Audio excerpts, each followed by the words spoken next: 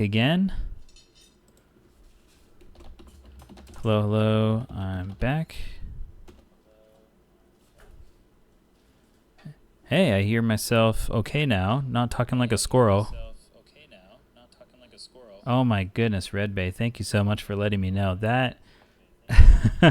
You know what I realized what's new to this stream besides designing Magic Cards live is playing music locally off my computer on loop, because I didn't want to deal with playing Spotify or YouTube, which I've done in past streams, but I'd have to like reconnect it again. And yeah, I started to try that out, and I hadn't done that for a stream before, so that was an untested portion. Even though recording locally, it was all okay. Don't worry, I tested that part. But I guess over time, it just maybe when it looped or something, the playlist I had. So we're gonna have to do this with no music, and I don't know, play your own music with my voice in the to supplement, I guess, as well, to cut through the silence. All right, so thanks again, Red Bay. Hopefully over time it doesn't do that again. I think that is the one element that was different, because usually the video games I play are the background music to my own voice. Okay, let's get back to our Bad Apple Farmer. I don't know how long I've been going with that type of sound, because you can't even hear any words I'm saying. So maybe to recap what's happening here is the idea that I'm going for right now is the phrase bad apple can refer to somebody that is not a doesn't have ideal values as a person, or you know, they're not matching up to societal expectations.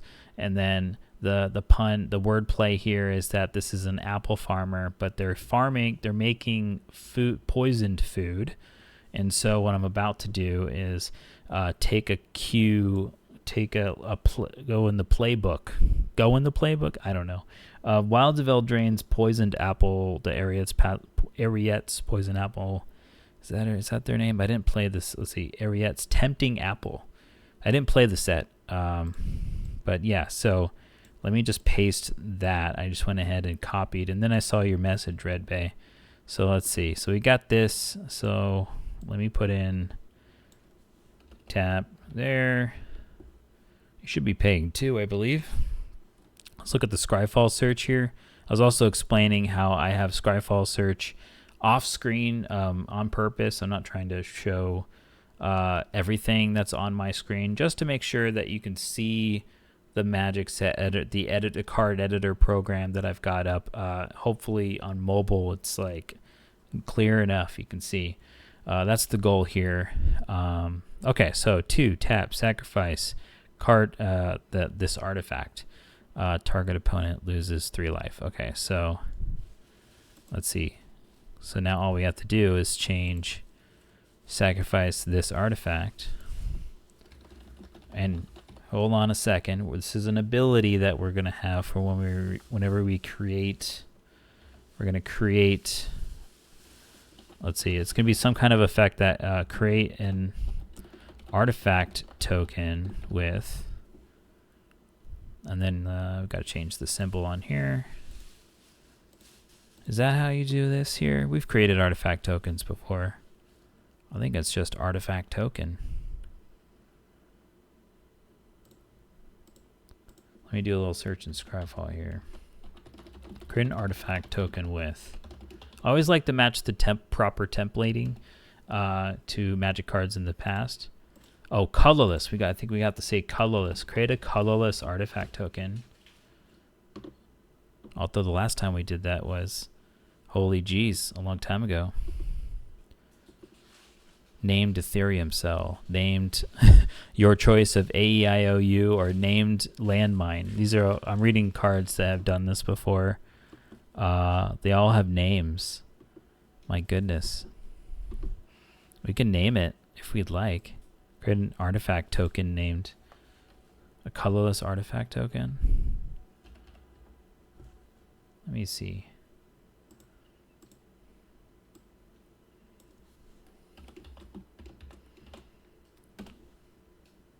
create artifact token, and then what I'm going to do is I'm going to take away creature in the text box.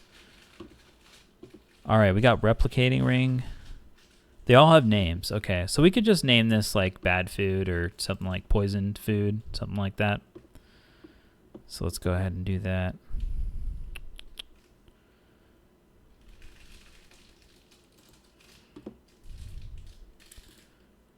Create a colorless artifact token named. Actually, let's take a look at replicating ring again. Sometimes as time goes on, they don't mention like, yeah, they do say colorless. Colorless. Okay, there you go. Savella Ice Shaper. Shout out to Tim F. Riley, a artisan commander of his. But yeah, Icy Manolith is the name of those tokens.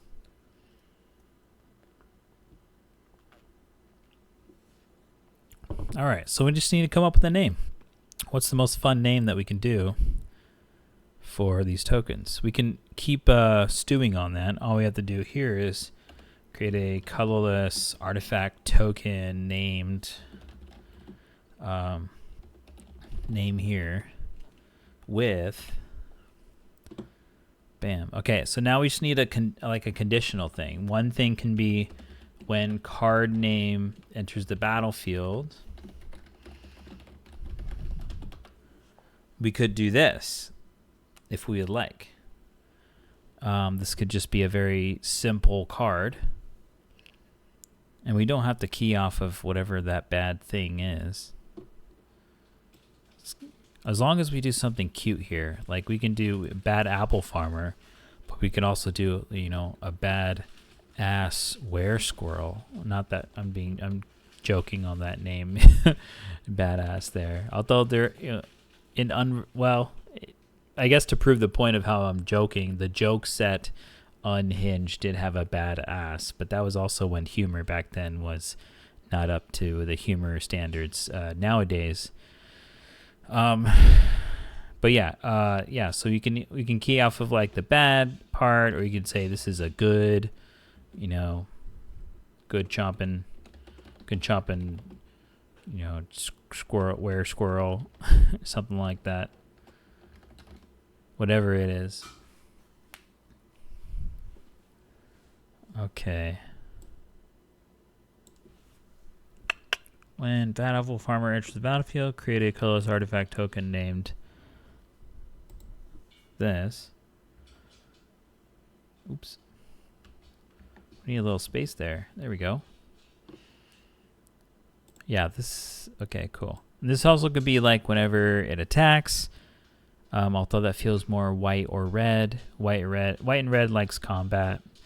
It could be upon whenever a creature dies, although that's kind of weird to do. It makes sense when it enters the battlefield because it feels like they've brought their harvested apple with them. Yeah, so we'll leave that there for now.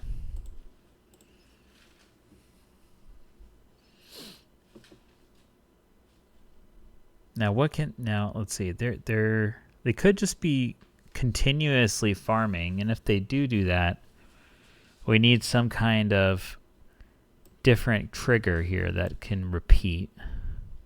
It could be at the beginning of your upkeep, although you're continually creating the ability to pay 2 mana and cause them to lose 3 life every turn. That's pretty intense. So it could be it's not off of upkeep, it could be off of something else. Not off of, I don't want to do the landfall part. We just did that. Let's see here. We'll leave it there for now.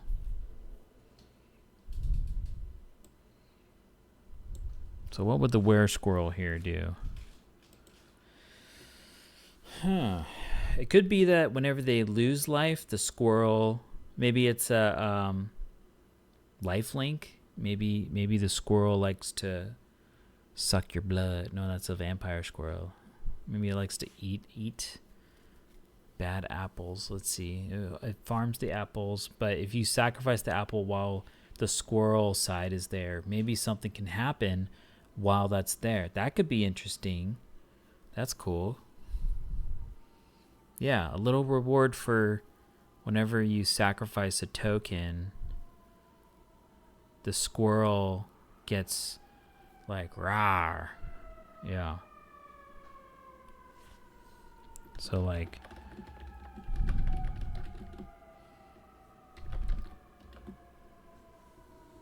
there's also something cheeky, pun slightly intended, something cheeky about like sacrificing token effect here and including this squirrel card maybe in your black-green squirrel deck and just happen to have another squirrel. Let's see, whenever you sacrifice a token. Now, it wouldn't make sense for squirrels to eat these bad apples, right? But that you can make them excited or maybe make them a little more vicious, something like that.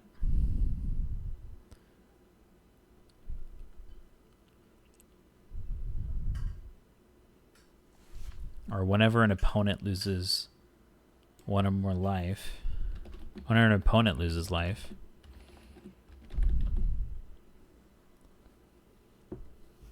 Oh, we got a first-time chatter here. We got Darkoso82. Sacrifice a creature, create a token. Whenever you sack a token, gain undying. Ooh. So, oh yeah, I see what you mean. Yeah. The little slashes is for the backside. So the front side, you're like sacrificing creatures to make tokens. Oh, as the conditional right here. Let's try it on. Thanks for suggesting that, Darko. So let's see. Here we go. So what we can do is like this. Sacrifice. Hey, thanks for following, Darkoza82. I appreciate it. Are you also are you a Magic fan, or are you also, do I know you? I did share the links to this stream before. I had to cut the music because there was some issue going on with the background music. But yeah, or also maybe oh yeah, how did you find me? Sacrifice a creature. This is what you're suggesting here. Sacrifice a creature and then create a Oh, comes Razorback on the Beacon of Creation. Oh, yeah, there we go. Hello. For those who don't know, Beacon of Creation Discord server. Beacon of Creation is a community of magic designers. There's a podcast that we're primarily known for, but also there's a website. Discord activities also take place there. Like Red Bay in the chat here held a design league, all sorts of stuff. Twitter account, although I haven't updated that account. I don't think anyone's maintaining that account at the moment, but a lot of people doing magic design every day in the Discord server. Although I am representing myself on this stream, not I guess you, but anyway, welcome. Doing Moxtober as well, awesome. What let's see. Are you all on track right now? I think we're on Forest is today. Although depending on your time zone, it could be on the next day already.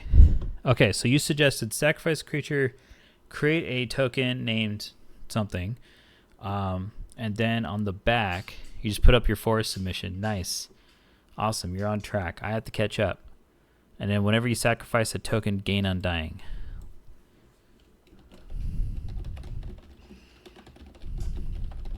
Now, the gain undying part, I think, let's see. I think that could be a little odd. I think you're definitely going to come back if it's still nighttime. It feels like it would pretty much always be nighttime. You would come back as the squirrel again, which could be fine. But I think I would want something a little different as a reward. Which I think this would still line up with what your vision here is, because the Bad Apple Farmer uses as fertilizer, I guess, compost actual bodies to fertilize the soil. So, and that's why they're the bad apple, right? They sacrifice creatures to make these tokens. We could try to limit this, for example, like activate this ability only once per turn. Let me see how that looks.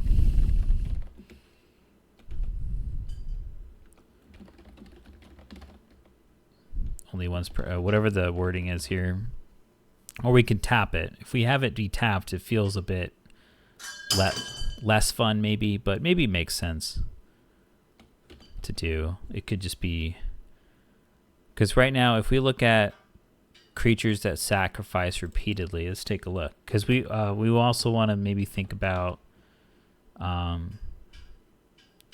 enabling the aristocrats decks, whether that's good or bad. Could be something we do want to do, but let me see about cards that do just say sacrifice creature :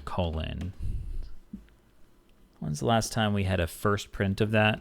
We definitely have reprints. I'm looking at Scryfall again. We definitely have reprints of, like, I see Ashnod's Altar right here is first print. Okay, what we got? We got Golem that pays a black mana and sacrifice a creature. That's a way to limit it because you only have so much mana. I think that makes sense to do because now you're essentially paying, well, besides the creature, paying a black mana plus 2 mana to make them lose 3 life, which that could be good because sacrificing creatures and creating artifacts or tokens also are enably type of things. Let me see what you've said here.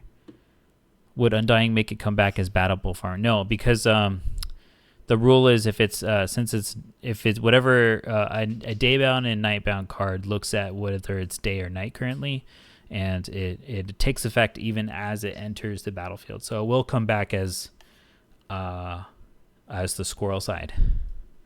Tap makes sense, like with like bad apples and flavor, I think. Yeah. Yeah, for sure. So it's kind of like it's cool to have that kind of invulnerable squirrel. The were squirrel is kind of tough to take down. That's kind of cool. I'm still looking at like other previous cards that have done repeated sacrifices, and I'm seeing lots of taps or including mana in it. I think including mana, I think the tap makes sense to do here because the farmer could be busy attending to the tilling of the soil, I guess.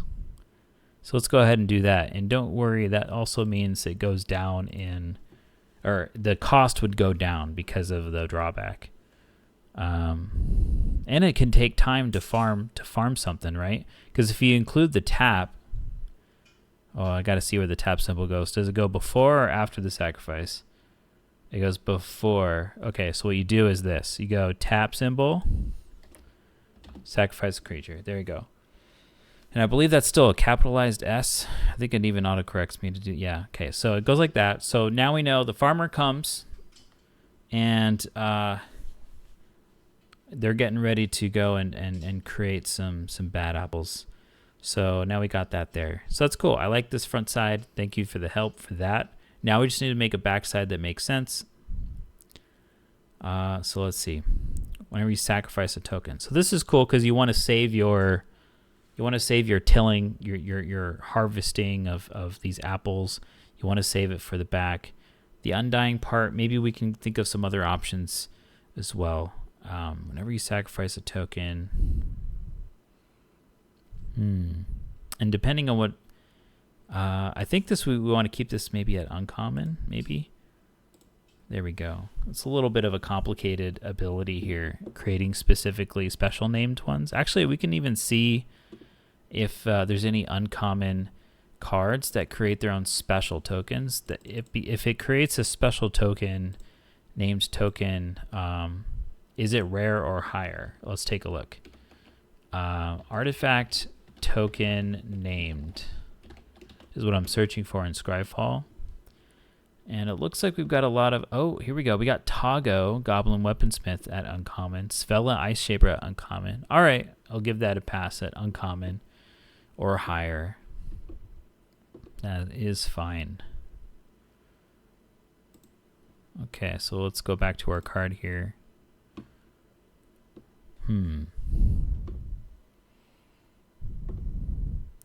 So let's think about it. Let's assume we have a ton of treasures. If we have let's assume we have like 5 treasures.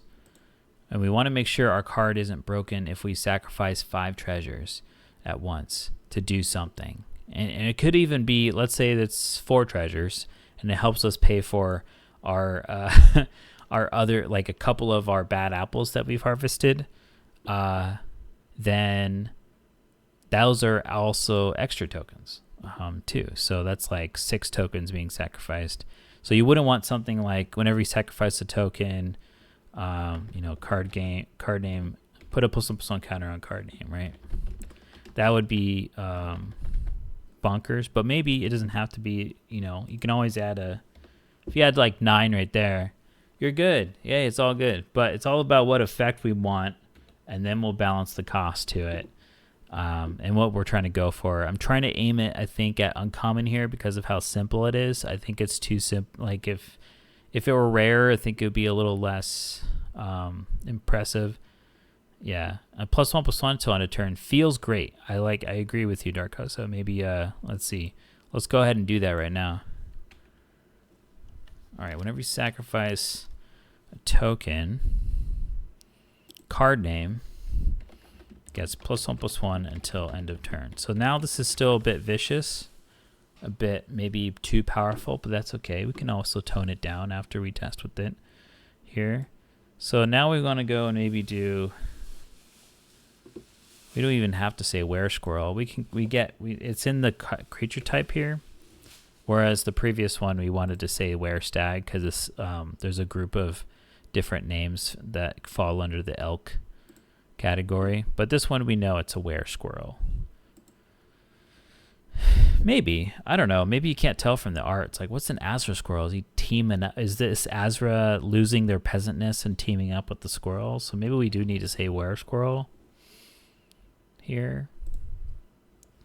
Let's see. So now we can kind of go and do like not like a rabid were squirrel, but maybe a voracious. We can do a voracious were squirrel.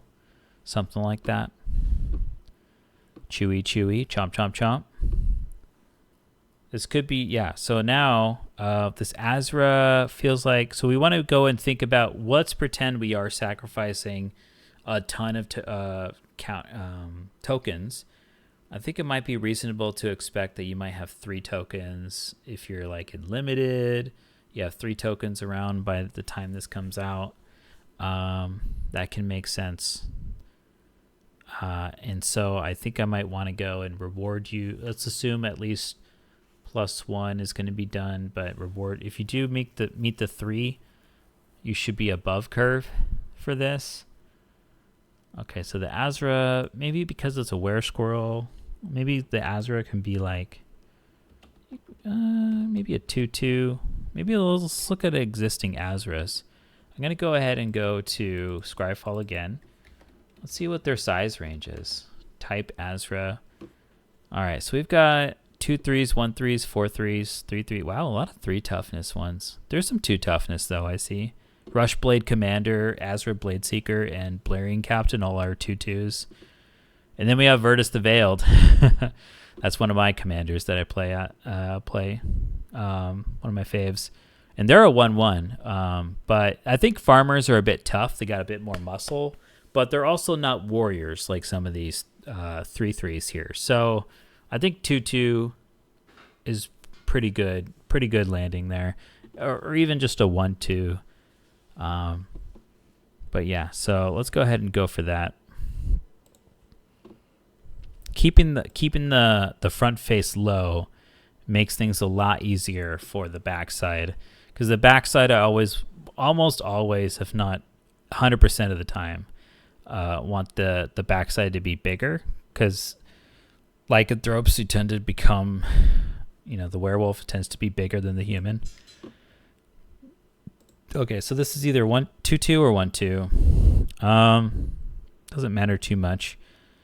Let's just put 2/2 for right now, and then we'll think about how much we want to cost this at. I think this wants to be more than just paying 2 for mana for it. If we do the 2 and a black, that means we really want to make sure. I guess this is not bad, because if we let this get up to a 3/3 up back here, maybe I don't know, 3 power plus all the +1/+1s can be a little dangerous. So maybe we can do a little of that. The were squirrel is just a +1/+1 more. And if this is true, then maybe what we can do is we can be comfortable with that. Maybe this. I mean, this feels aggressive, right? A little bit too aggressive, maybe right here. But this also feels a little underwhelming at 1 and 1 black.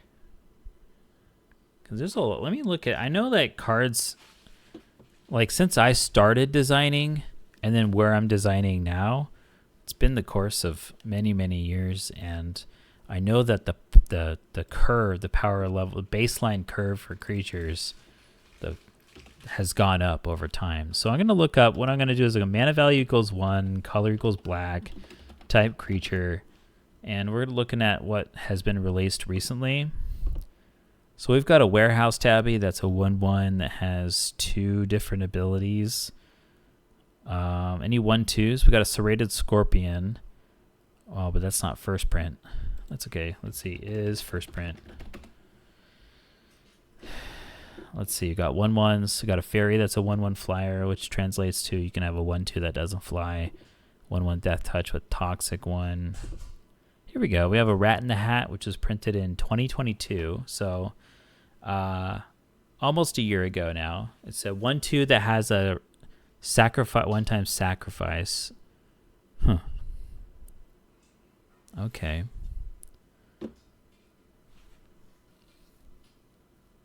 I'm looking at lifetime pass holder. That's a rare. Oh yeah, because we're looking at uncommons, right? So let's do uncommons.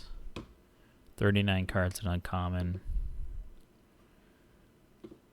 We have Scornblade Berserker. So that has backup and pay 1 and sacrifice this creature. Got excited. Thought it was like, hey, it's another oh, here we go. We have Dockside Chef. Pay 2, sacrifice an artifact or creature, draw a card. It's a 1/2, an enchantment creature. Huh. All right, Dockside Chef. Let's take a look at our card right now. What do you got? Although our Voracious War Scroll, like, we could be paying 1 black mana, and then on turn 2 we pass the turn, or what can happen is that if we go first, we play Bad Apple Farmer, and then pass the turn, and it goes to the opponent. They play a land. They have no plays, as many decks don't, on their first turn. Then we get a 2/3 right away. That's intense. That's intense, my dudes. I don't know. So maybe what I want to do is maybe put this at here. Oh, hold on, y'all. I think it makes sense to not to not sacrifice yourself to grow. I think sacrificing another creature makes sense.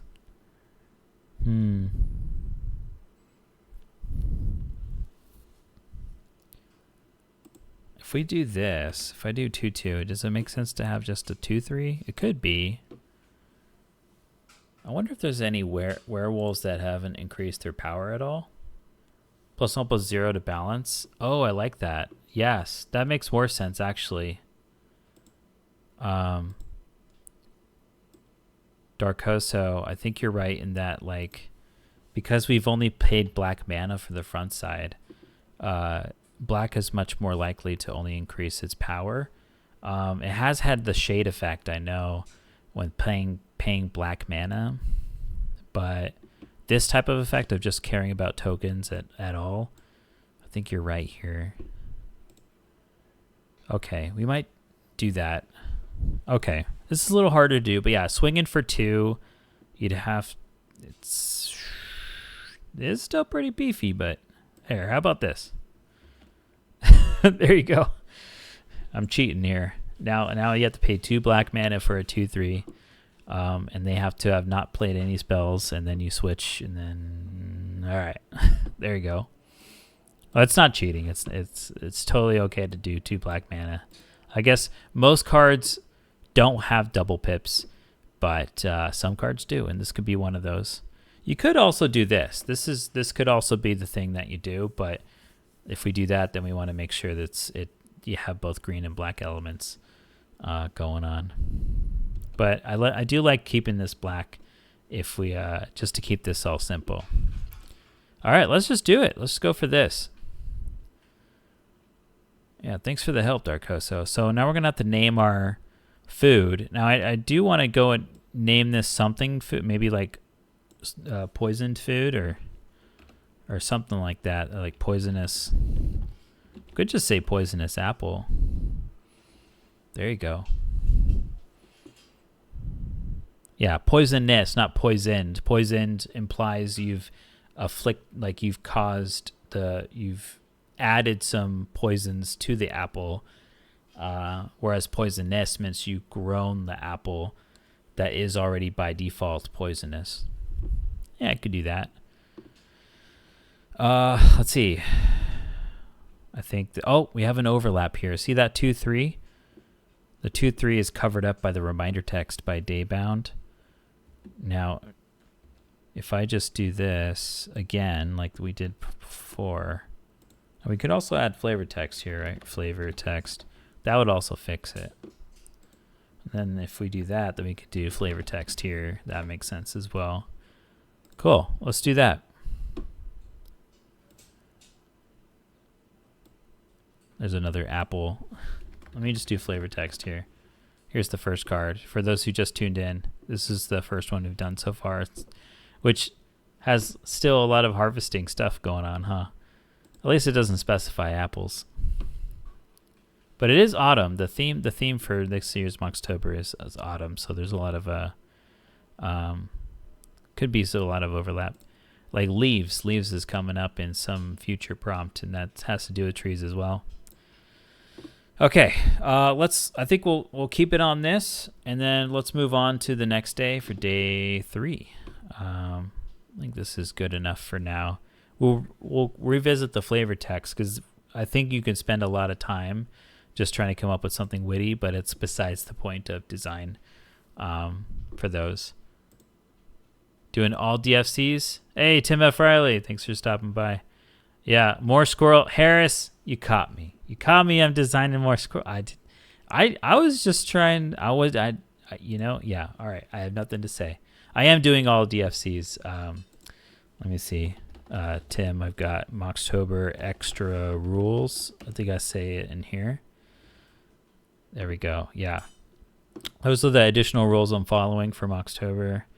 I wanted to do the lycanthropes in the style of Innistrad werewolves. And also, yes, welcome, Harris. This is day 3 that we're doing now. Birds. Let's go ahead and do a quick rundown with what I was thinking here for the types for here. So there's the phrase, the birds and the bees. So the front side is a bird, as in not a werebird, but an Aven. There's bird people in Magic, and the backside is a bee, or that's the insect part. And because of how I'm going off of Wilds of Eldraine's creature type thing with the werefoxes, where there's no creature type right now. Like werewolf is its own creature type. So you would type it like this, right? Werewolf. Wilds of Eldraine handled werefoxes by doing elf fox, as even when they're already transformed. So that's the idea here, is like whether you're a Cyclops elk or you're a Azra squirrel, that represents you're a were, in this case a werebee, but you're a bird person that has become a werebee. So that says bird insect on the back. And to keep it also feeling like these are all transforming when it becomes nighttime or the full moon or whatever, instead of trying to come up with 31 different variations or even one new mechanic to tie them all together to represent when it becomes nighttime, I decided to reuse Daybound Nightbound for every DFC. Okay, so let's see. So far with my architecting beforehand, I've only have decided on making sure that to figure out some of the creature types ahead of time. So now what do we do now? So we know that birds, Avens fly, so let's add flying here. So that means that some colors are tend to fly. But what's cool is, my favorite part is that in Magic, bees feel like they want to be green, but green doesn't do flying. However, when you do a double face card, when they transform, they can change their color in addition to other properties like the power and toughness and text or whatever. But you can pay without, it could be green without having paid green. You can pay blue, and then you can still get a flying bee. There you go. Pack it up, everybody. We accomplished a cool thing. It's a good stream. See you later. No, I'm just kidding. Okay, so this is a werebee. I think we need to type in werebee up here to really drive home. Hey, this is this insect of all the insects, a millipede, cockroach. It's not a were cockroach. Or whatever it is. It's a werebee. So I have to include that up in the name. But this could be whatever. And also, people might not know that this bird shaman, we'll just put Avon up here as well. And then we'll add in adjectives and whatever other words here depending on what it's going on. Although this does say bird shaman. So that means we might have a multicolor situation like here. The Cyclops Druid. This Avon can be either blue or white. Could be also this. Both blue and white are great at flying. You've also seen flying in black, but I think this Avon type wants to be more white or blue rather than black. Yeah. Red has very few flying, so we're not even going to touch that. But shamans, we've seen with red and green. So we might have to go and do a situation sort of like either we're going to do blue-red or blue-green, or we might have a white-red or a white-green. If I were to go and look to search for shamans, let me look in Scryfall here. Now, on purpose, you're not supposed to. I didn't want to go and clutter up the screen here with my Scryfall stuff, but if I were to search type shaman and I tried to take away the color green, yeah, we got red shamans here, everybody. Let's take away red. What do we got? Blue shaman. Oh, from D&D. Hey, we got some black shamans too. Oh my goodness. Well then, all right then. And blue shamans. Okay. Well, this waterkin shaman, I stand corrected. I guess it's sort of like warlock is also in white and stuff sometimes, depending on what, if they're a witch. It was like for witches because they had coven in Midnight Hunt. Anyway. All right, so that means we could just have a white or blue shaman as well. We can even do black as well. Depends on what kind of effect we want to go for with this duality here. Harris with the emotes for bees. Oh man, for those who don't know, Harris's email game is on point in terms of available Twitch emotes. Shamans in black. Yes, you're right. Yeah, I guess I just switched over to chat and you just said what I just found out. Yeah, I guess it goes like green, red, black, blue, then white in terms of likelihood of being where shamans would go.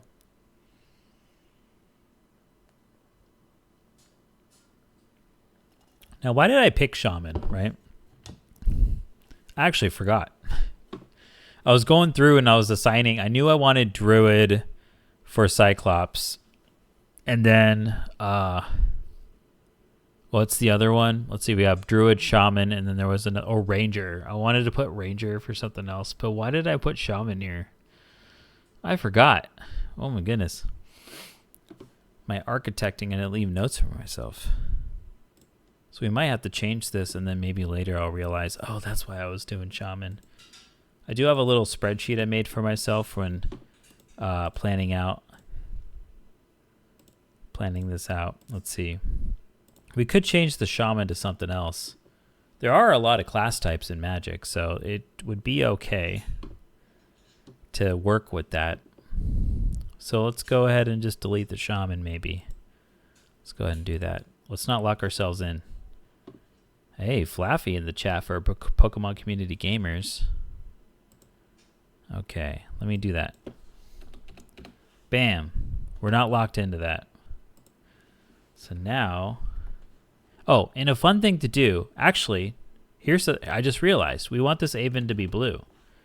Let me go back and let's just make sure. I just want to make sure the Avens have been more. What are their names? Let's see. Type bird and let's say type warrior. Aven Initiate. There you go. Aven Initiate is a blue. Gaggle Master is a warrior. Aven Gaggle Master is a white. Okay, so we've seen Avens in both white, blue.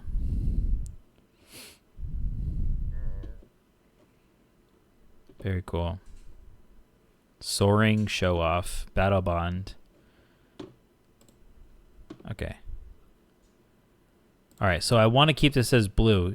Here's the reason why. It's because I kind of want to do what we've seen in Midnight Hunt, which was there was a rare werewolf at blue and a rare werewolf at white, and those are the only like kind of off color werewolves. Okay, besides black, they had like a common, uncommon, and rare, which I think was a great decision. Black aligned werewolves, so that kind of keeps the werewolves in Jund, but mostly just red green.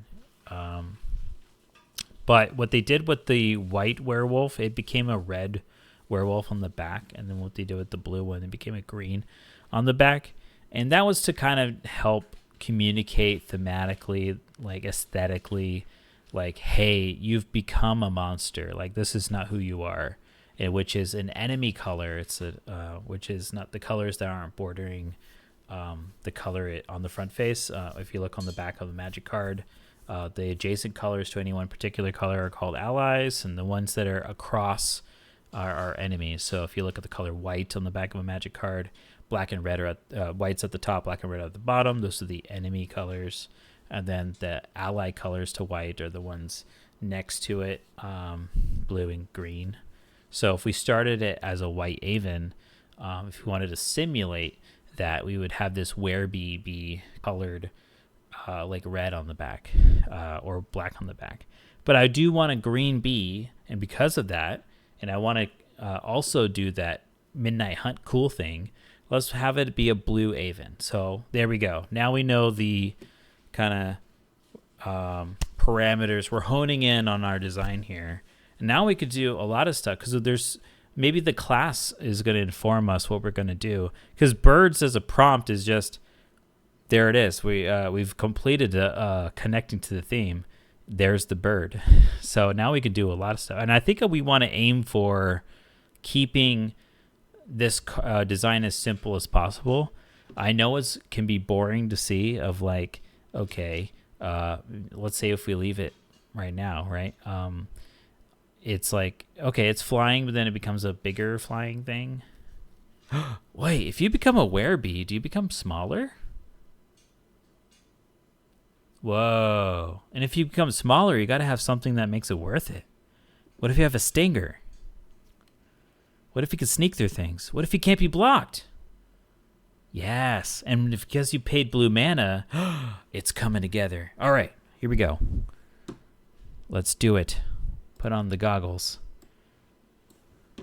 All right, so if we keep this werebee, so a werebee is bigger than a regular bee, and bees are 1/1 normally, right? So if we make this werebee either a 1/2 or a 2/2, that could be cute, and then we can make the front side actually bigger. That's funny. Oh yeah, but maybe not too much bigger. I think Avens tend to be maybe around 2/2. So we could just keep them the same size, or we could just do like this.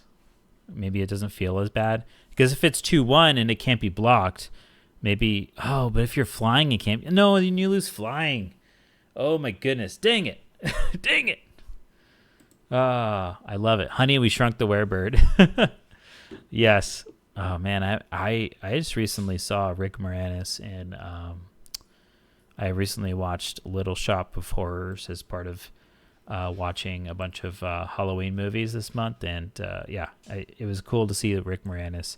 I have never seen that movie, so it was just cool to see. Shout out to Yeah, 2/1 death touch. Yeah, it could be just that like it's flying and death touch. That could be a thing, right? That makes it so that people don't want to block it, right? They're like, oh my god. Well, wait, if it has death touch, remember, we're spending blue mana. So if we do that, we would either do this or this. We could have a black Aven. We could. That's we've seen. I think we've seen. I might be just be referencing Bolas's army of eternalized Avens, though. Let me take a quick look. See here. Shriek Diver is from War of the Spark, which is a black Aven. No, Pestilent Cathari. It's a Cathari, which is from Jund-ish, I think, during the Conflux. Okay, Conflux set. I think we want to keep it water blue, so no death touch there. But I like what you're saying there. We may want to do a different blue effect that's scary, or we can make it a multicolor card. Let's see here. Fair. Maybe flying Skulk to keep blue. Oh, Skulk is good. Awesome. We're doing this collaborative design. I love it. Oh yeah, and then they become smaller, right?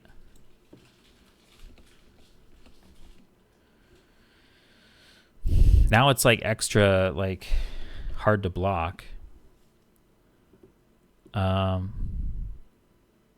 me take a look at like existing Skulk cards just to see if we've seen a pair up of Skulk and flying before. We probably, I imagine we have. Oh no. I mean, it makes sense. There's two.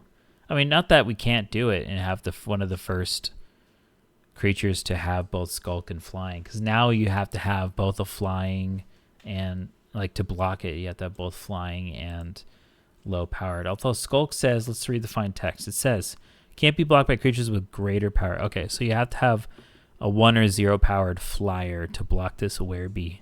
And that can make sense because people are scared of bees, right? Now, why would you want to Skulk by, right? You would want another ability, probably, right? Let's look at some cards that have Skulk right now. Didn't some new Skulk card come? Oh, yeah, we have Cyberman. Oh, we have some, like, dang, we have a ton of new. Even in Wilds of Eldraine, Ingenious Prodigy, Time Beetle is in Doctor Who. What we got? Gollum has Skulk. That's cool. Okay. Blue does have the ability to switch power and toughness, but it kind of feels weird for a werebee to do it.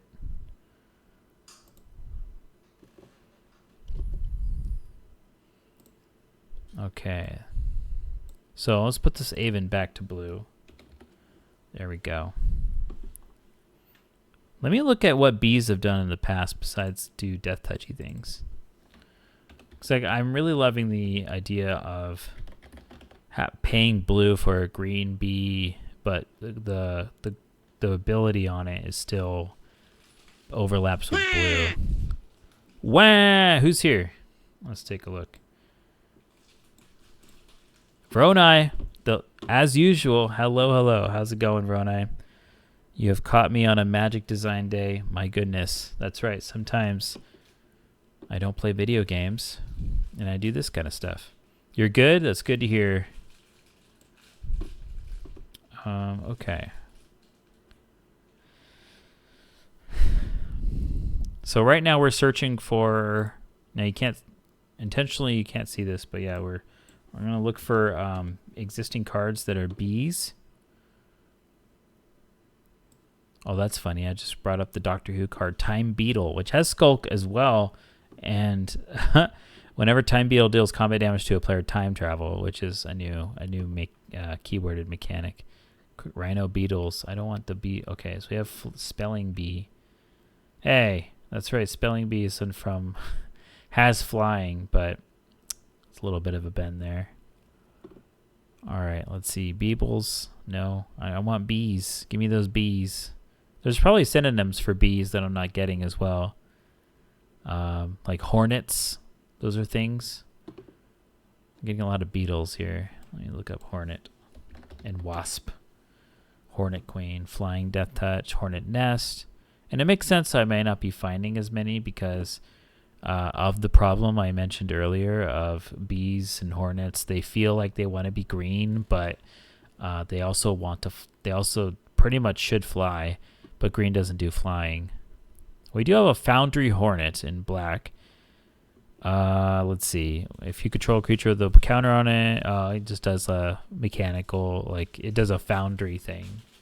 That's what it does. Okay, so we've seen death touch on bees, dealing a little damage on bees, giving -1/-1. That's not something blue does. Blue doesn't do those things. But you know, dealing combat damage to a player can be a sting. That could be a sting. And stun. What if you stun? Blue stuns. Blue stuns. Okay, we can have a stunning bee. Yes. Okay. All right. We got something going on here. Okay, so now let's go back to our little editor here. However, so the skulk was a cool idea because it's hard to block the bee. We could keep that. So we may take it away, we may keep it. Let's keep going though. We're going to keep typing because we don't want to scrap ideas we keep coming up with. So, let's see. There's also been afflict in Hour of Devastation. I think that was on red cards and black cards, but was it on blue cards too? Let's take a look. Which you could consider a little bit of a bend for the sake of the set, but let me look up afflict cards. What afflict does is that if they're blocked, if the creature with afflict becomes blocked, then the defending player loses life equal to the afflict number. Okay, I'm looking at it. It's red and black and blue. I guess we've also seen Toxic. I wasn't playing when Toxic was out more recently. And Toxic is a thing that does poison counters, which might appear in blue as well. Taking a look here, we got green cards, red cards, black cards. I guess there's a blue uncommon here, and a blue there's a blue common. That could be a reason to. Although it looks like maybe only Phyrexians. Maybe we can have a non-Phyrexian flavor for Toxic. All right, let's do that.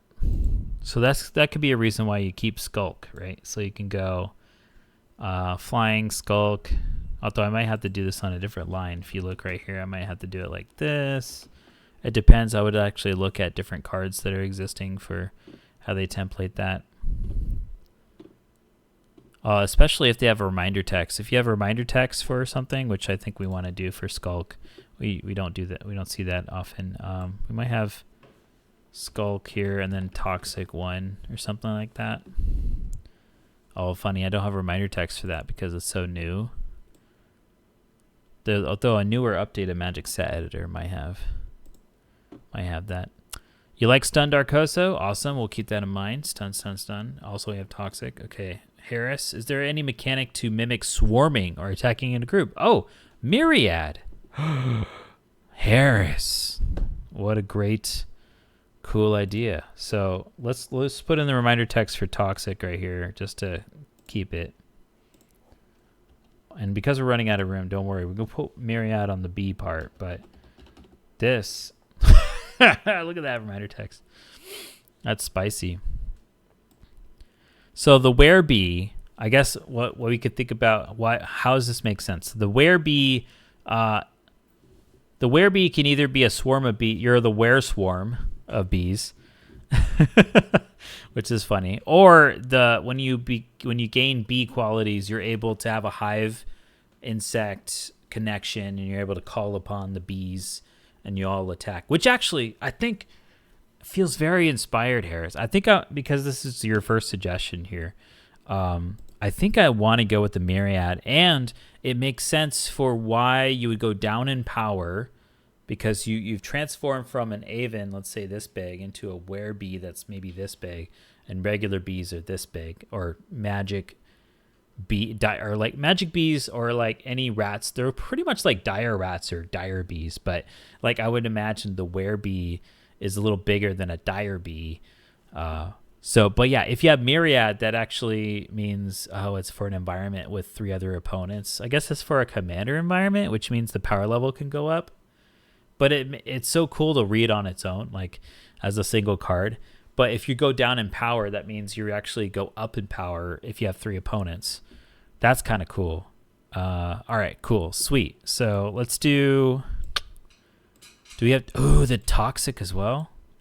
We got to pick something among here. I think taking away the skulk, because it already has flying, makes sense to do. We could keep toxic or not. We could be adding too many. We could be adding too many keywords here. There's 4 here, so we could take away the toxic to keep it simple. Let me see. Oh, hold on. Let me kind of save that over here. All right. Now we could take away the reminder text for Nightbound. That's no problem. That is fine.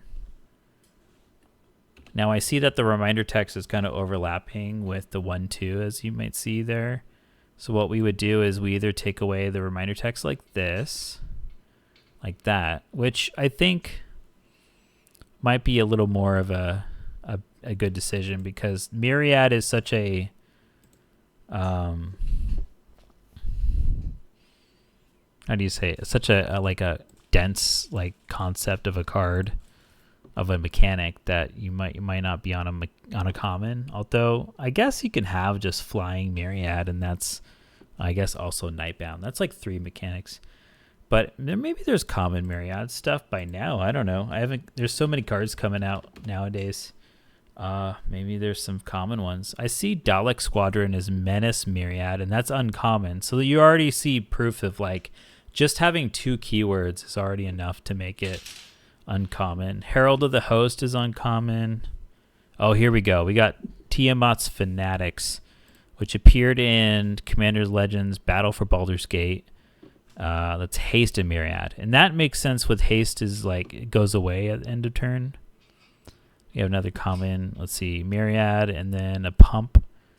Okay, all right, I see you. Worms Crossing Patrol, that's fun.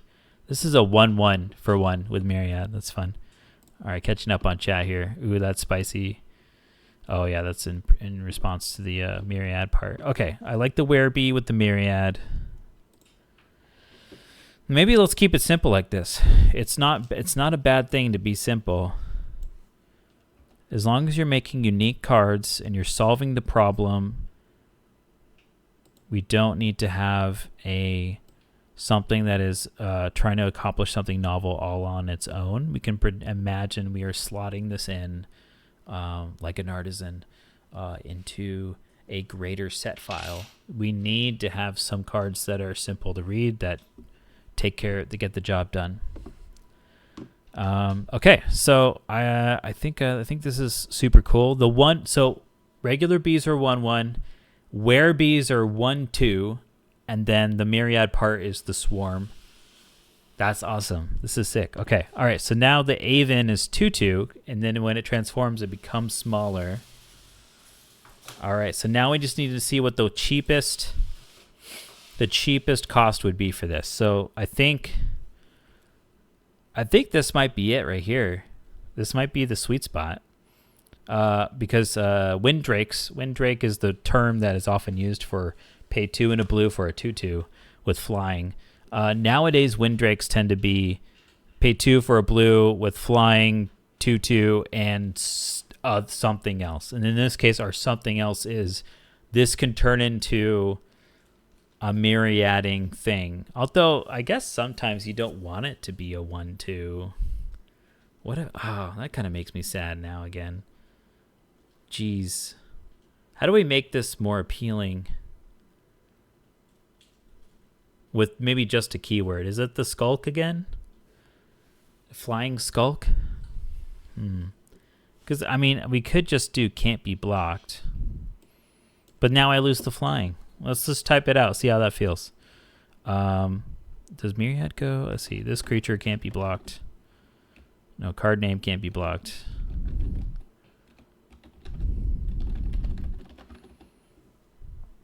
It would look like, whatever this is. Swarming Werebee. Okay.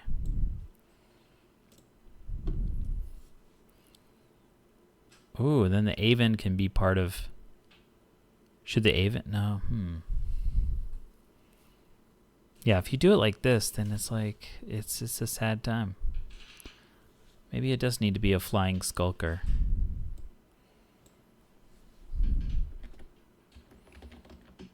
So if we do that, it would have to be like this. I think I like the reminder text on Skulk as well. Whew, that's 4 keywords. And it'll be a little bit more complicated there.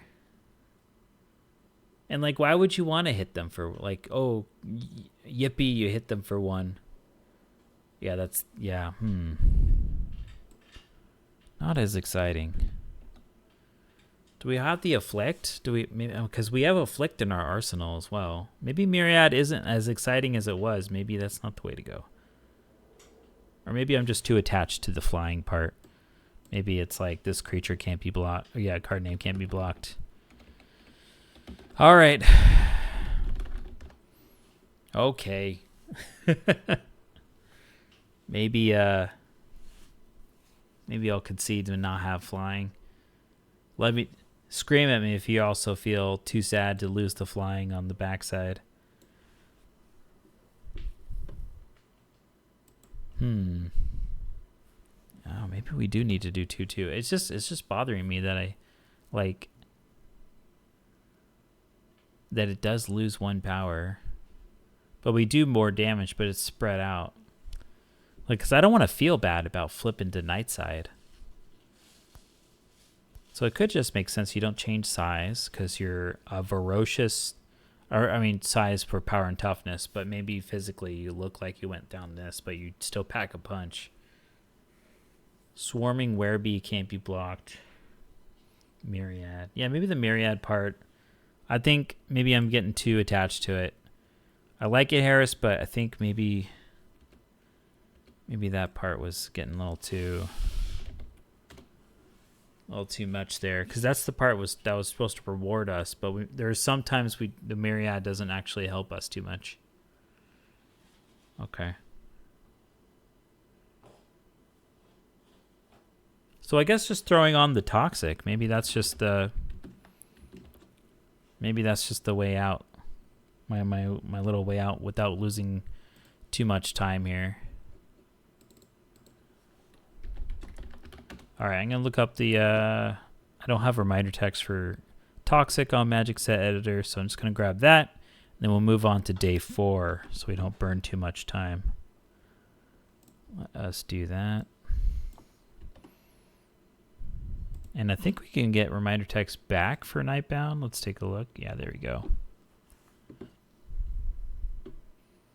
Do creatures with 2 power? Now I didn't play during Toxic sets, so. Let me see if they kind of align. Okay, I see. Mirror Convert does Toxic 1, even though it has 2 power.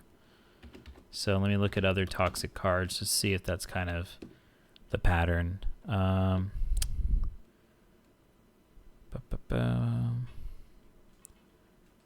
we have another 2 power Toxic 1 with Dune Mover.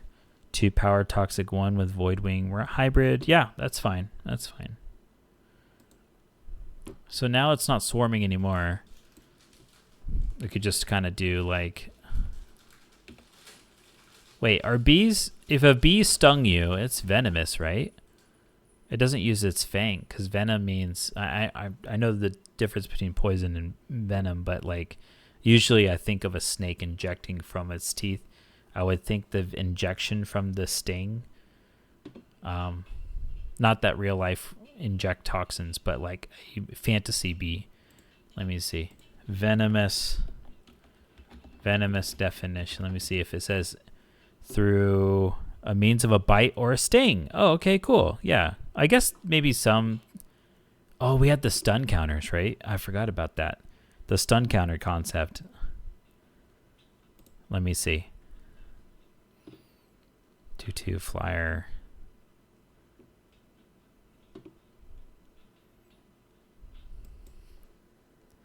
Now I gotta choose between stun and no problem. Yeah, stun or toxic.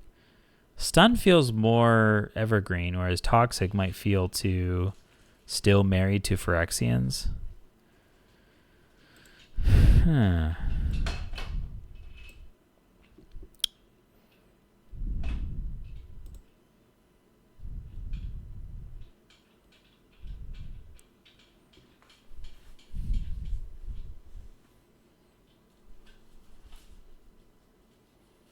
Thinking here.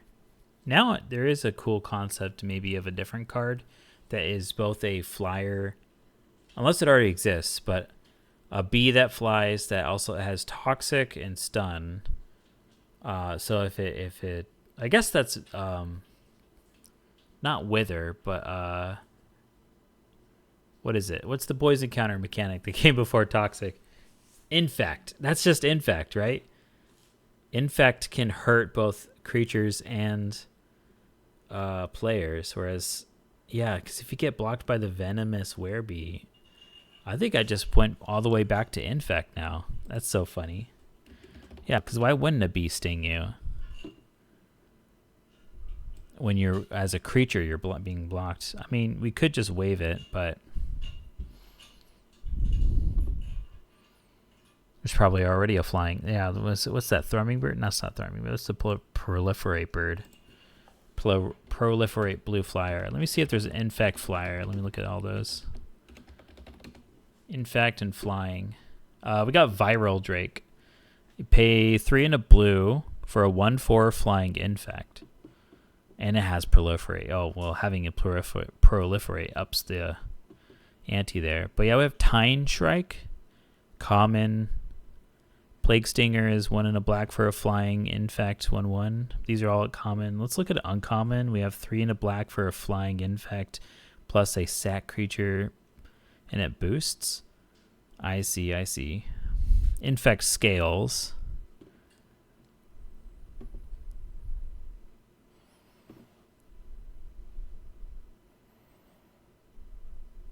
Yeah.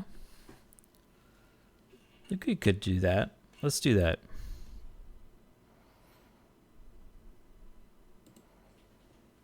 I think maybe we can leave it like this. I think that might be okay. All right. We need to name these things.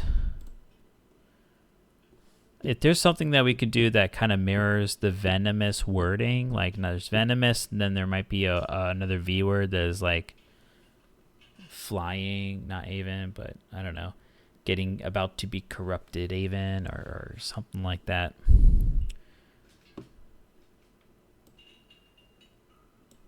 Protector of the skies, sneaking in.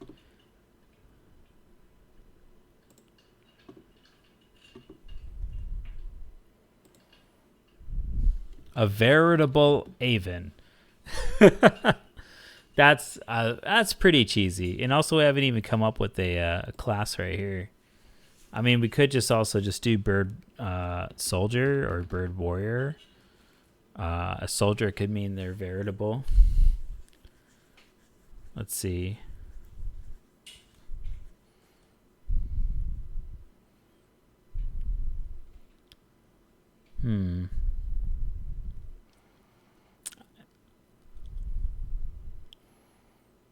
That's kind of funny by now, not the longer that I've left it. A veritable Aven. Veritable Aven. Okay. All right, I'm going to leave it as bird soldier. We can't spend too much time here. Let's move on. All right, thank you, Aven. Wild Phalanx in the chat for Pokemon Community Gamers. All right, we're on day 4. It's nocturnal time. This one tickles my fancy a little bit because we have a vampire monk. What does that mean? Be a vampire monk. My goodness. But also a were-raccoon is what it becomes. Okay, so nocturnal is the prompt for day 4. So vampires can't come out during the sun because they'll burn in many mythos of vampires.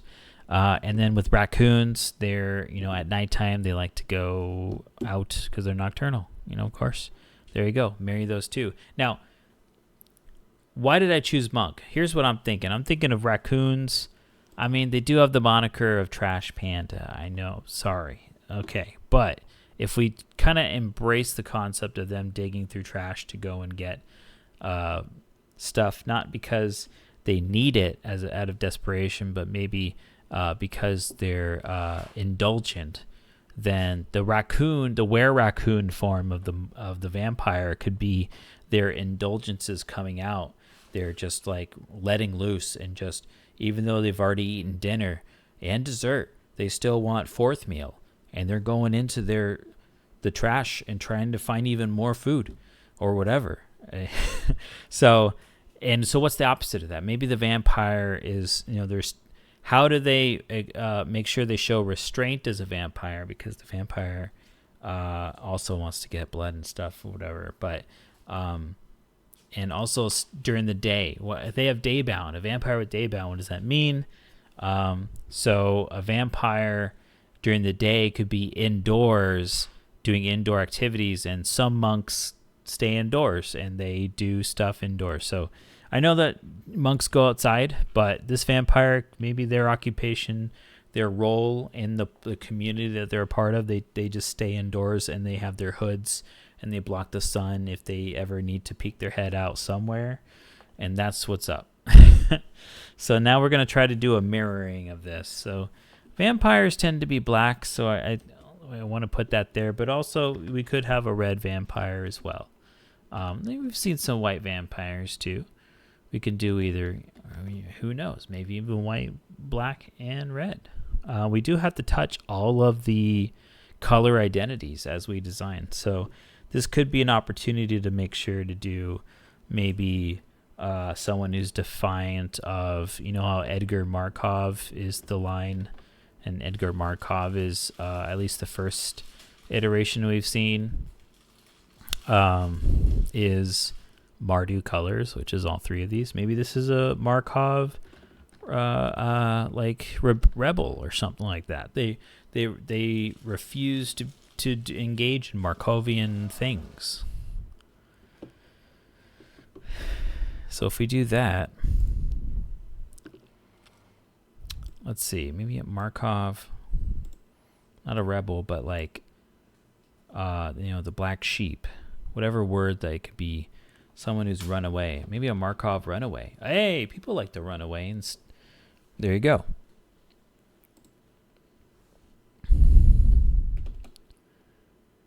Okay, so we could just say were-raccoon. Yeah, I think we do need to keep saying this stuff, because it may not be immediately clear without the art available that if this were someone's first card to see of mine, and they're like trying to make sense of, like, they don't know I had a lycanthrope theme. They're like, what is a vampire raccoon? What does that mean? Like, without more context, it means a vampire that has become a were-raccoon. Okay, so we could also just say, as a cheeky thing, a runaway were-raccoon. Or not a runaway, but eat away, or, they're running rampant, something like that. Running wild. Run wild. Okay, so now, let's see here. I wonder if the restriction of doing the color identity of doing all of them is a little bit too much for completionist's sake. Because now I'm thinking about this might be... I mean, we could try to go for it, but it might create lower quality cards. Because if I'm doing a 4-color card, you're like, oh, because, of my rule, then I'd have to be forced to, to make the card a good design, is trying to make sure that all the effects make sense for all the to represent all the colors that were required to spend on the card. Besides, like, the restrictions placed on it being at least 3 mana without doing weird stuff like hybrid or whatever. Yeah. Maybe I'll do away with that color restriction. Okay. I'm making the call now. Maybe I'll do away with that.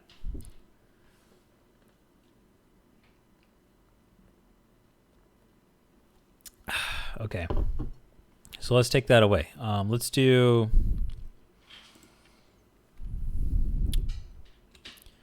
Maybe the runaway is more impulsive. Maybe I'll throw the monk part. This can be white sometimes, maybe sometimes green. Let's take a look at our monks in Magic. I know the monks, like, since the D&D set came out, that became a type, but Kamigawa came out with some more monks, and let's take a look at Scryfall. We got Jeskai. Oh yeah, the monk. No, never mind. Khans of Tarkir had, they had monks. Yeah. Okay, so we had white, blue, red monks.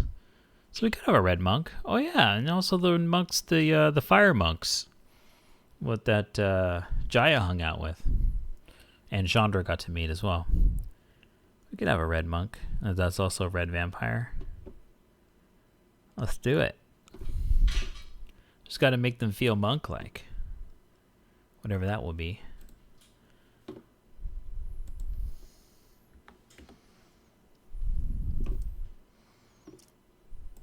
Yeah, this looks a little nice, a little improved. Now we can have the were-raccoon. Raccoons tend to be green, right? Maybe. I think I've seen a mono red raccoon that is in the one of those March of the Machine sets or whatever. Let's see. Let me just look up type raccoon. They're on New Capenna. Oh yeah, here we go. Scrappy Bruiser is a red raccoon. Masked Bandits. Okay, because this is the Riveteers faction. We got a green raccoon citizen with Cabaretti Initiate. Bramble Familiar is just a regular raccoon, not a raccoon person. But yeah, so the animal raccoon seems to be green, just based off of Bramble Familiar that just came out with Wilds of Eldraine. Although Squirrel Dealer in the unstable set, that one's a little different. It's a raccoon lizard bird, but Crossbreed Labs takes literal looking animal parts, and it's not just like an anthropomorphic animal. It's really feels like they just mash together those qualities of animals. So raccoons are already green because of Bramble Familiar's green. Okay, so I'll go with becoming green, I guess.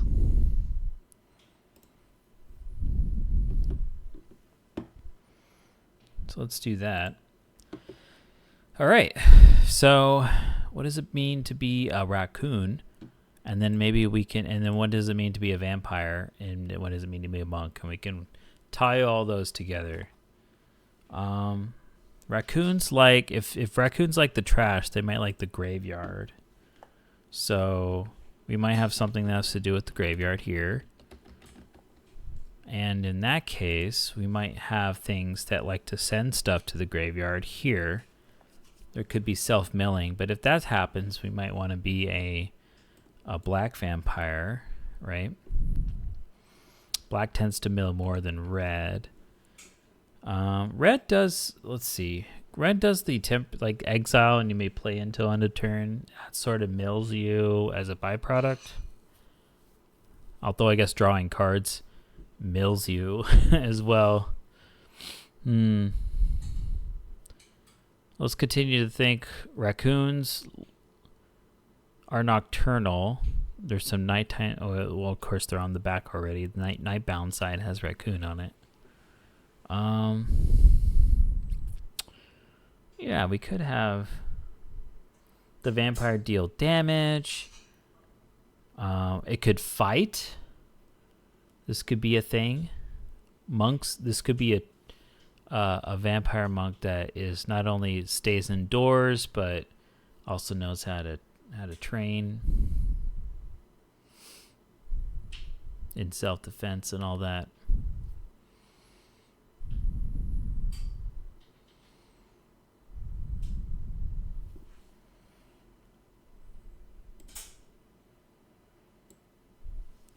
Let's write that down. Let's write them all down. See, we got fight. We got deal damage. Those things send cards to the graveyard. Oh my goodness.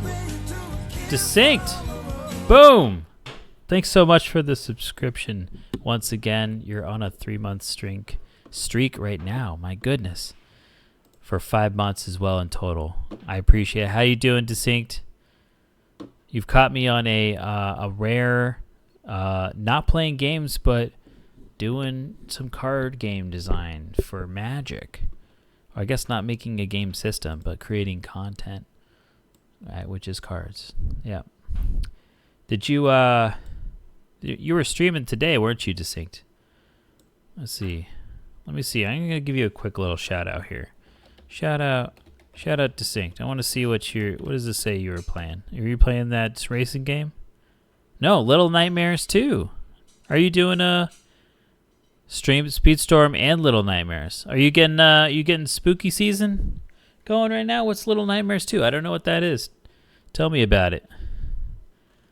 You send the stream from Speedstorm. So Speedstorm is the Disney Speedstorm. It's like Mario Kart but with Disney characters. But I have no idea what Little Nightmares 2 is. Spooky season for sure. Yeah, I feel you on that. I want to stream some spooky games myself this month. But we got other things to take care of as well, which is Moxtober Designs. My goodness. All right, what do monks also maybe like to do as well?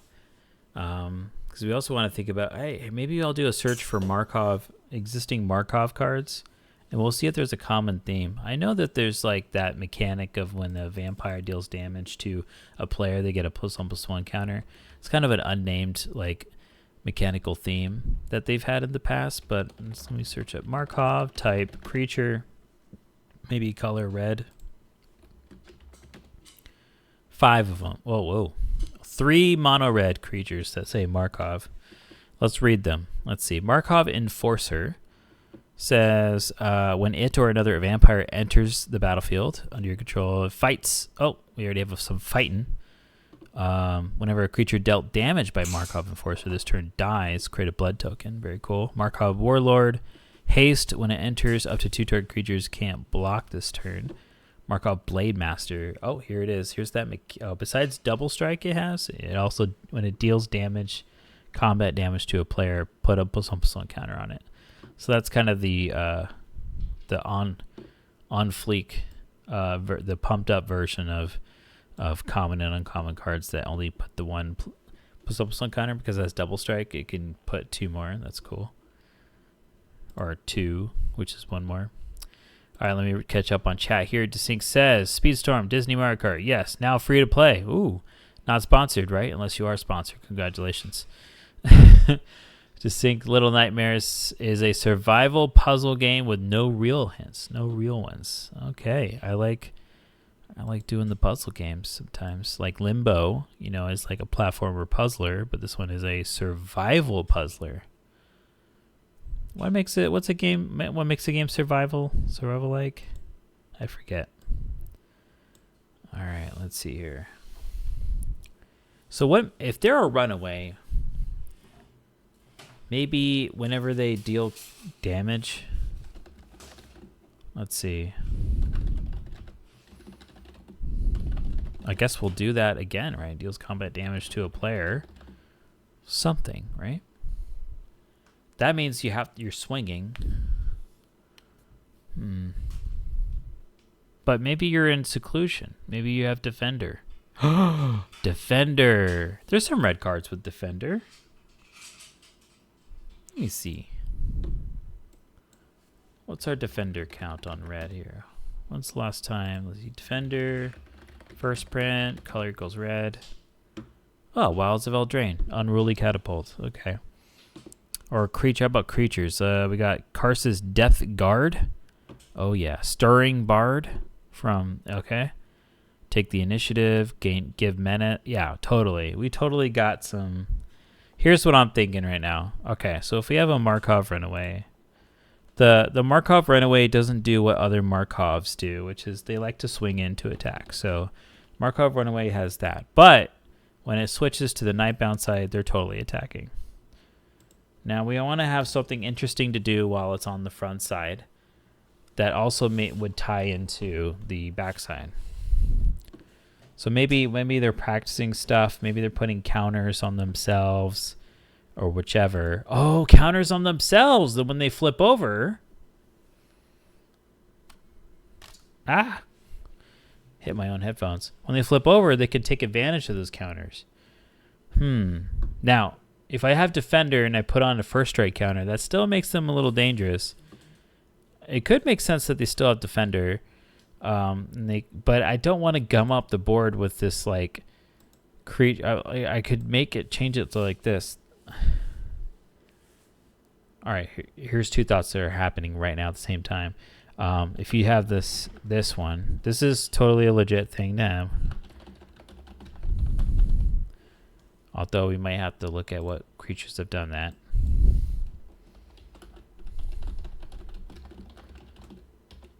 And then, but the thing is, I don't know if red cards have done that too much. I'm looking at a search here. White cards. The red cards tend to say can't attack or block alone.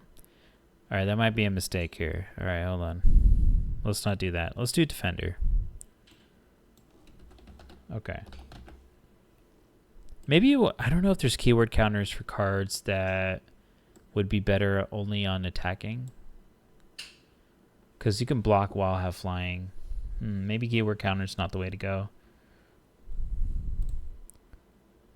Not sponsored says distinct. Well, I support your sponsorship. Okay, let's see. This actually might be a good time for, let's see, cut to break. Because actually, I've got to use the restroom. But also, sometimes when you step away and do other stuff, your mind starts problem solving. And then we'll be back. And maybe I'll have the answer for this. So yeah, let's sit tight. I'll be back. And we'll do more designing for day 4 or 5 than 6.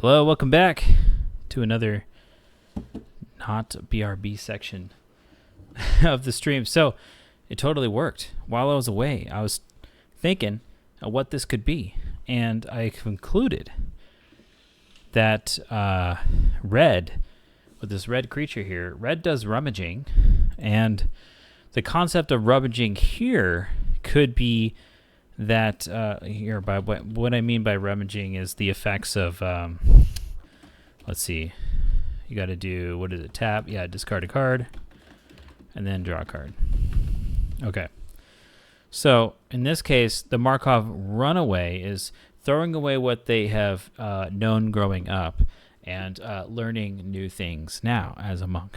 So that causes cards to go into the graveyard, which is what the Run Wild Were Raccoon wants to do. Now, red, if we want to keep this as mono red, remember we have only paid red for this creature that did become green, but we didn't actually use any green mana, so we don't have access to non-red overlapped green mechanics.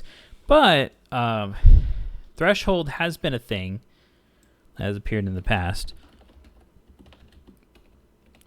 In red as a greater mechanic, and we could just kind of do a mashup here of Threshold. I'm thinking, just to keep things simple here, I'm thinking like sometimes a popular thing with Threshold, actually funnily enough, there has been werebears and wererats and werewolves that have gotten bigger because of Threshold, but we don't want to go for that. So I think the reward on Threshold shouldn't be getting a size increase, but instead some kind of bent, like maybe getting trample, which is very not so exciting, I guess, of a reward. It's very low, but that's okay, because if we can keep this as like a common, which I know there's like 3 different effects on the front here, but I think there's been some complex commons. But we'll see. We'll see how this plays out. So it goes, let's see, how does Threshold go here? Let me look at a more modern Threshold card, and then we'll copy and paste the template from that. Let's see here. The Numel was in the chat while I was away. And Numel is one of my favorite things nowadays, because I learned that it's the, you know how like Pikachu is the electric mouse Pokemon and things like that. Numel is the numb Pokemon, and numb is like pretty much my favorite Linkin Park song. And I have no idea why it's called the numb Pokemon. Something there.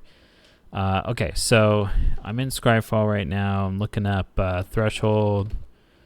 Looking at the latest. Oh yeah, here we go. Cabal Initiate gets +1/+2 as long as there's 7 or more cards. So there's probably something that grants an ability that we can go off of. Most of these are granting plus power and toughness. Looking through still through the results. Now I'm all the way back in Judgment. It is tough to grant abilities but not power. I mean, I could probably just intuit how it's supposed to be worded here. Okay, let's go off of Initiate then. Gets +1/+, yeah, so let's see. It would say has trample as long as 7 or more cards are in your graveyard. So if we can just do like this, and then we go card name has. Now the templating is sort of like in auras, right? They say enchanted creature gets +1/+1 or has lifelink. So it'll go has trample as long as 7 or more cards are in your graveyard.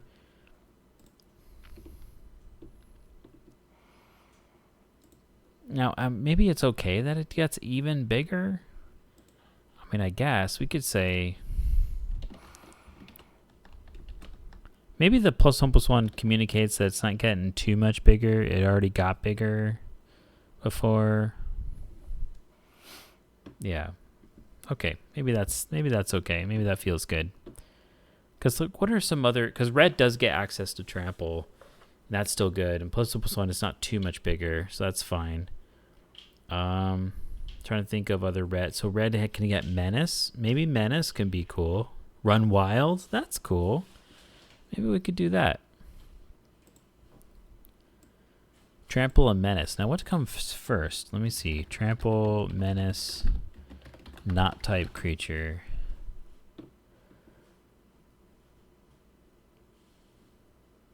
Okay, maybe type creature then. Because I don't know. Okay, Menace, then Trample. I guess that still is alphabetical. Sometimes keywords are ordered in a way that makes more sense in terms of like what's most relevant is printed first.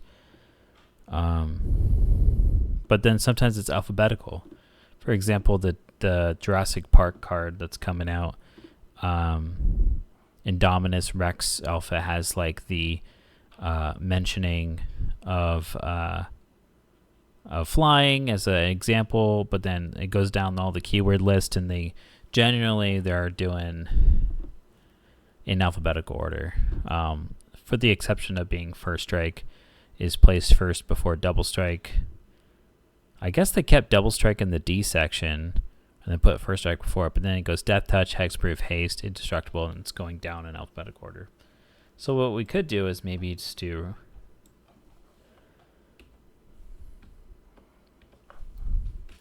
Run Wild Raccoon has Menace and Trample. That could be kind of maybe rewarding. There we go. That's like, ooh, scary. And you go and crave for garbage stuff, I guess. I don't know. Okay, so now we've got, so we need some power and toughness, and then from there we can kind of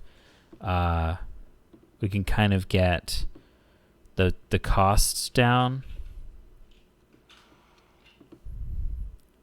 And I feel like maybe we could keep this at common. Let's kind of take a look here at rummaging creatures.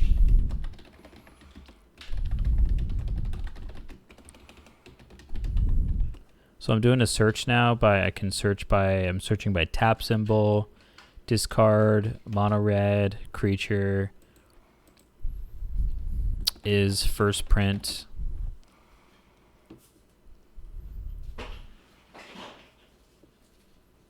So we got Goblin Picker. Here's a comparison. Goblin Picker. Oh, we have also a Mishra Excavation Prodigy. It is a legendary, so that kind of taints it a little bit of what's the standard. But Vishino Lashclaw, gain haste. No, that's okay. The Goblin Picker here is what we're looking at. So we got a 2/2 for 1 and a red, but you also have to pay a red mana. Kind of want to just go for, I mean, I know Rummaging Goblin is the one before that. Let's see, I think that was common as well. Rummaging Goblin, yeah, it was printed in 2013. So you pay 2 and a red for a 1/1 that taps to discard a card and draw a card. Maybe, let's see, if you have Defender, that means I don't think I want to do 0 power because it kind of feels redundant by giving it Defender, so I want to give it at least 1 power. But do vampires tend to have 1, maybe 2? It makes sense. But we also want to think Menace and Trample, and then whatever is bigger from here. So if Goblin Picker is pay 1 and a red for a 2/2, but it doesn't have Defender, that's true. So the trade-off here is Goblin Picker, you pay a red, tap, discard, and you draw. But this one, you can do away with the red, but you have Defender. But you also, of course, have Daybound. So we could just do a 2/2 here, which means the Were Raccoon. Whoa, let's not delete. There we go. If we only do the 3/3, that could be all right. It just feels a little less exciting.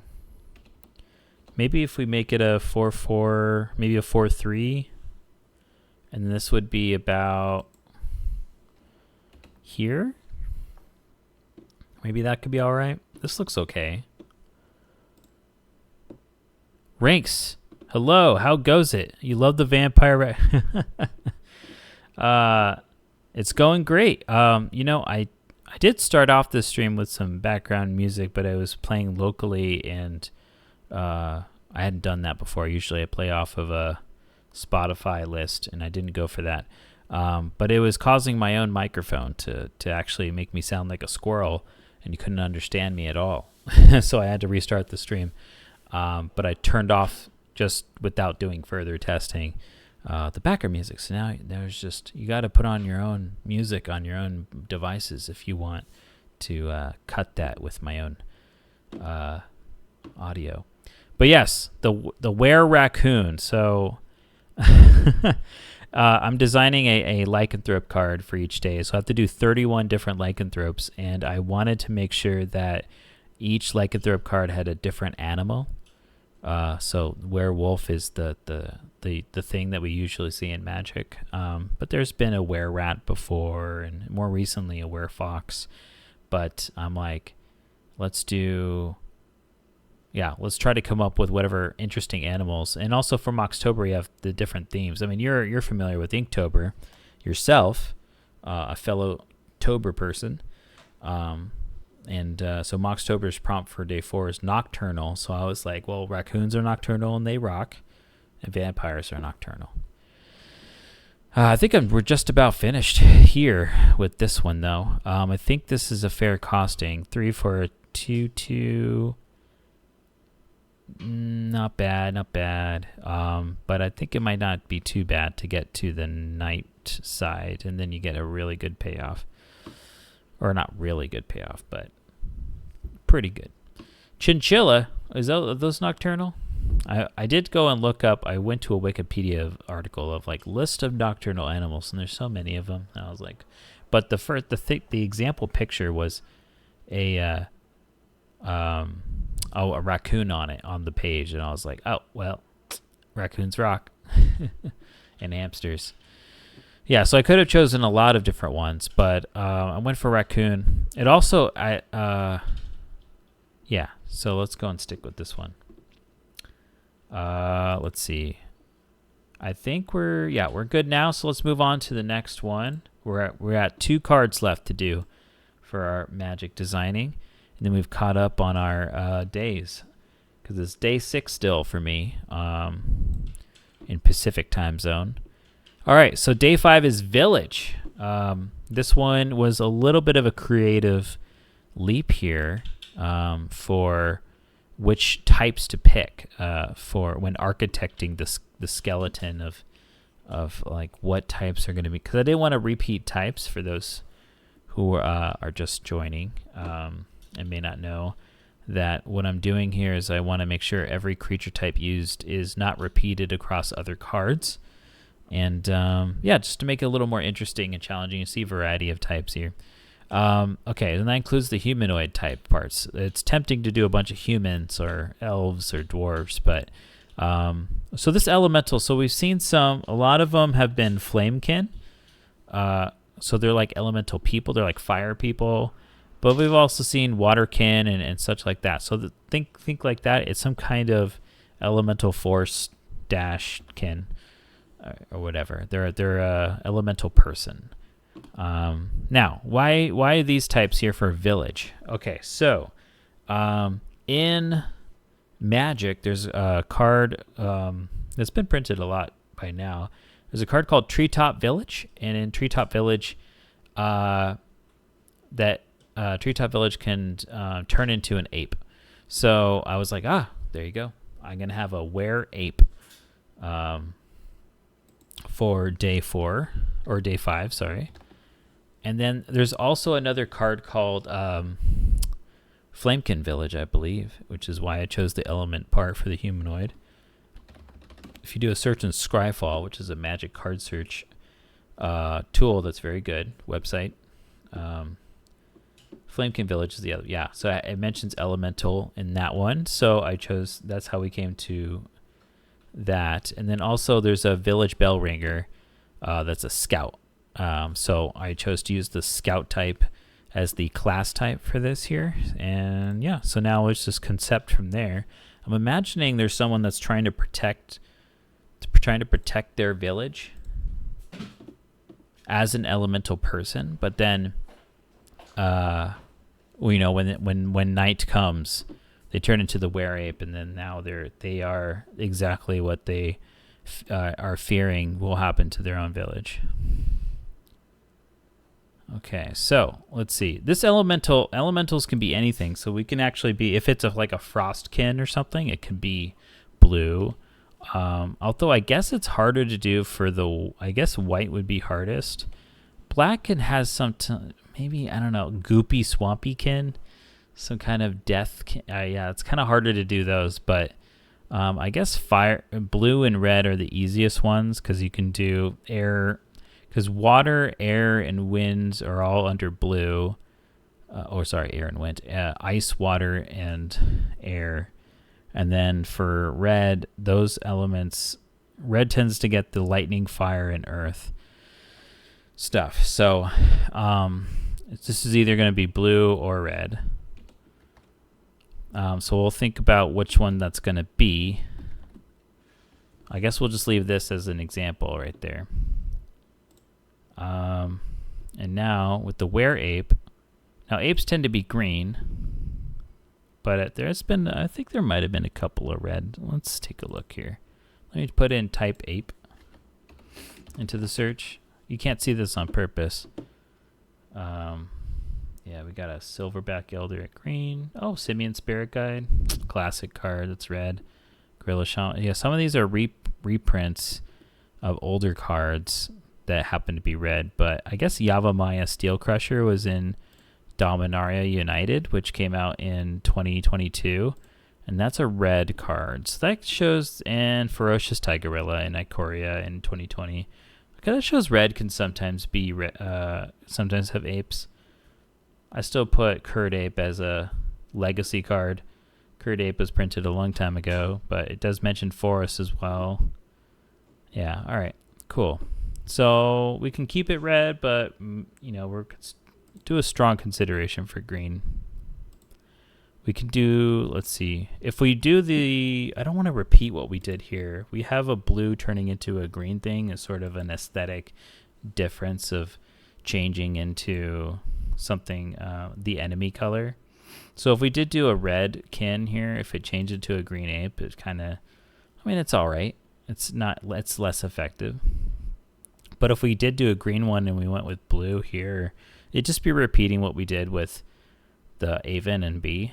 So I think we want to avoid the blue. Oh, wait, the ape can be red. Oh, okay. There's the enemy color. All right, I like that. This looks nice. So now we know we have some kind of waterkin. I believe that's already a name that's been used for a core set, like some kind of elemental person that's blue. So we'll take a look at this. Oh yeah, we got leafkin, flamekin, waterkin. There it is. Lightning, stormkin, thunderkin. Okay. Yeah, we got the waterkin. Let's go with that. We'll put that in the name. And doesn't even have the dash. I was remembering the dash, I think, from old Ravnica days. They had Flame Dashkin before we visited Lorwyn, which had a whole bunch of Flamekin cards. All right, so something waterkin, there's a waterkin lookout or whatever it is, something like that. And then there's the lookout. It's a were ape. Just kidding. We wouldn't name it like that, but that's funny. All right, so let's see. If you're a scout, I wonder what you could do in blue that represents scout. We can look at existing scouts in blue. Let's see if that exists. I think there wasn't at least Alara, but Alara came out way a long time ago. Color equals blue. Let's see what we got. We got 21. Oh, wow. Oh, yes, Lord of the Rings. Okay. Let's see. We got a Watcher Elf Scout in blue. Whatever you scry. Okay, it cares about scrying. We have an aerialist in blue that flies only. I guess having flying means you have eyes in the sky, right? That's a scout. We do already have a flying blue side creature. Let's see, we have a guide. Oh, can't be blocked. Okay, but we are trying to protect a village. Maybe we don't have to. We can have someone that's more sneaky, right? A spy of sorts. An archaeologist that mills and gets cards. Okay. Self-milling. Now, if we fly, that means like the ape is not going to fly. So I don't... Hey, it's not going to fly. So that's not going to fly to lose flying unless you have something that simulates something better than flying that isn't flying. For example, going from flying to this creature can't be blocked. Although technically that means also you... I mean, unless you have reach and it says can't be blocked. But anyway, so I'm not going to go with the flying route for being a scout. There's also when you deal damage to a player, draw a card. Tandem Lookout is a blue card with scout. That is a scout that does that. It's the curiosity effect. So if I reduce my search to remove flying. Red is sometimes cared about Scry. I think maybe only in Theros. Sets. Let's take a look here. Let me try Scry color equals red. Now there's a difference between like having incidental Scry and caring about scrying. Yeah, we got some Scry 1s going on here from Dominaria United, Wilds of Eldraine. Coming in hot is a March of the Machine. These fun cards. I haven't played actively as much in the past year or so. So I'm missing some of these incidental scries. Those are pretty cool.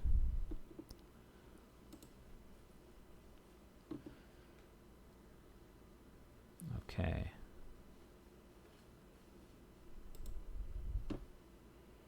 We want to go off of first print when I'm looking up. Man, some of these common cards are pretty complicated, huh? I'm looking at Torch the Tower. So it has Bargain, a keyword. Has another ability. Torch the Tower deals 2. Oh, it's an instant though. Okay. All right. It's not a creature.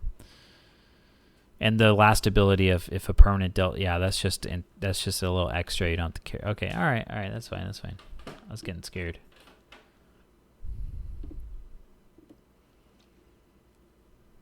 Okay. Yeah. Well, not that we're paying blue for the card, so we could have a... Oh, whoa. Okay, hold on. So if we like to scry as a blue card, we can actually set up the top of our deck to do the cool thing on the back. Because red... Oh, no, see... We have to have paid red mana to do that. We'd have to do this, and if we do this, we can name it like a Steamkin Lookout, right? But I do kind of like the monocolor of that. Look at that! Oh my goodness, it's Ultramelon. What's up? You're coming in hot with your Gloom Sniffies. How's it going? Did you already finish your race against Ruskell? Half lurking while getting ready for bed. Thank you so much for the lurk. I appreciate it. Thanks for stopping by.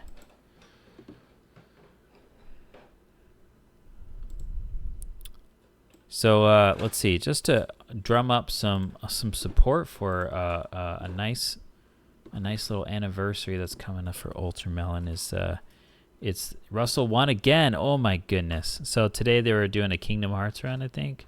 Let me just shout y'all out here. Shout out Ultramelon. But yeah, tomorrow they're doing a stream to celebrate their 1-year streaming anniversary. And they're gonna do they're racing Kingdom Hearts. Well, my condolences to Team Ultramelon. Ultramelon is Alicia and Matt together. It's 2 people, and they're fun. And go give them a follow. But tomorrow, 1-year streaming anniversary. They're playing through all of Ocarina of Time, however long it takes. But yeah, go over to their channel, check it out. Just to celebrate the first game that they played on their channel is Ocarina of Time. And it's a classic. It's a good one. Okay, back to designing cards. We're on day 5, so when we finish this one, we have 1 more to go. I still like the thought of just making this mono blue, but we want to find some overlap from blue and red. We could like switch power and toughness as a thing. We could do that. Water is very like a good theme for like manipulating that stuff, but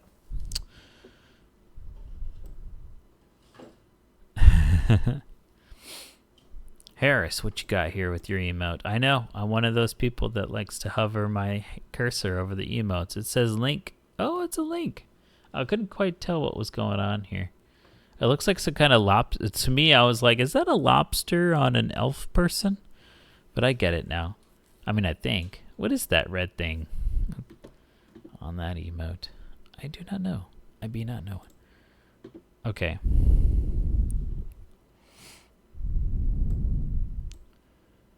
Let's see here.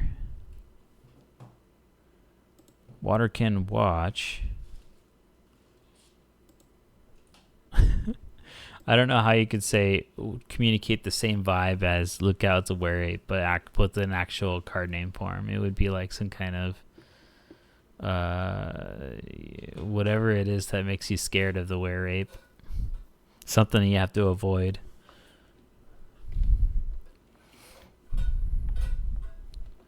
But we'll get to that after. We probably will find the name for it, maybe a little bit more for. Let's see, because if we scry here,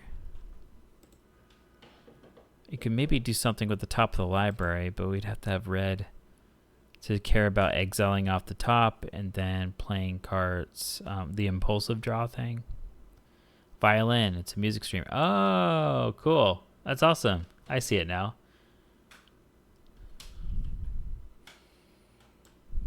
Okay, let's see.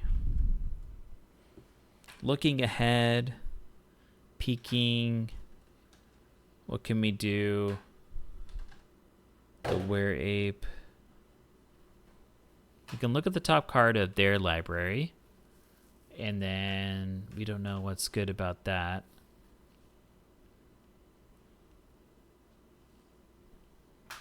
What else do scouts do?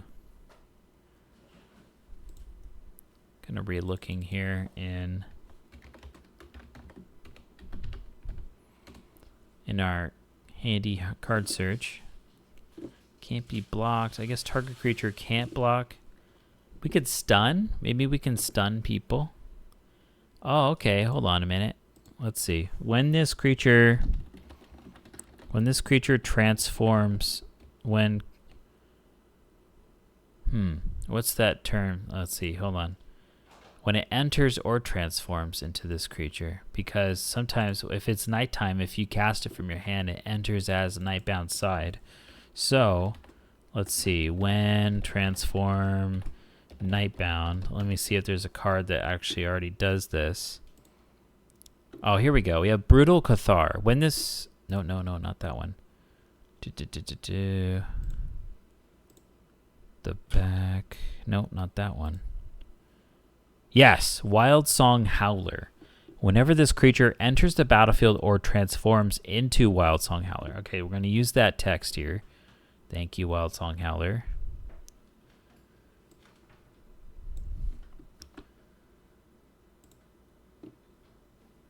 Okay, so now, boom. Whenever this creature enters the battlefield or transforms into card name, and then, let's see. Stun up to one target creature and opponent controls. And now, that can, that can maybe make people go, oh my god, it's a Were Ape. They're stunned. And if they can't block, because I think stunning, what does stun do? They can't. Let me see what the stun counters do. Oh no, it's not stun them. You put stun counters on them. Hold on a second. I'm catching up on stun here. Oh yeah, you get to tap them as well. Yes. Okay, tap and then put a stun counter. Okay, if a permanent with the stun counter would become untapped, remove one from it instead. Yes, okay. I'm catching up here.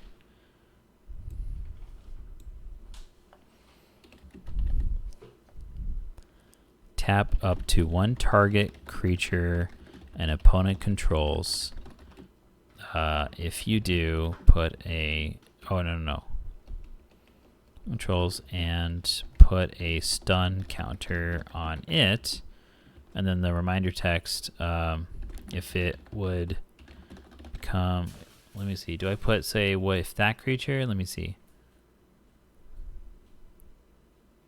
Oh, it does say permanent. Okay. If a permanent with a stun counter.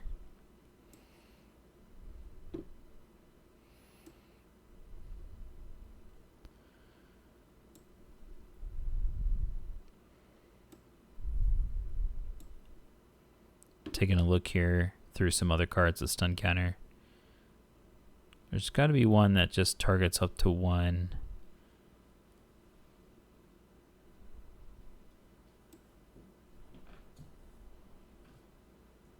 Okay, so we have a Frost Fist Strider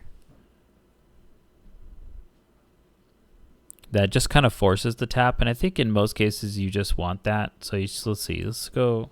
Forces a tap on one creature, so we could do tap target creature and opponent controls. We'll use that and put a stun count. Yeah, we'll use that text there.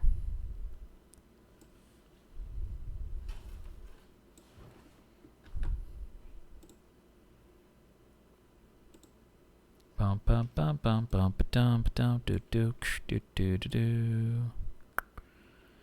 All right.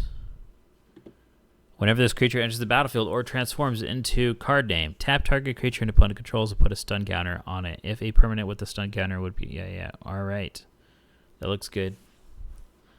Now let's just put in some like pretend text here.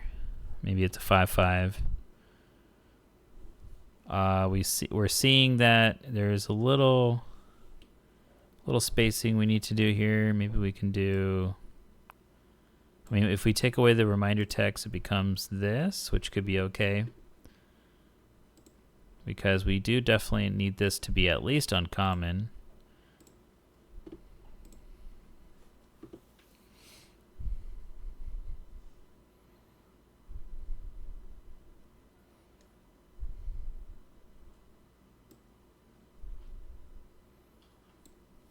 Okay.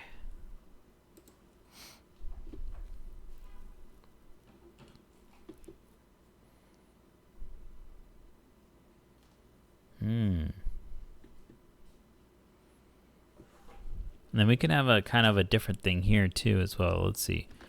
Whenever this creature... Oh, okay, hold on. I'm thinking of something that might be a non-bow. All right, so let's consider day bound and night bound. So they make day and night happen. When night, let's see, day bound says if a player casts no spells during their own turn, it becomes night next turn. When it becomes night next turn, the first thing that happens is that the Waterkin Lookout becomes the Were Ape. And when that happens, it taps the creature, but I believe right after that, then upkeep happens, which they get to untap. So that's not cool. I mean, it works for when it's on your turn, but if you're going from your turn to their turn, that's not working. So we're gonna need to reconfigure how this card works. Oh wait, no, it still works. Okay, hold on. We tap them down. They have a stun counter. Then they are about to do upkeep. The stun counter is removed, and then they stay tapped. Okay, that's still fine then. All right, we still got something good. All right, let's see. Whenever this creature...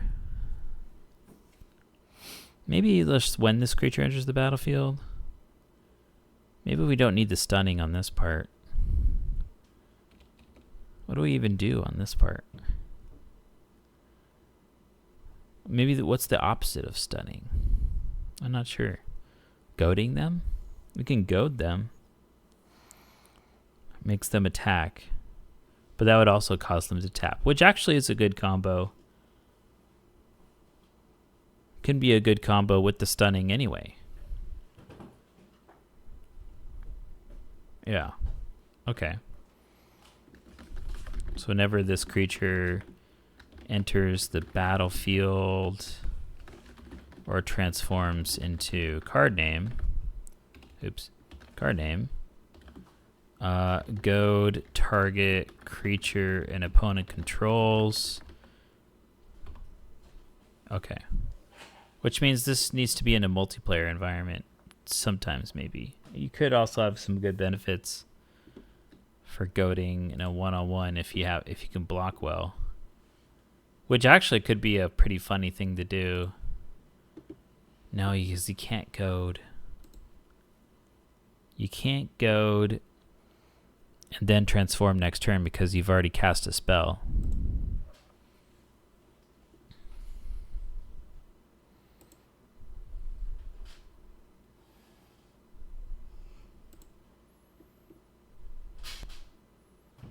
I removed the reminder text on the daybound here to keep that consistent with the reminder text removal on nightbound, which is okay to do on uncommons or up. Okay, I think we could still goad here. Because, let's see. Waterkin Lookout. We're going to rename it, but blue side comes down. Goad them. I pass turn. I'm still a blue side. It's still daytime. On their turn, they attack. They're tapped. I'm just a small elemental person. That's fine. And I block or whatever. Or they attack someone else if it's a multiplayer environment. They decide not to cast any spells. I become the were-ape. And then I tap down another creature there. So now they have two creatures tapped. And I stun that one. And then I attack. I decide to cast two spells the turn I attack. So then when it transforms on their turn, one is tapped down. I goad the other one that's not stunned. Yeah, it's tricky. It's tricky.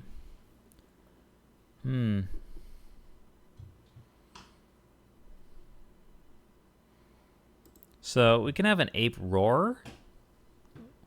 Roaring were-ape. If we do that, then we can have something like Waterkin Whisperer.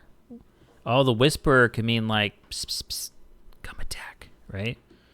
There you go. That's kind of good. Whispering Waterkin. Were-ape roarer. Yeah, maybe we'll match the naming convention of like Whispering Waterkin. Which means it's not really a scout anymore. It's more of something else. I might be able to go and... Let's see. If we look up cards that have goaded before, creatures that have goaded. Let's see what creature types class types they tend to have had. We got rogues. We could spend our rogue on that. We got warlock, so witches. A blue witch. We have bards. Okay. Well, that's not really whispering. Rogues, soldiers. A wizard. We do have wizard. And you could say that a wizard is a good pairing for ape. Because that's just brute force, right?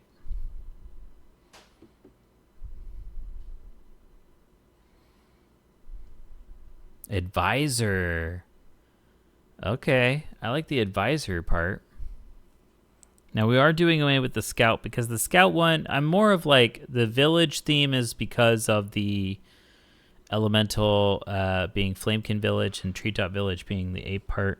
So the class one was more of like a concession of like, I guess we'll pick scout because there's a treetop, or not treetop, there's a village bell ringer card. But yeah, we can do elemental advisor. That's a type. Okay, this looks okay. So now we need to balance the power and toughness with the cost. So let's go up to, let me first see, like, just to make sure what apes have been, kind of how big they've kind of been. We got 5'7", 2'2", 1'1", 2'2". Enlist, what does enlist do? Let's see. Okay. A 4'3" ferocious tigerilla.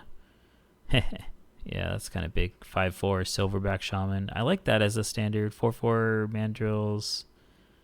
Okay, but a were ape should be a bit tougher, a bit beefier. So I do like having it at least a 5'5". And if that's true, then we need this waterkin, which could be whatever shape and size. It could be a large thing.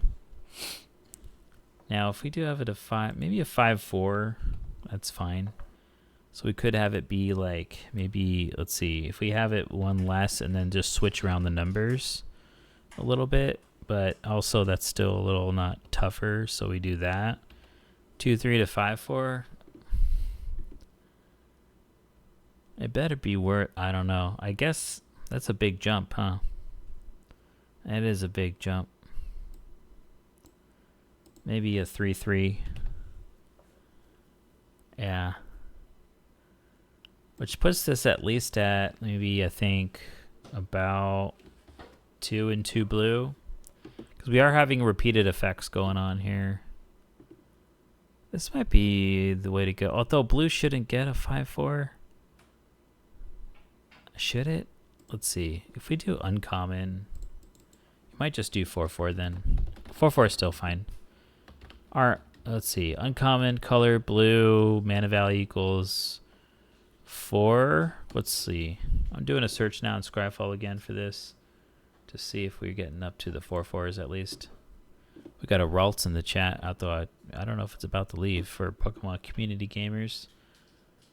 Okay, let's see. I'm looking at 3/3s.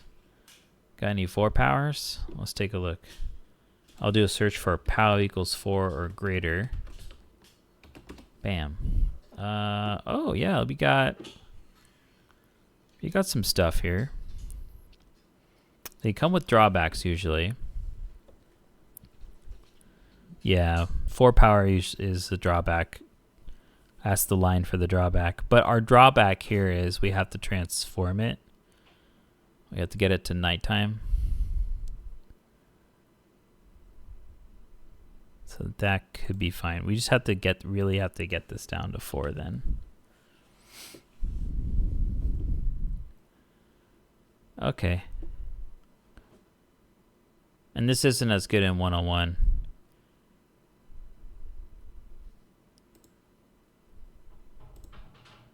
Oh, there we go. I should have done that. Have I been doing the ID thing? Okay, I should be doing the IDs on these. The little ID dots. Although I am aware that like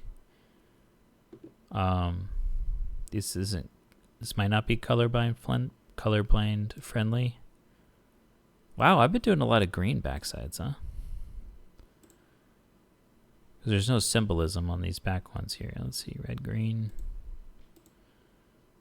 I guess when I turn into an animal in the back, I tend to want to make it a green creature. So I guess I'm glad I made a red ape. Okay, this is good enough. This is good enough. We can't spend all day on these. So let's do the last lycanthrope for this stream. We're catching up to, well, now it's 11:11. It's about to turn into day 7 for me on Pacific time. Can we do this before midnight? I turn into a pumpkin at midnight. In terms of card designing, at least, for this. Let's just say that arbitrary rule. Okay, so now we've got a... Hey, congrats on the catch, Ultramelon of Ralts. Okay, so now we've got a were-rabbit. It starts as an elf ranger and becomes a were-rabbit. So let's go ahead and put that here. And the reason why we went with this for day 6 forest is because when looking through forest animals, we've already used squirrel.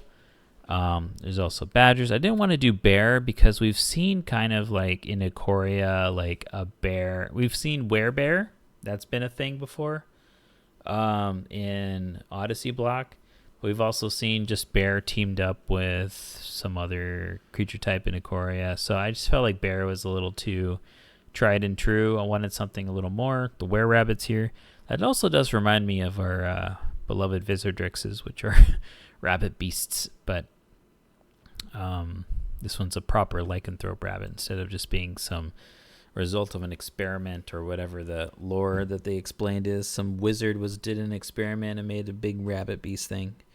But yeah, okay, so this is an elf ranger. So this is a little more normal feeling of creature type mashups with elf and ranger, but it is less common. Usually you see elves as warriors or like I think most often as druids, but warrior is also another one, especially on tokens. Did you know that?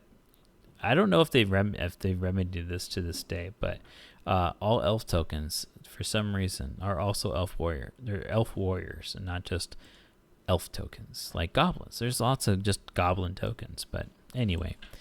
All right, so because it's elf, I want to make it green, and ranger also keeps it green, so we're going to start by keeping it green. Rabbits, though, I believe, green, but maybe also white here. There is a white rabbit token that's been created in the past, but I'm going to take a look here and see what oh, yeah. Wilds of Eldraine's got a couple white rabbits, but also the green. Let's see, one of them has a green adventure, so it is in the green-white family here. We have Preston the Vanisher that was in a previous, was in a Jumpstart pack, so that's a white card. Kamigawa had, just because I think they were trying to find equipment animals, they had a red rabbit one that gives haste, I guess, because rabbits like to run around and stuff real fast. I guess the rabbit battery reference also maybe a little cheeky Energizer reference. I'm not sure. Okay, so let's just pick white on the backside for this were-rabbit. Let's go ahead and put that identity here. White, bam. Beautiful. Okay, so it has to be some mechanics that overlap with green when we put some stuff white on the back. So that can be stuff like, or any effects as well. So gaining life is good. But now I'm trying to think. Okay, vigilance, right? Vigilance. What other keywords? I know. Just in a blanking moment for a second. Ultramelon. Okay, bedtime, a wonderful stream and night. Thank you so much, Ultramelon. Have a good rest. Okay.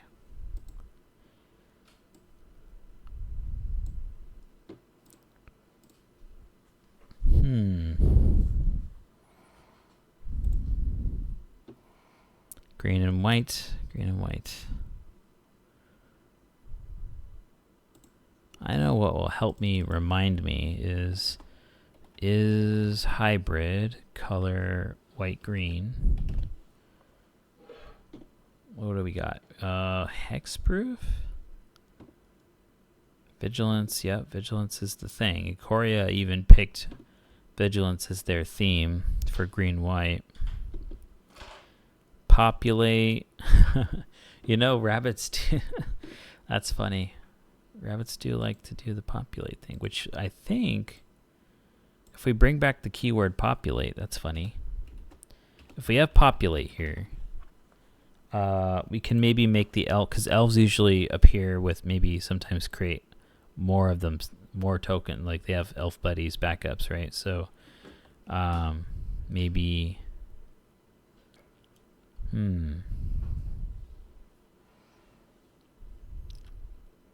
I'm thinking about if it was already nighttime, I don't want you to feel bad about playing your were-rabbit on the night side and you don't get this. This is what I'm thinking. When card name enters the battlefield, there's create a one. Although you could create a rabbit token as well.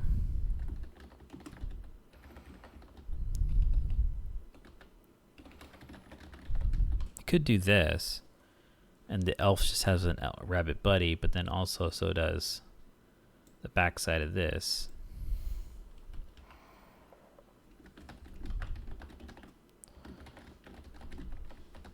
Well, that might be a little weird to have two.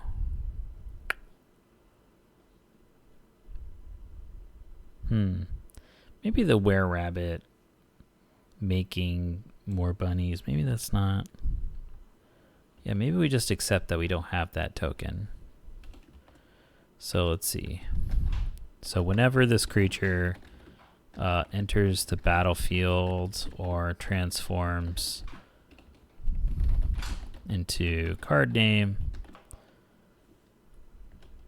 populate,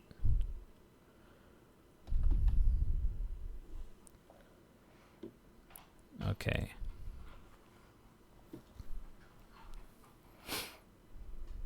Now we could choose this to be a rabbit, but then it would just make more rabbits, which could be fine. Or it could just be a green elf warrior. And that just gives a different feel, because now we have 2 elves, but one of them is a lycanthrope. And now you get more elves happening. That feels a little weird though. But it also just feels a little weird to do. I don't know. What do you have? Populate. Maybe I don't have to feel weird about it. Let's see. Rabbits, there's just always just lots of rabbits everywhere. Okay.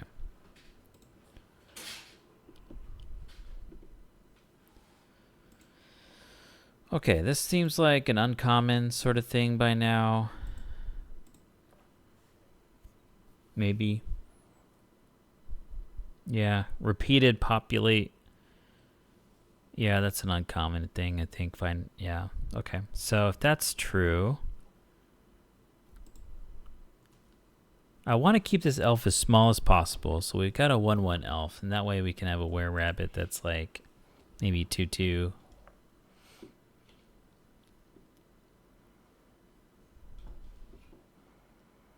Yeah, I think that's a good one.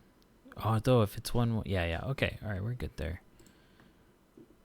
And this would mean you pay 2 and you get a couple of creatures, and one of them may be becoming a... Oh, wow, that's going to be big.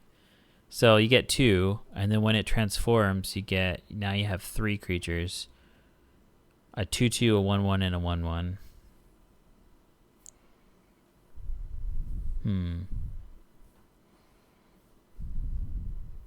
Which could be all right.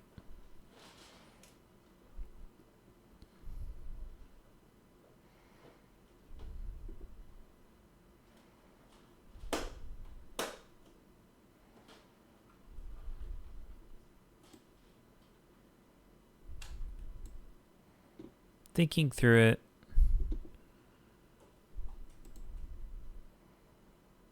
Were-rabbit.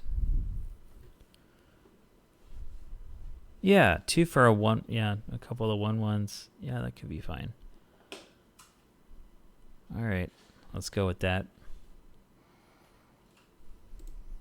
The ranger part is you're good with animals. You're able to track down and befriend an animal.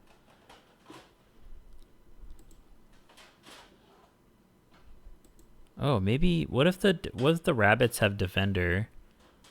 Now we're getting a little more complex, but the rabbits have defender, and then because you kind of trap the rabbits. Ooh, the cager, right? And then the uncaged were-rabbit. Unleashed were-rabbit. Or uncaged, unleashed. Yeah, okay. All right. So we have an elf ranger that kind of does some trappings, like I don't know what you call the forest animals. It would be something like forest animal tracker. Animal tracker. Animal trapper.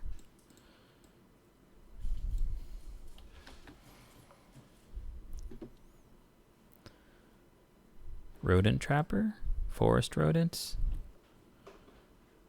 Some kind of animal trapper. And then it would be like this. It would be like...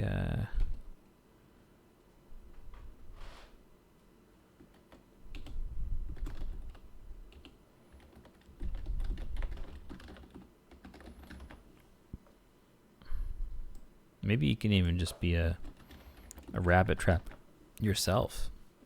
Sort of an ironic thing, which I think we've seen with at least one of the werewolf cards, which is There's a little spin on, like a little irony with yourself.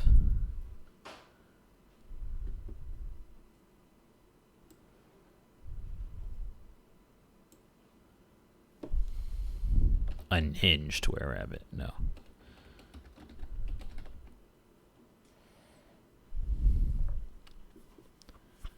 Rabbits you control have defender.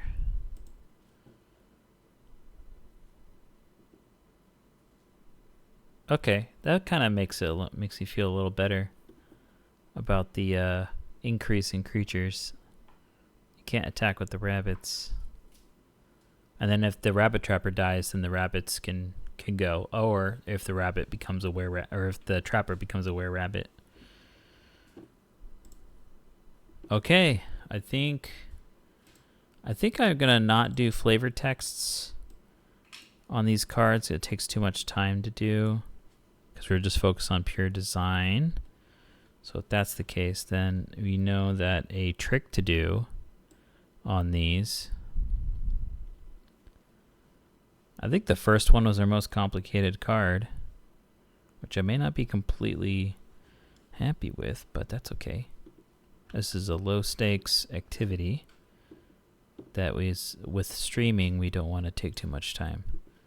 So what I'm doing now is I'm copying the text that is auto-filled in from Daybound and now pasting it back. So now I don't have to deal with the auto text because what that happens when I try to add spaces, I'm adding spaces right now. You might see my cursor. The spaces aren't added at the end of the auto text. It's added at the end of up here where Daybound is. So now when I do that, it makes it a little better, although the 4-4 is obscured here. You can see the little 4-4 there. A reminder there is obscured by the, okay, here we go. That's what we want to see. We want a little space. There you go. Maybe one more. There you go. It's a little better. I think we can get rid of one. Okay, we'll go with that. That looks better. Nightbound as well also has autofill-in reminder text. So we're going to copy, remove, paste again. Add a little spacing so it doesn't overlap graphically, visually there. Okay. The reason why this is important too is because text boxes are a restriction on how you design cards. You don't have unlimited text space, so you want to see it visually on there. Otherwise, we're not trying to do graphic design when we're doing game design here. But we know that the graphic, the layout of the card actually restricts us on what we can do for the design. Okay, same thing here. We have that 2-3 that's overlapped with the reminder text. So we're copying the auto-fill in the reminder. Just a little magic set editor trickery. And now I'm adding spaces so that the cursor bumps up a little bit right there. That looks good. Although it looks like we have one extra enter here. That's weird. I guess we have to live with that. Another trick you can do is add an enter up here, but then it starts getting maybe a little weird there. Yeah, that looks better. All right, we'll take away the flavor text here. Okay, sounds good. The veritable Avon, very cheeky name. This one we ended up being uncommon, but I think we can actually make this common. Maybe. Common infect. Daybound. Yeah, all right. Let's see. This looks all right. Have we designed any rare cards? I don't think so. I think I keep trying to aim for simple card designs, and then they keep ending up below the rare target, which is good. But now I'm going to have to like challenge myself to do rare and mythic rare cards, I guess, with the upcoming days. It's 11:27, so we were able to finish 6 cards like we wanted to today. Sweet. Okay, so let me hit save on this file here. Just realized I haven't saved on my local file. And we have a Sentret in the chat. Oh, no, Sentret's gone. Never mind. Okay. Let's leave that there. All right. I guess to finish off here, I would like to do one run of gaming, one run of Slay the Spire. I guess we'll keep it into the card game realm, just to have some nice visuals and tunes to reward ourselves after a lot of quiet thinky time. So let me see if I can switch over to Slay the Spire. You might see a blue screen because I haven't started up the Switch unless I do it right now. Let me try that. Actually, we'll see. Hold on. Yeah, there we go. Don't freak out. Don't worry. We're firing up the Switch.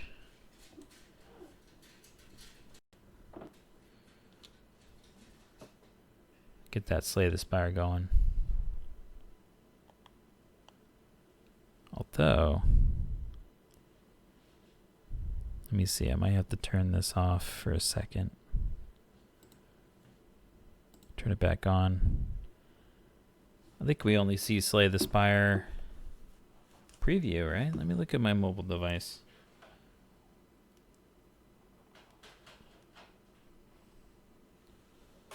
I think whenever I switch to Elgato like this and don't start, sometimes it has a problem of not showing when I'm already in the game.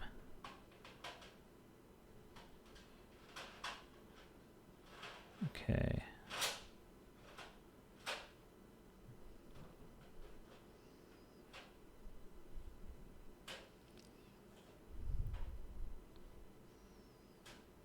All right, checking out my mobile device. See what you all see right now. Yeah, you all see that. Okay, OBS is right. But this is not correct. This is not. Maybe I can do this. Let me deactivate. Deactivate. Activate. Oh, cool. We got it. All right. Let's play. I guess I should change the title right now. Not magic designing anymore. That's alright. I was. We're only going to do the one climb. Oh boy. Since I had to do a test run of Slay the Spire just to see if it... I didn't arrange the layout the best. It's not bad. It's not bad for how the chat is right now, but my starting bonus won't be as good to choose from. Do I want to poison a bunch? I think let's go for poisons.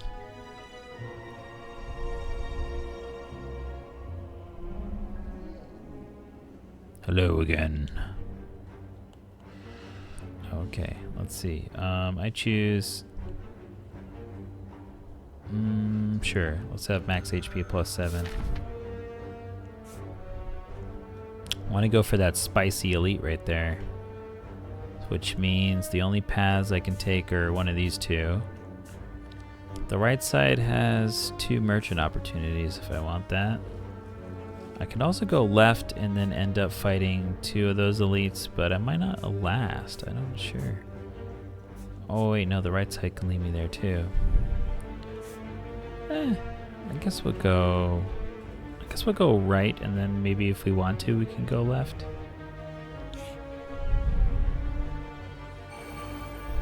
Alright. Okay, we got a 6 coming at us. Let's neutralize to make it down. And then we can block. Do a strike here. Guess we can block again.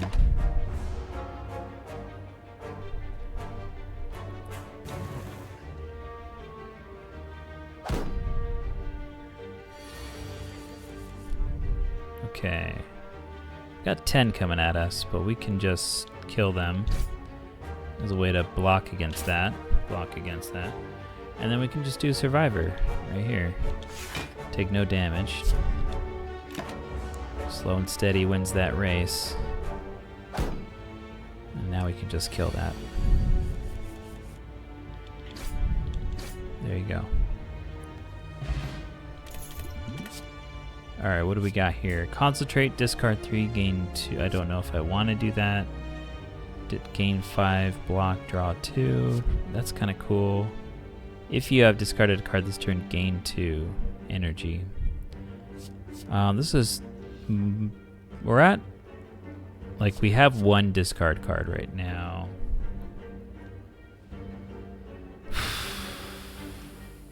We could start doing a discard deck, but I think getting the block and getting more cards is good. Especially if I want to do a poison deck. We want to have more blocks and just let the poison take care of the job. And drawing into our... cycling through our deck to get to our best poison cards is pretty nice.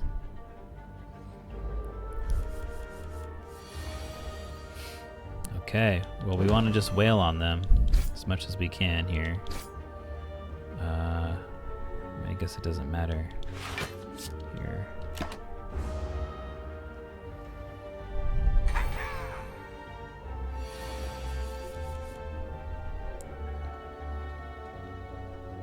Let's see, I think we could do a... yeah, let's just go with the 2.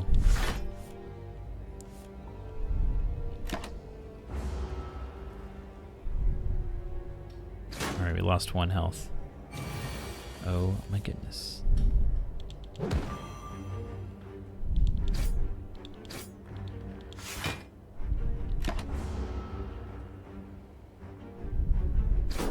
Alright, we'll just close this out. Hopefully. Don't draw... yeah, there you go. We got it. Here's the poison. Let's start building a poison deck. Alright, we can either buy maybe poison cards with the 133 we have, or we can maybe do 2 more battles and buy there. We don't need the campfire stuff, so you know, maybe I feel bold and want to go this way. We might get a merchant anyway. No, we did not. Oh, we get a random spin wheel thing. What's this? Okay, here we go. Gold. Monies. You win gold. Alright. What do I get? Oh, 233. So we got 100 gold. That's awesome. We could curve back into here and then go to the merchant and spend it. Or we can save for a big payoff later. That might be... I still feel bold enough to fight another elite.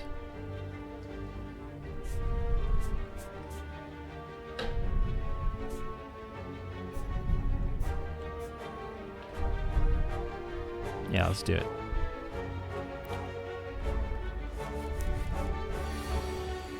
$11 coming at us. Okay, we can do 8 and we can do 13 there.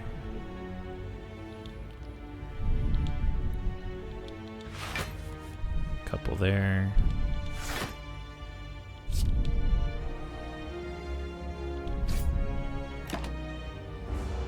Different card game. Oh yeah, yeah. I'm all done designing Rinks, and now we're doing just to relax after some hard work designing, doing game design. We're doing some card game just to keep it related for our Magic design-minded audience here.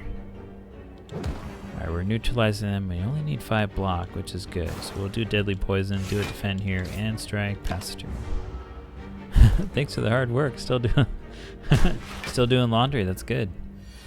Good hard work of life chore stuff. That's good. All right, we'll strike.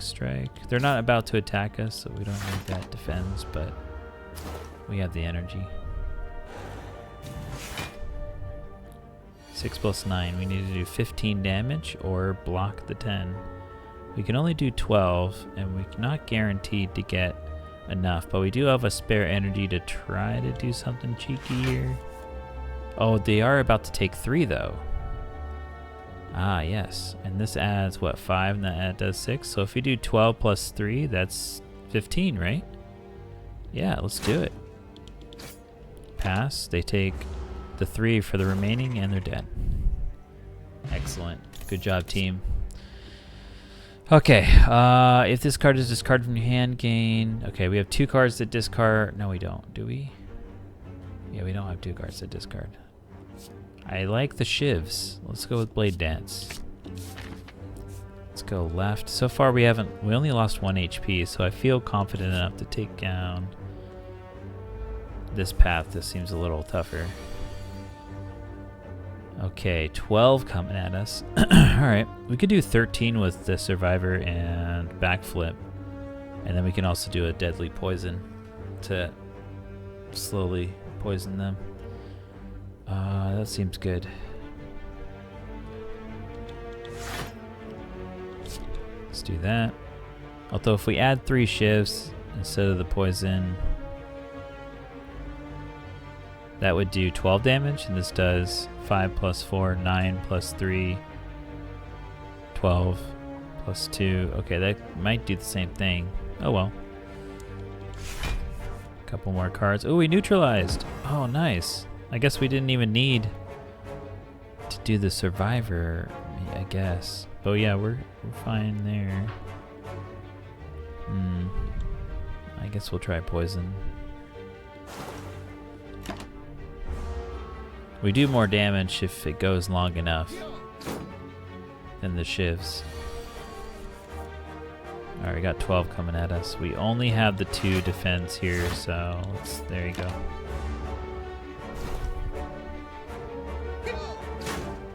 So now we've lost 3 points.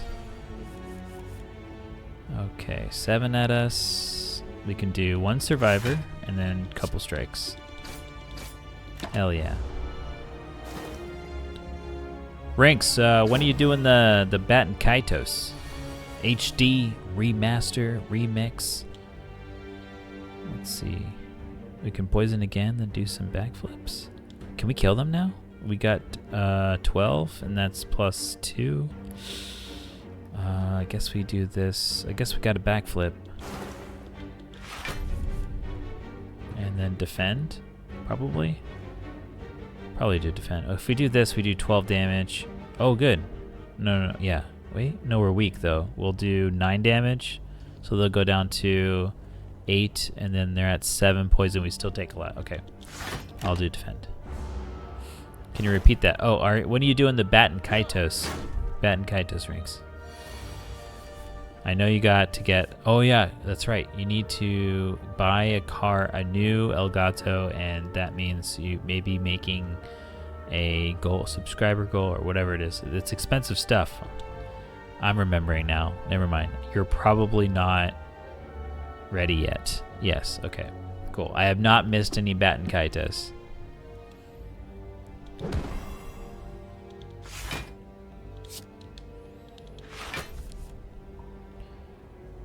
They're at 7. All we have to do is just hit them. Okay, there you go. Then they're dead.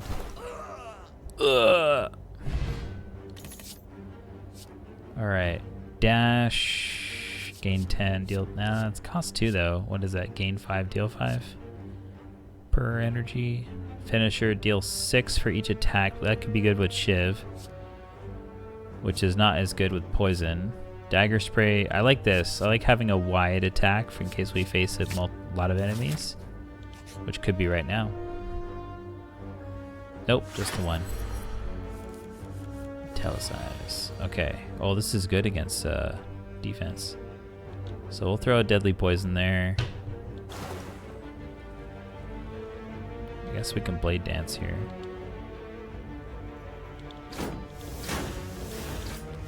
They're waking up. And strike. There you go.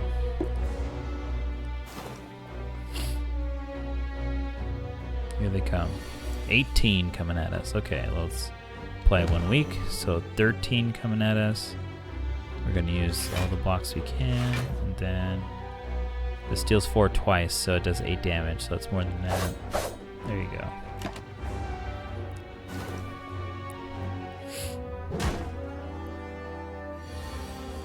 Again.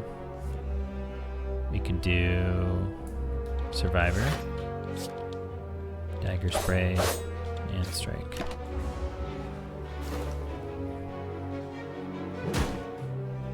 I might have to actually try to speed up and kill them faster. I remember that they drain us of our dexterity and our strength over time, so might have to just blitzkrieg here. Strike. Oh, I guess backflip into 0. No, oh, could have done a deadly poison. Oops.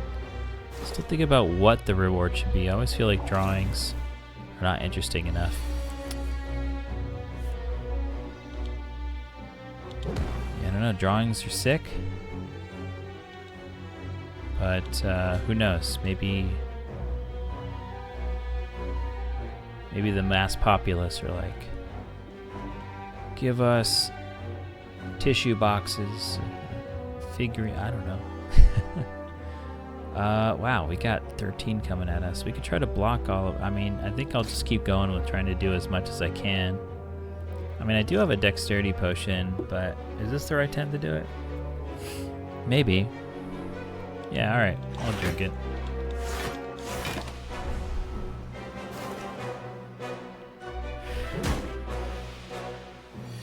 Might need it. Okay, 3 strikes. Just keep going as fast as I can. Oof, but I do have dexterity. I might draw into my potion. What do I have? 5 in my library. I forget if... Oh, we can see if discard or poison's in our discard right now. No, we have 6 in our library, 5 in our discard, so poison is not there. So we could draw a poison. That's good. Although they're not currently poisoned. Don't neutralize. Let's see. Okay, we got a dagger spray.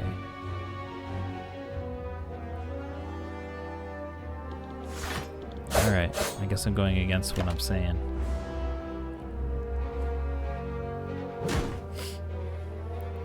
Oh, they're doing the thing again. I mean, at least with poison, it doesn't relate to how much damage I'm dealing.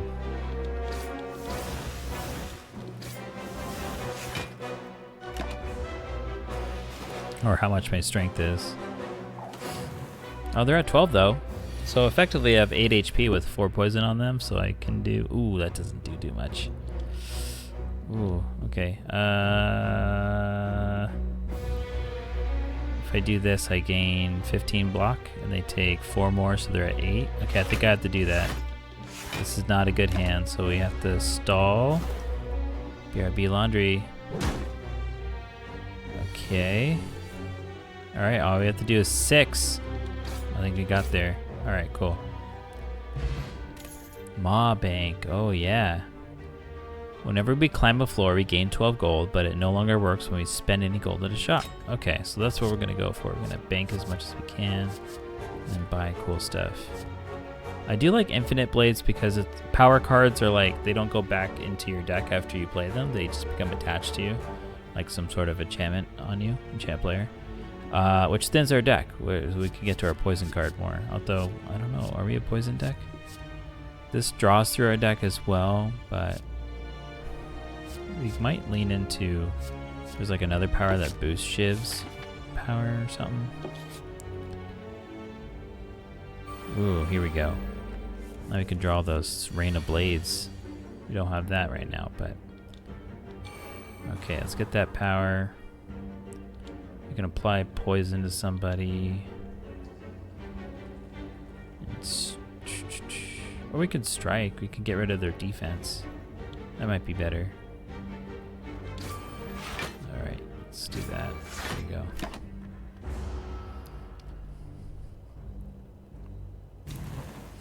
Maybe I should have struck the one that got more powerful.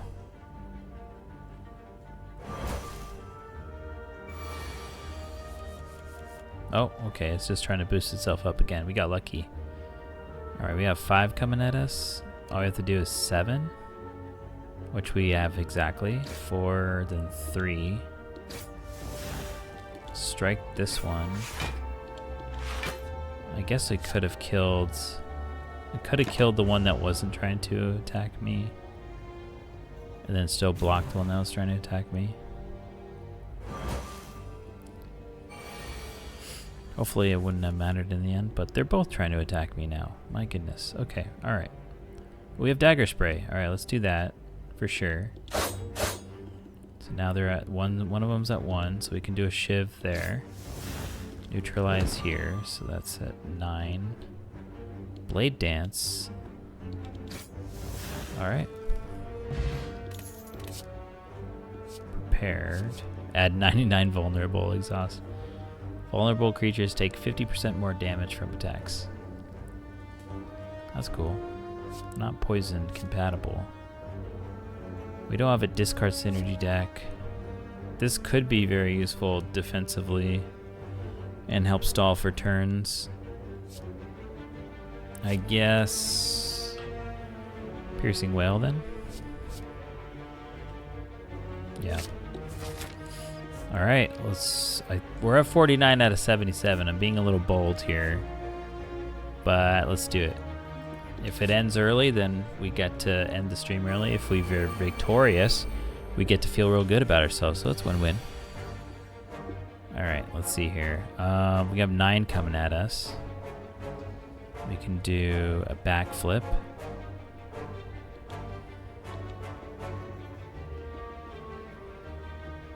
What are we trying to get if we backflip, though?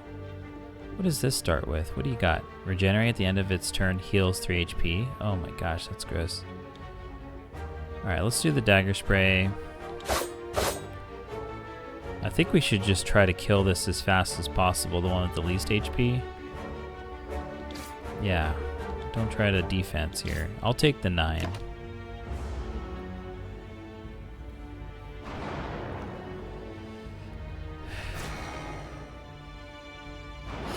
$18. Okay, it's gonna go up by 3, so to 21. Ooh, 18 coming at me. Okay. Oh, that's where Piercing Whale comes in. Oh, but then their artifacts will... Okay, alright. Not unless I do this, though. So if I do this, the artifact will cancel the weak. And then I can Piercing Whale now. That affects the one to the right. Right there. And then I can Blade Dance. Okay, we're gonna Shiv, Shiv, and Shiv. Defend, okay, alright. Not gonna take as much.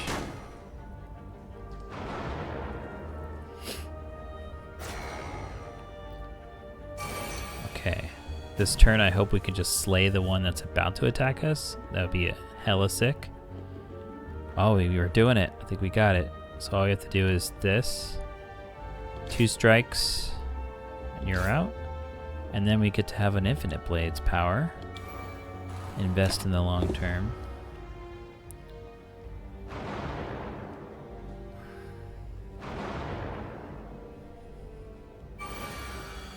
Okay, they're both healing. They pretty much almost undid what I did with the Rain of Blades. That's alright. Okay, we have a couple things coming at us. We're going to try the Survivor now. Okay, I'll get rid of a Dazed. I'll do another Defend. Now I'll start some poison going on with the lowest health one. Shiv that one. Okay.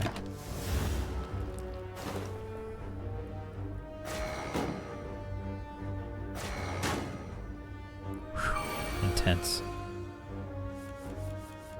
Okay. Not a good time to draw a couple defends.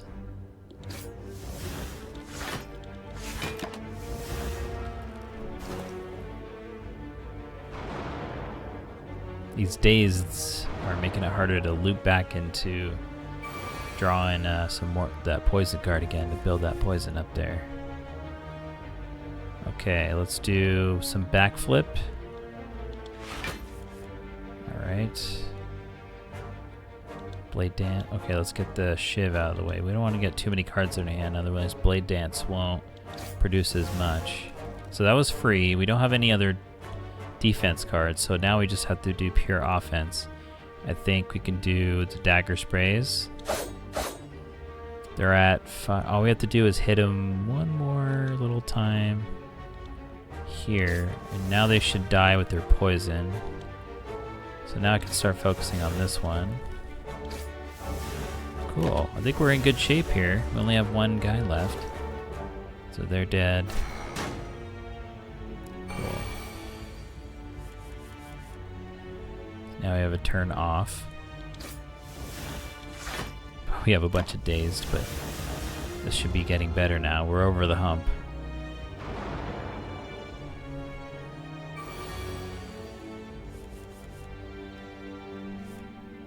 Okay, 1 defend. We'll do that.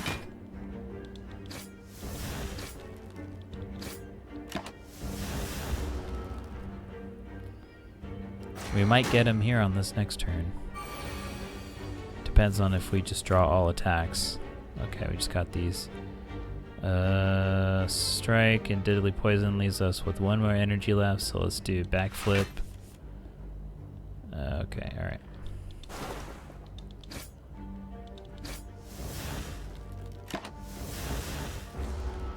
Oh, did we get him? Oh, we did. Good. We did it. Alright, so let's see. We got Stone Calendar at the end of turn 7, deal 52 to all enemies. That's hella sick. Got the one at the Emerald key. We won't need 2 more keys now. Choke is really good with shivs. We do have a couple shiv cards. Yeah, I think that's better than these 2, so let's do that.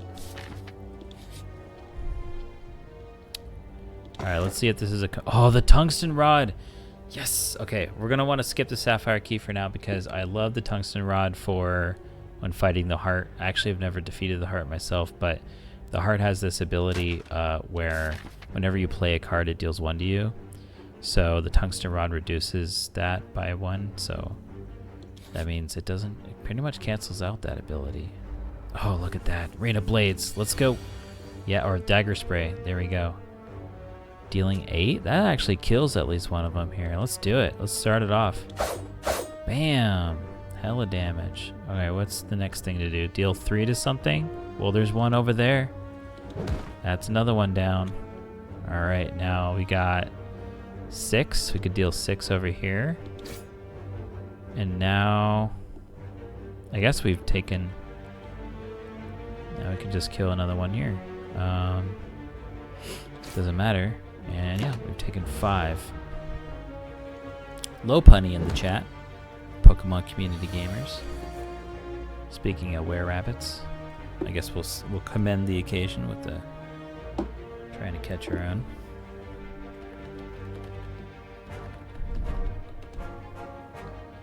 Alright, now all we have to do is strike this thing. Distilled Chaos. Oh, that's good. Play the top 3 cards of your draw pile. That's cool. There's more poison, and we don't have discard synergy, and this is kind of mid, I think. Deal 8 next. Yeah, okay. Let's do more poison. Guess we're middling between Shiv and poison type of deck. We definitely need to rest, I think, by now. We'll skip on the recall of the Ruby Key.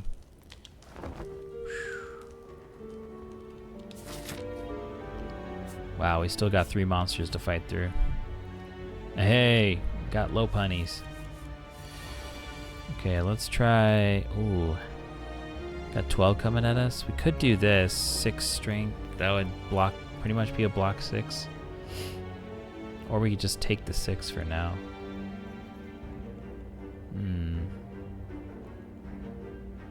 Bad draw. Do we just do the Distilled Chaos now? Choke. Let's take the risk. Let's choke and then Distilled Chaos, and it'll cause lots of damage. But we might draw some... Oh, good. That was some good stuff. Hell yeah. Hell yeah. Okay. Now we're only taking 4 damage right now. We could just neutralize that with a defend here. Or survivor, sorry. Or we could be on the offense. I think we don't need to be. They're at 16. And they're about to be at 13 after we play a survivor. So I'm going to do that. Because I don't think I can kill him now. That's 6, 7, 8, 9 damage. And this is 8 plus 3, 11 damage. So let's just not take the damage. There.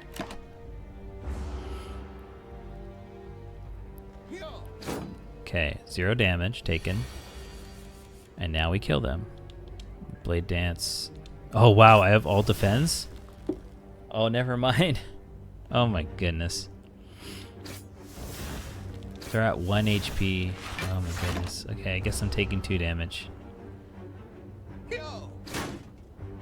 Or 1. I guess tungsten rod. Less than that for me. Alright. Another choke, which is good for shivs. Draw 3, discard 1. Whenever you are attacked, deal 3. Oh, yeah, let's do another choke, I guess.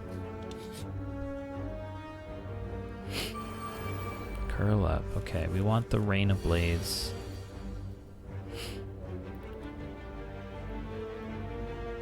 Guess we can neutralize the one that has the highest attack here. And then Survivor and Defend or Backflip as well. Yeah, let's try a Backflip. See what we get. Oh, 2. Oh, wow. 2 poisons. But we want to deal damage. Like, here's 1 strike here. And then we can Survivor. Or, let's get rid of choke. Okay. I have 13. Okay, good. Now I can strike one of these. I guess right here. This one might attack next turn. And has less HP. Yeah, there we go. I might do a single strike on it next turn. So we take no damage here. Good.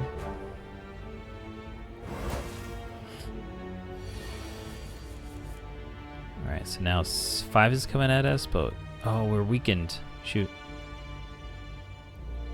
That's okay. We can maybe Blade Dance our way to victory here. These deal 3 each? Yeah, there you go. So we do 3, 3, so that's good. And then 5 is still coming at us. We could Piercing Well. Yeah, we probably should. That's probably a responsible thing to do. Infinite Blades, shiv them. Okay. So now we're taking 0 damage. We're not trying to, we couldn't have rushed it right then, so we should make sure to preserve our HP. Okay, 7 coming at us. Kill that thing now. Okay.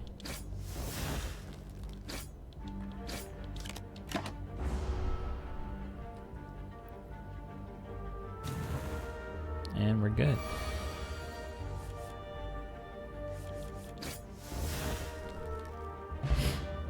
Ooh, that's a good potion. I like that. Setup. Put a card from your hand on top of your draw pile. Cost 0 until played. That could be good. Put a choke on top. That's nice. We do have a couple chokes. I like that. Let's do it.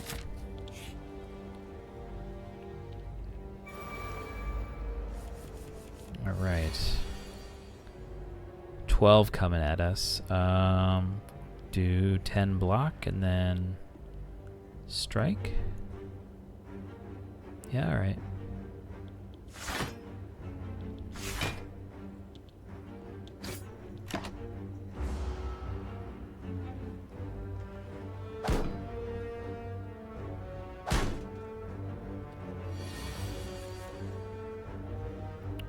All right, another 12 coming at us. This is really good to play though, I think. Survivor plus Backflip would be 13. That's taking nothing, that's good. So I guess we should do that. Yeah, so let's do Backflip, see if there's something better. Nah, so Survivor, get rid of choke, and then Dagger spray them. Take 0 damage.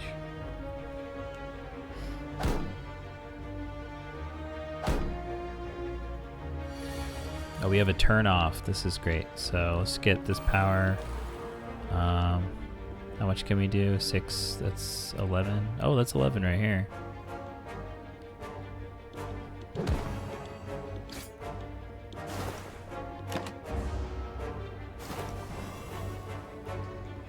And we're vulnerable, so we'll take more damage from them. Okay. Can we kill them now? 14. This will be... Are we weakened? No. I might be able to kill them now. I think so. Good job. Good job.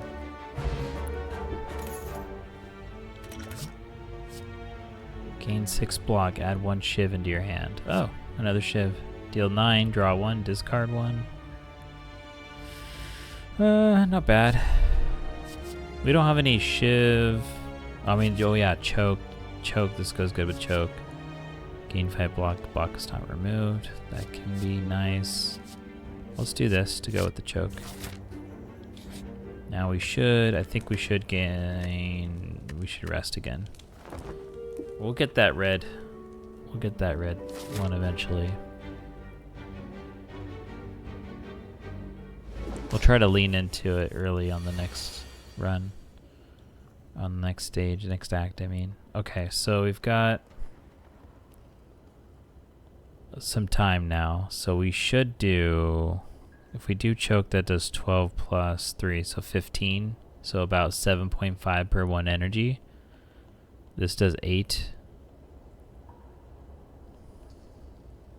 I think we should do these, I guess 8 plus. We want the poison because it's going to do the most damage over time. So I guess we do dagger spray, deadly poison, and then with the 1 left we have, we do a strike.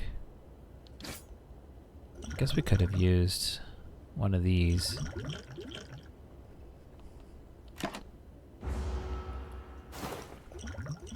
Choose a card in your hand, discard pile, return it to your hand, cost 0. That could be, oh, that could be good. Alright, we have 36 coming at us. Let's see, if we do choke, I think we want to do that after we get infinite blades going. Alright, let's try backflip. Oh, nice. Cloak and dagger. Shiv. I think I want infinite blades going. Alright.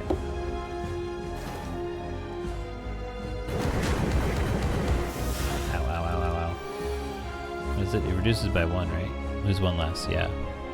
Whenever you would lose HP. Yeah, okay. So we have a setup. We have a choke here too. That's, oh man. That could be sick. Alright, let's try it. Let's do liquid memories, drink. Get choke back in our hand. Play it. Play choke here. Shiv. And then poison them. We're okay with the 6 damage we're about to take.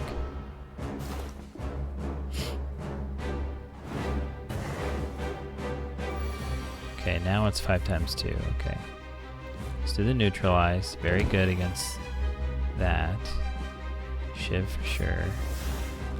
And I guess Blade Dance for sure as well, considering the rest of the hand. Now we could defend twice here. I think that might be the good way to go here. We take 0 damage.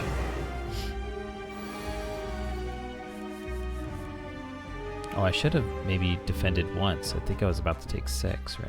Okay. Well, let's keep that in mind for Cloak and Dagger here. Poison, add more of that, shiv them, and then strike.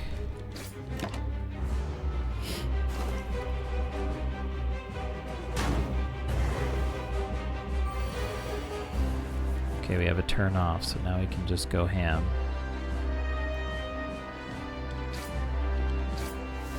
Oh boy, I guess we play setup? Make something cost 0. I guess we do setup for the piercing whale on top, maybe? Yeah, okay.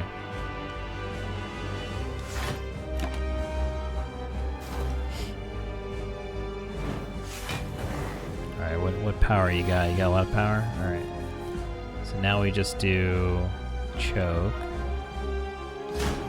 Piercing whale. Shiv. And they're not going to do anything because the 1 each is going to be negated by a tungsten rod, so it's going to be 0 then 0. Oh, nice. The calendar? Stone calendar came into play. I think we got this in the bag, peeps. Let's do a choke and a shiv. There we go. Okay. Rare card. Apply 6 poison when it dies. Deal max HP to all. Gain 2 intangible. At the end of your turn, lose a dexterity. Ooh. Very risky there. Glass knife. We don't have strength increasing stuff, so let's... I mean, I guess we can corpse explosion. We're really getting a lot of expensive stuff in our deck, though. Maybe we can try to get a relic that increases our energy. Upon pickup, remove 2 cards from your deck. Gain an energy at the start of your... Do you generally like card style games? Yes, Rinks, I do. Card games are my thing. Thus the bat and kaitos. Thus, yeah. Whenever there's rectangular shapes with game stuff happening on them, I'm like, ooh. Thanks for attempting to pet a bunny bot, Harris.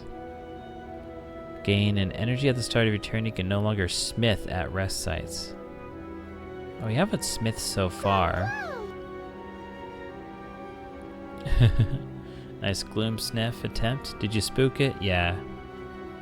Or maybe, yeah. I mean, it's always spooked out.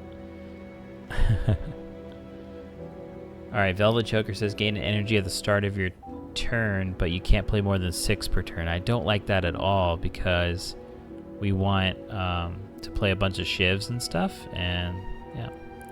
So we can either do Fusion Hammer or Empty Cage. I'm feeling Fusion Hammer. We're definitely going to be spending one of our...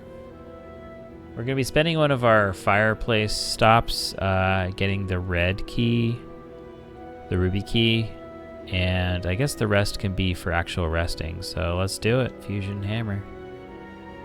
Ooh, a Flareon in the chat for Pokemon Community Gamers. I'm going to try to get a Flareon too. Those are fun. Speaking of fireplace, can you imagine if you had a Flareon and just be like, hey, can we roast marshmallows over you? That'd be kind of cool. I guess Cyndaquil can do that a little more. Alright, let's see. We're gonna get a merchant we're gonna do merchant stuff this time. That would be, if all else fails with the question marks, that'd be right there, which means we'd have to take any path, I guess. Our most chance to get a merchant is this way. Oh, wait, it's the same thing. 2 fights, then 2 questions. But at least with this path, we have a chance to go left instead. Alright. I'd be feeling better during winter. Yeah. Holy, 20 is coming at us. You gotta knock it off, you thieves. Alright, I guess we can do... Oh, I should have poisoned this other one and then it can kill this one. Oh, I made a mistake there, I think. If we could just kill this, it kills this one. Unless we kill this one faster. I guess so, it's too late now. I guess we just do this one and then hope for the best. It would be left at 7 HP. Alright, let's go. We're on a mission. I am gonna take some damage though. 8 plus 5, 13. I take 4 damage, or I just go for it and do 12 and they're that much closer to dying. I think I should go for it because they're gonna run, right? Alright, let's take some damage.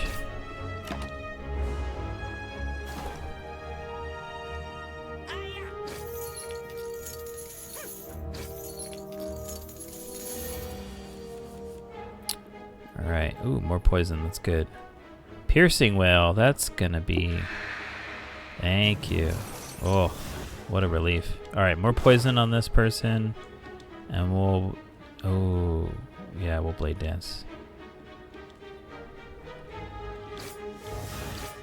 How much are they at? 10? Okay, they only need to have 6. So they're about to die, so we could shiv this one. Here we go. Kaboom! And now we just have to do a little tiny bit of damage to that thing. we go. We gotta use a potion next combat.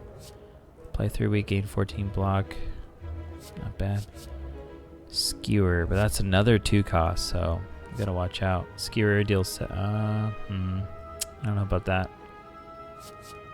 Backflip. Okay, let's go with backflip. We can get through our deck more. Try to get to our poison cards. Okay, it's about to gain blocks, so let's just go ham on attacking it. But let's choose a card here. I think maybe we'll bless the forge right now. Although this does the best against bosses when we keep this, so maybe we'll just do a colorless potion. Yeah, alright. Choose, although it is also good at the start of a turn. We have 18 cards. We're also likely to loop back around. Think. Colorless.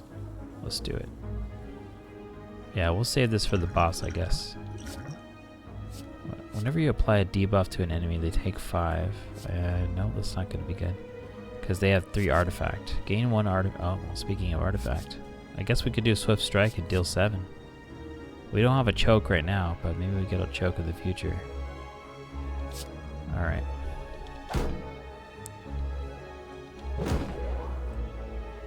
There you go. Poison does nothing at the moment, but we could increase their artifact diminishment. I mean, might as well. Because we have no other offense cards. This doesn't exhaust when we use it, so we'll save it.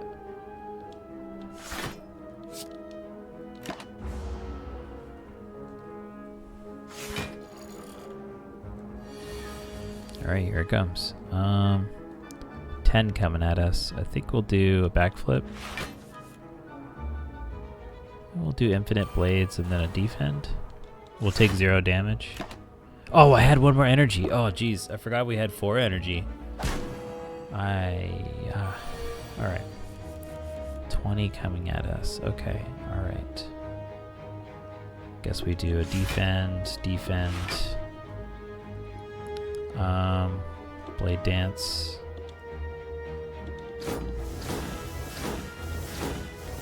Okay, poison works better, but they're at... Okay, well, we're getting there. We're whittling them down. Now they can't prevent any more poison. Oi. Here we go.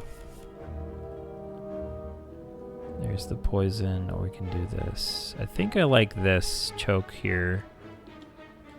Yeah, that's pretty good. Because we can get some blocks here. Shiv there. Shiv here. We keep choking them. And then we can either backflip or we can strike. I think we should just backflip here. There we go.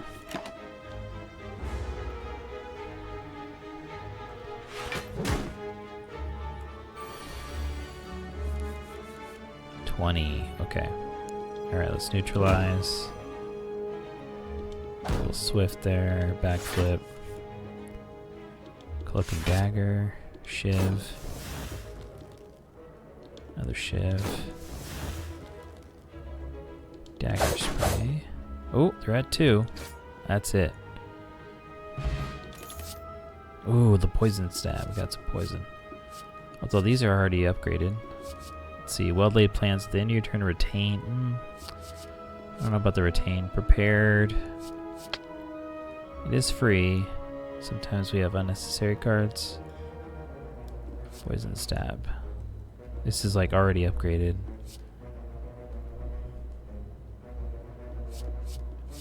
Alright, let's go for another poison.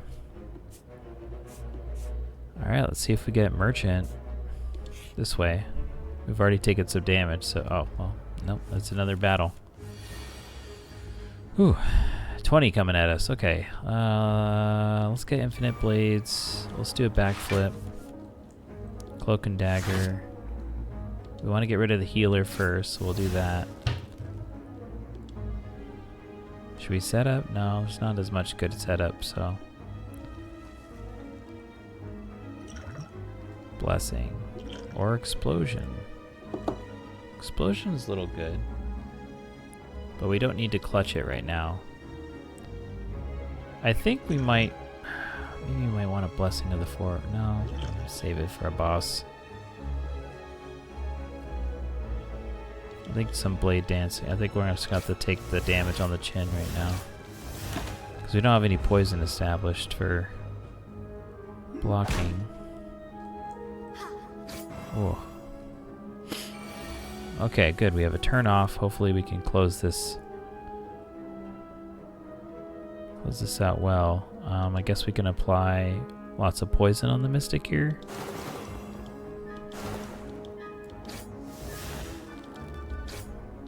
When the Mystic blows up, it's gonna do that much damage to, or do its max HP damage to the other guy. Okay, we still have a turn off. That's good. Let's do that. Oh, I forgot to choke. I should have choked, huh? I choked. That's funny. Okay, what can we do? We have deadly poison. Yeah, we should definitely choke here. Okay, neutralize. Poison. 18. Yeah, they're about to die now. Okay.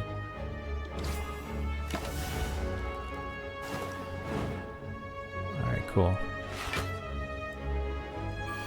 12 coming at us. Let's defend. Yeah, let's get the 5 blocks. Let's see. Yeah, let's do that. I've been listening to this as I do my chart. It's really weird to hear let's choke. Yeah. Yep. Dagger spray. And then the strike. There you go.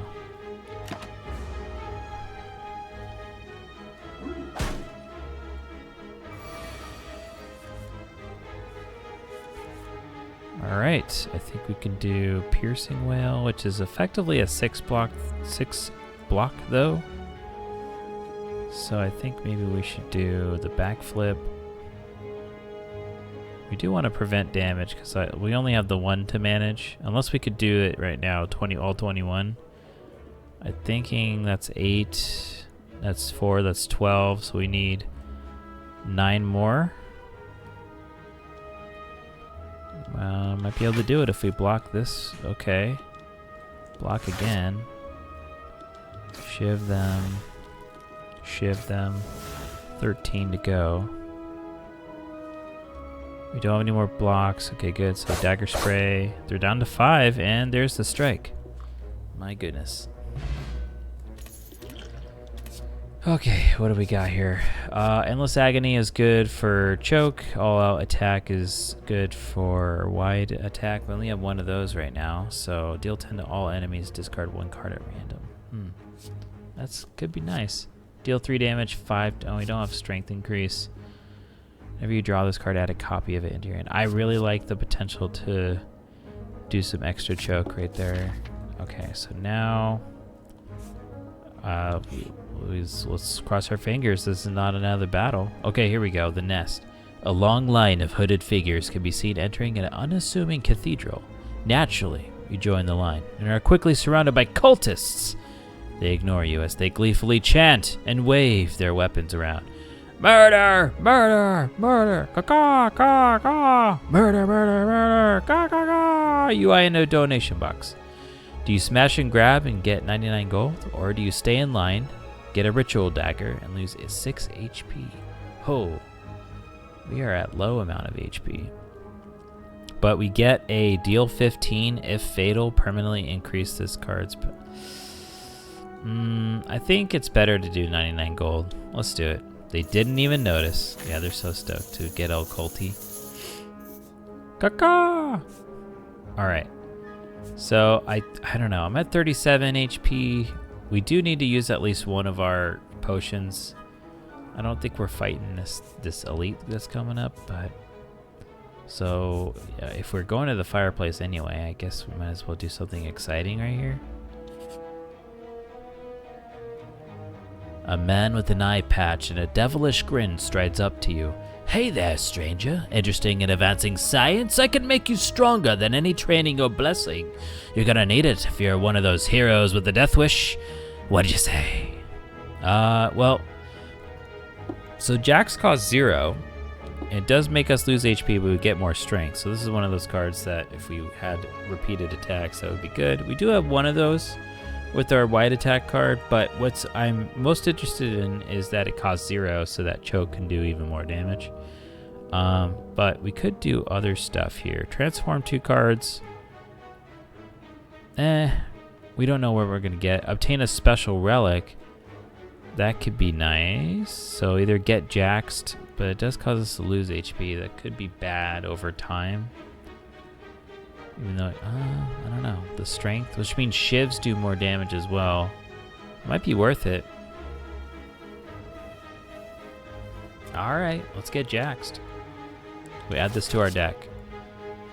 Alright, let's see. Gosh. I guess, I don't know. There's another fireplace coming up, right? I hope so. I guess we'll recall. Might lose our chance. Yeah, there's another fireplace coming up. Okay. We'll skip. We'll try to see if we don't battle. Oh, we got the merchant. Merchant, we're ready to spend. We got hella gold burning holes in our pockets. Hella holes in our pockets. Membership card, 50% discount on all products. Did I say 50 or 30? I don't know. Let's get the membership card. Hell yeah. What else can we get? Nunchaku, every time you play 10 attacks, gain an energy. I like that. Okay, what's this? You can now gain strength at rest stop. No, we're probably not going to use that as much. Eldegoss in the chat for Pokemon Community Gamers. Put a skill from your draw pile into your hand. Oh, that just gets us straight up poison if we want it to, right? Or even Jax. Get Jaxed. Enemy loses 9 strength this turn. That's a nice little like tutor card. And then we have the card removal service. I like removing cards. That's nice. Let's do it. What do we not want to see as much? I think it's just regular old attack, right? Getting defense lets us survive more. Although if we get Jaxed, we want to get these strikes. So maybe lose a defend. Whenever you play a card, choke does stuff. Okay. Alright, I'll get rid of strike. Because poison does the attacking for us, I guess. Which Bane will do more. Well, I got choke and secret technique. We'll do secret technique, we'll do choke, we'll do Bane. Should we backflip? We could backflip. Oh, lots of stuff. Draw 3, discard 1. I don't like spending on that. Enemy loses 9 strength this turn. Exhaust. It does take up a draw when we get this, but at least it exhausts.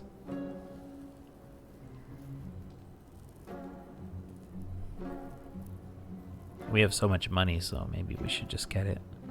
It goes well with choke. Hey, it does show some dark shackles. That's great. Alright, let's leave. We'll try to get to the next merchant opportunity as well. Alright, let's rest. Alright. Oh, another merchant opportunity. Good.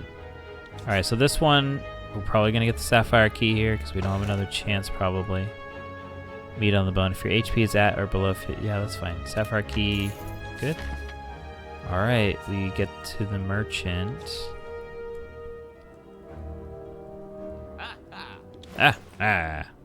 Ooh, another secret technique. Oh, yes. Shivs deal more damage. Okay, let's do it. What else is here? Lightning. Bottle lightning. Upon its pickup, choose a skill to start each combat with this card in your hand. Oh, that means we could pair it with secret technique and we could just get anything in our hand. But we could also get, I don't know, there's all sorts of stuff. Deal 13 to all enemies. That's great. War Pain. Upon pickup, upgrade 2 random skills. That's cool. Twisted Funnel. At the start of each combat, apply 4 poison to all enemies? We have to get it. We have to. is the only way. Get rid of a strike. 309 left. Man, this membership card is going the distance. I think we do need to get another secret technique. Deal 7, apply 1 week. Reduce the cost of a random card in your hand to 0 this combat.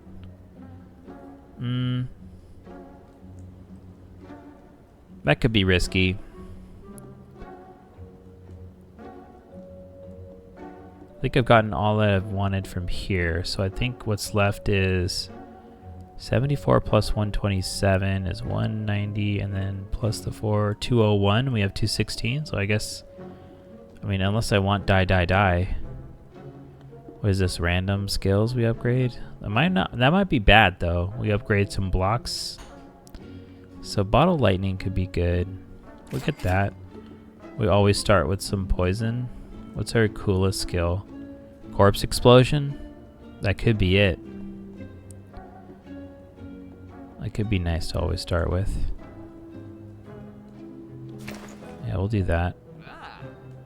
And then either we do War Paint or Die. I feel like Die being a rare card is appealing. Okay, so now let's go on to the fireplace again.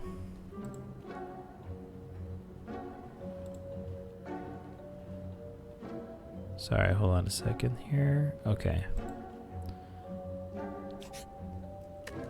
Guess the only thing we can do is rest. So now we're all full up.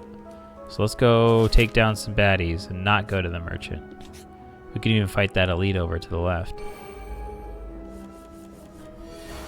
Okay, they're poisoned. We start out with poison, which is good because this kind of creature likes to get more and more blocks. So we can just say, sorry, buddy. You're about to explode. Although this is 6, that's not a really good rate for amount of poison, but well, yeah, maybe we just go ahead with the choke because look at all this. That's pretty good. We could do that. And I know that didn't really do much, but we are just increasing the choke amount here. Secret technique, we could do a poison here. Apply the poison. And do die. There you go.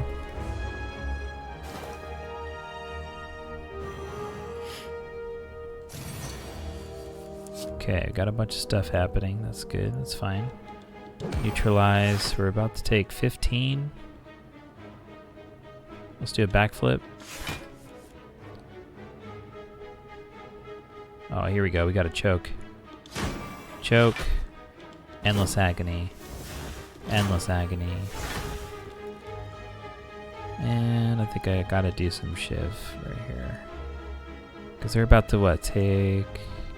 I don't know. That might not actually be good. This might actually be better. There we go. Oh, I forgot to use a potion. Well, I think it's too late. I'm about to kill them. Or, yeah, they're about to die. Okay.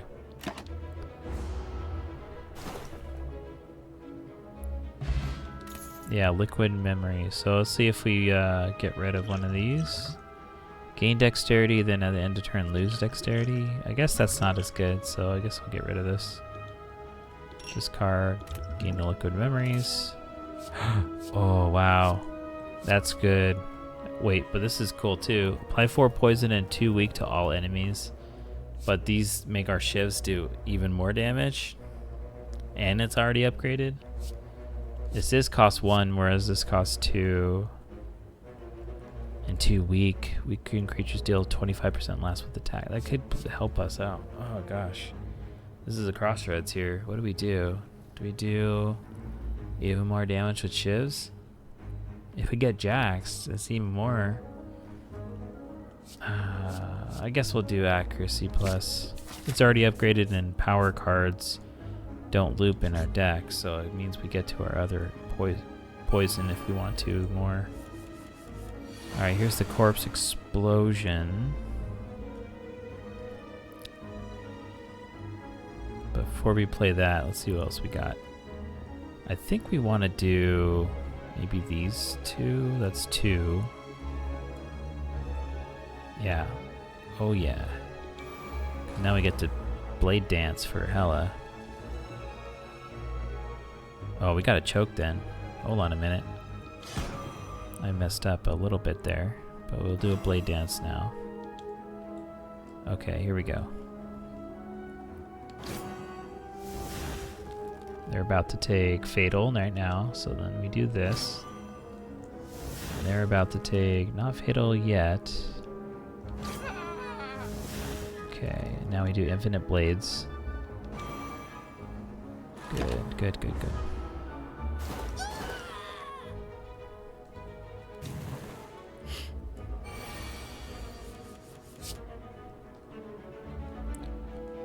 Oh boy, this is gonna be great. I feel like I still can't even use a potion yet. Maybe I should though. Alright, liquid memories. Drink. Let's get back choke. It's free, so we play choke. Another choke. Endless agony. Endless agony. Shiv. Die, die, die. Die, die, die. Psh, psh, psh, psh. And I guess Deadly Poison will do. Assuming they. I don't know. I guess the strike might have been better. They're about to die. So they would have been at 12. Yeah, we got this. We good.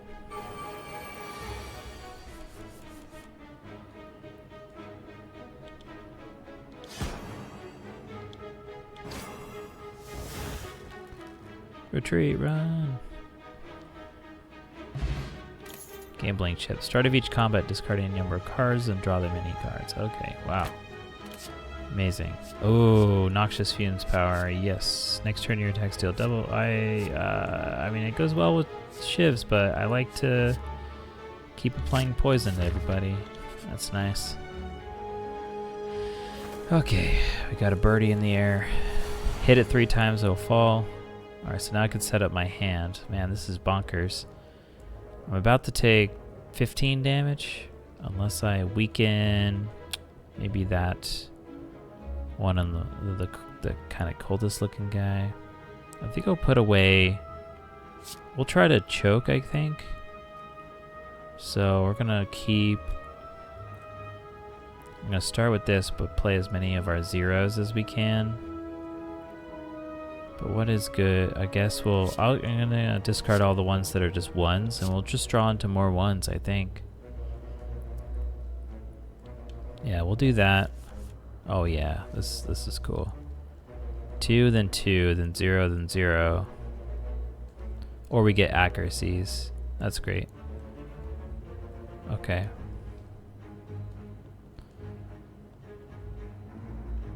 And that might be the way to go.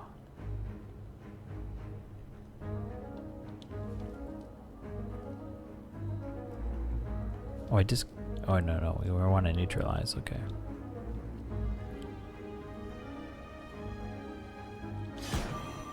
Okay, we're doing that. Oh, we got another energy, great.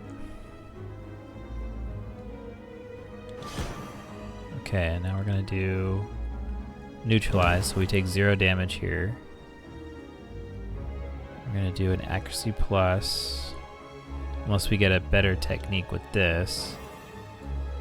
Skill, we get a nice skill. Lose 3 HP, gain 2 strength. We can always tutor into tutor, which is cool. I think we should do that. Do that. Choke happens again. Do this.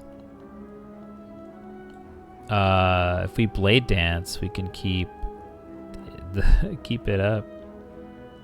Oh man. Although I guess if getting some block might be good. We're about to take some damage, right?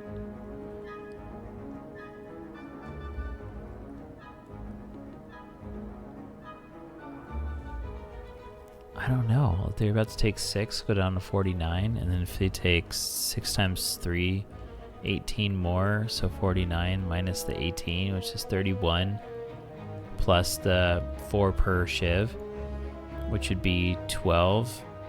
Still not enough to kill them. so we shouldn't count on that. Alright, I guess we cloak and dagger. About to do 10 to me.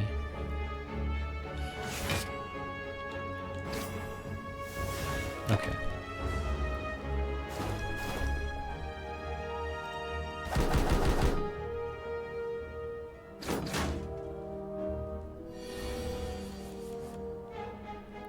Okay, we're about to take the 5 unless we just do this. Now we take 0 damage. Well, hopefully die then. There you go. And then we could apply 10 poison, so they'd be dead soon, I guess. And I'm not going to do Jax because I think we can just avoid losing 3 HP possibly.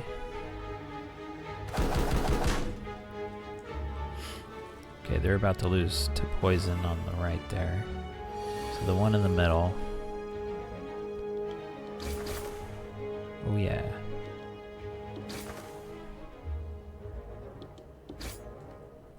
Oh yeah, they're both dead now.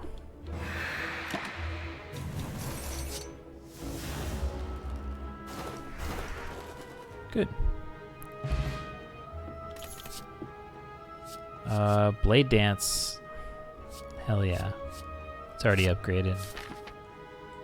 Alright, I guess we just recover a HP to full, and then we fight Act 2 boss.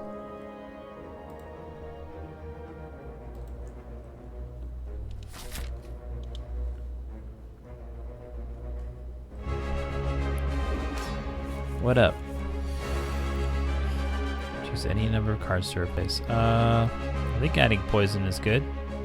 I don't need any blocks right now, so let's get rid of that, and what do we got? 2, 3. Yeah, we don't need this right now.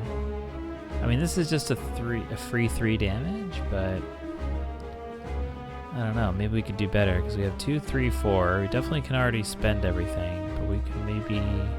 What's better than these? I guess that's free, so I guess there you go. I'll do that. Alrighty.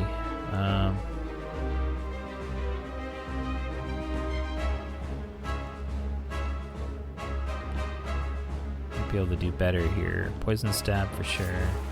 Get a free neutralize. Blade dance.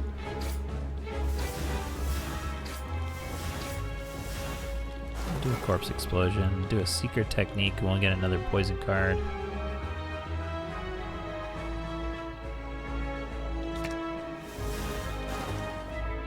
There we go. Houndour in the chat for Pokemon Community Gamers. Hello, minions.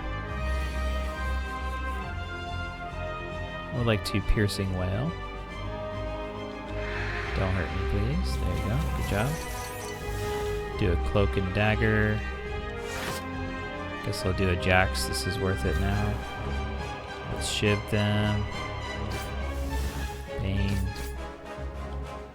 Guess we got Survivor for free.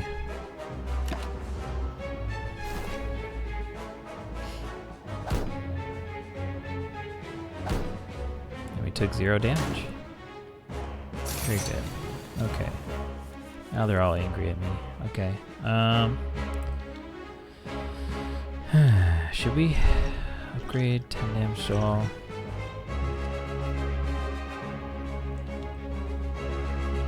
Let's do it. Upgrade. What does this? Put a skill. Oh, wow. Yeah.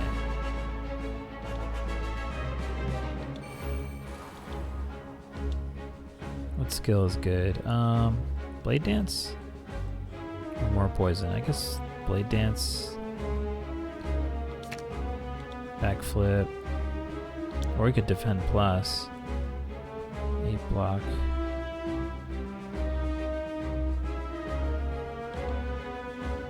So do that. There we go. Ooh, die. That's cool. Die. Deal 15 to all enemies. Or do... Yeah, I guess this is better. Alright, cool.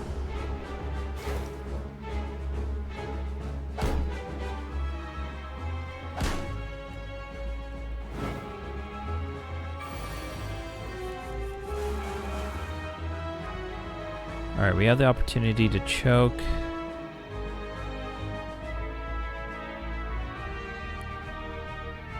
I think we should do it. What is this up here? The nunchaku is every time you play 10 attacks, you gain an energy, so I need to gain that much more attacks.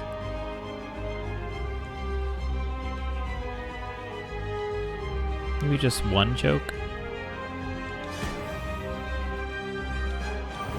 Shivs do more.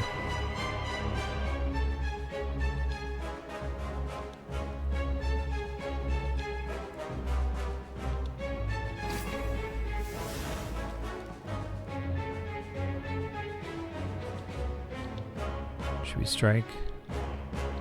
Or backflip? I guess backflip. There we go.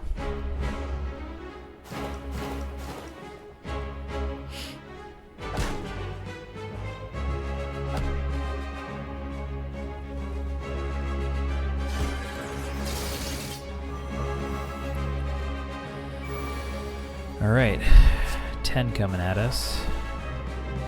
Now would be a good time to get choked, but we do not have that. It's alright. Our shivs do even more damage now. I guess we can kind of block by killing off. They're kind of low HP. They're about to take 5 there, so we have to do 15 there. I think we could do that. That's 16 right here. Oh, wow. Yeah, they're about to die there. Okay, good. So if we can do 6 plus 4, that's 10. That's not going to kill the one right here. But we can always get... it's pretty bad at gaining more block there. Alright, well, we'll just do... We'll take the 10 then. Well, I guess we have enough energy to do this anyway. Alright.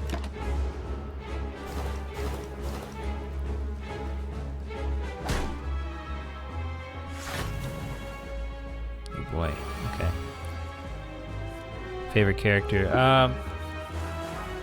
Not sure right now. Let's see. We've got so the Ironclad likes to do like attack. Okay, so not the Ironclad and not the Watcher. So it's either the Silent or the Defect. Silent is who I'm playing as right now.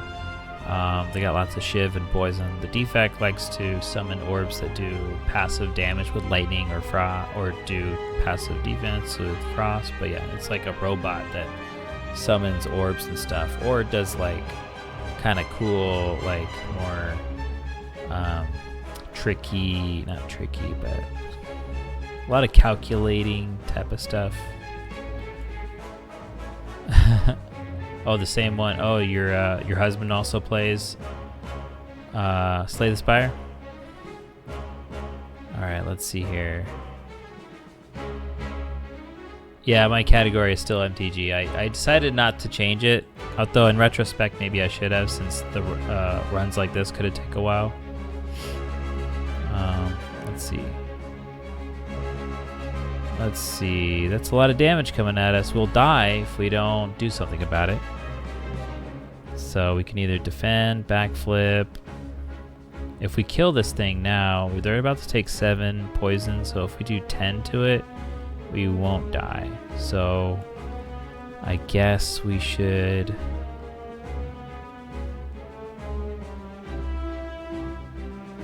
We can do 10. That's 6. That's 12 right here, right? Yeah. So that's gonna die already. So what we can do is choke here, right? Get jaxed. Do the Shiv here. Do a backflip. And, ooh, do a blade dance here. Shiv them, shiv them. Hell yeah. Okay, I think we're about to win. Knock on wood. Sometimes I miss something. Yeah, okay, we're at 14, and now all we have to do is pass the turn, and then that's it. We have a friend who made a mod for this, but I don't know if he ever finished Let It Out. Oh, what's the mod do?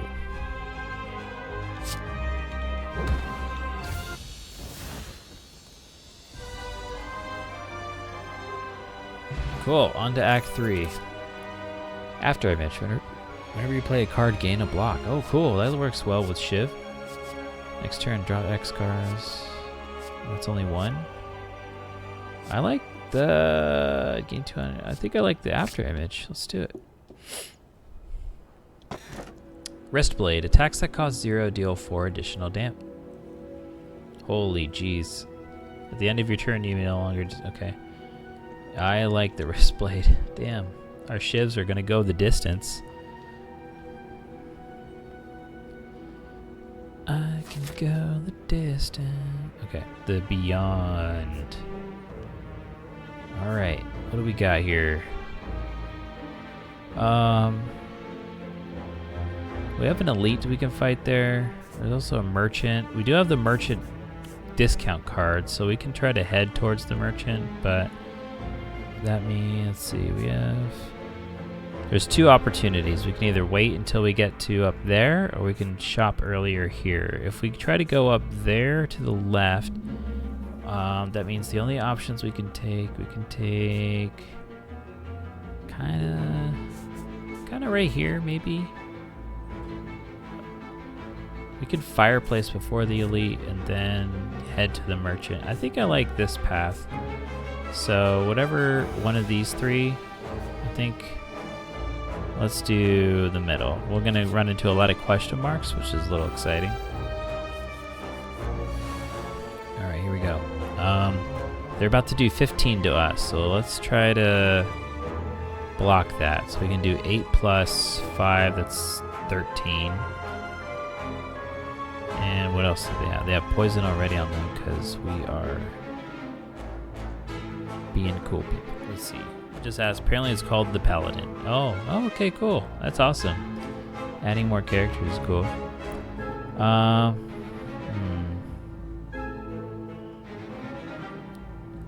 What else should we do for blocks? I guess defend is still not impressive, so let's get rid of that. There's not a lot of enemies here. And this also isn't a good rate. This is good, I think. These are good. These are not bad. So let's go for it. Alright. I guess we'll just go for some accuracy plus. Survivor will get rid of a strike. Another accuracy plus. We have 8 blocks so far, so I guess we can really minimize that damage here with Piercing Wail. Yeah. Oh, if I played another attack, I could have gained another energy.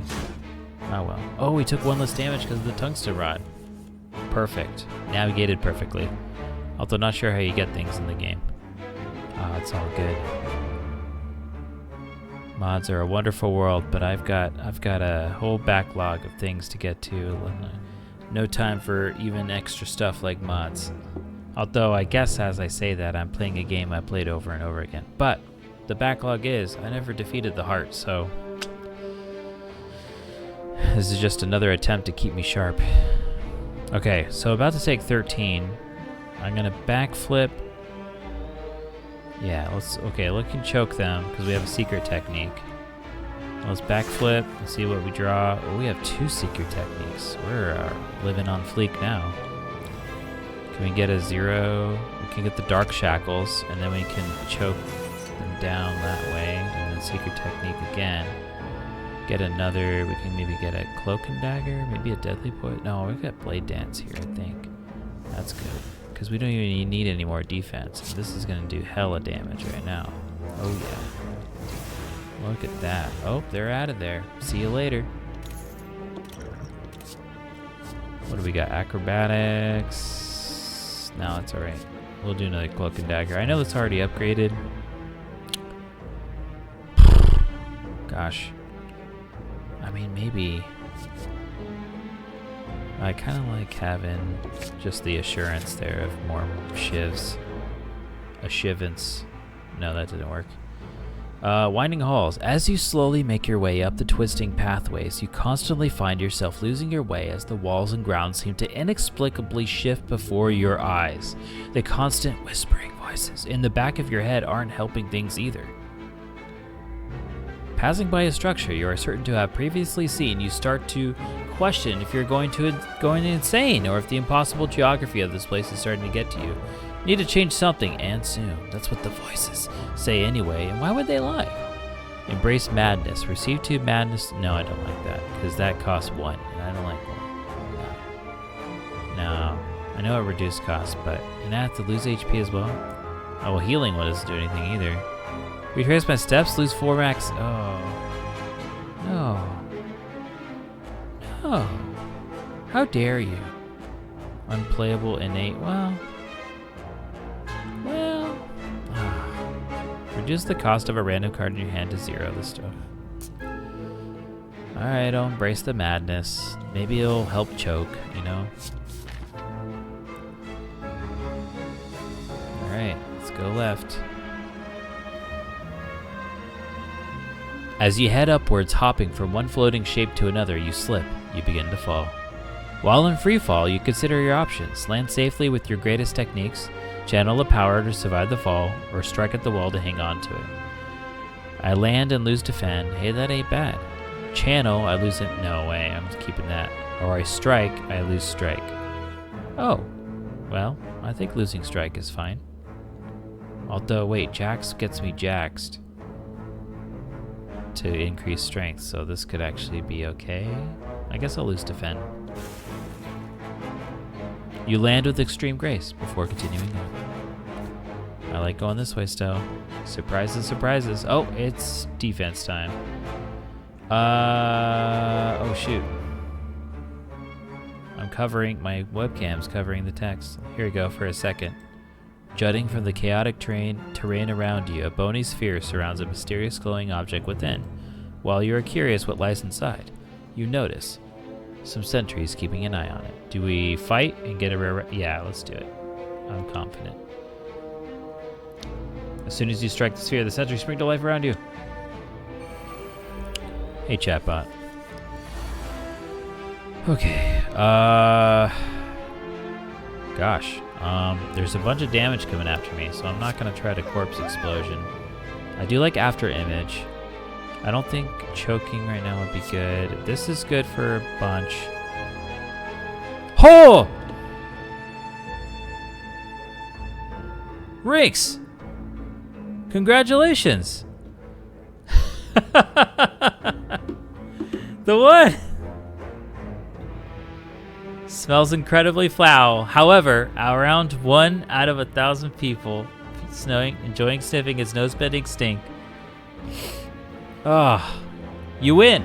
You win the Gloom Sniff. Congratulations, you are now in the Gloom Sniff Hall of Fame. I don't know what that looks like, and I'll have to construct that of some sort. But you got the one. But I do get to update the lowest sniff. What's weird, Rinks? Man, wouldn't it be weird if I got it? All right, let me go on over to our lowest sniffs. Let's go over to stream elements. Okay.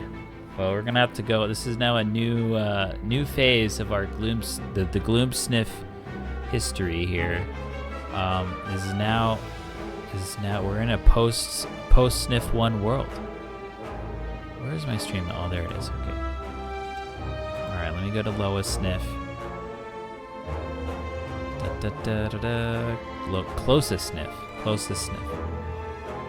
All right, so then we go 1 by Rinks, and then save, and then we do. I gotta clip this. Closest sniff. Rinks.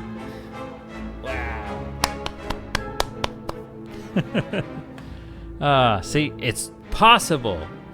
Some peeps were like, it's saying it's impossible. It's possible.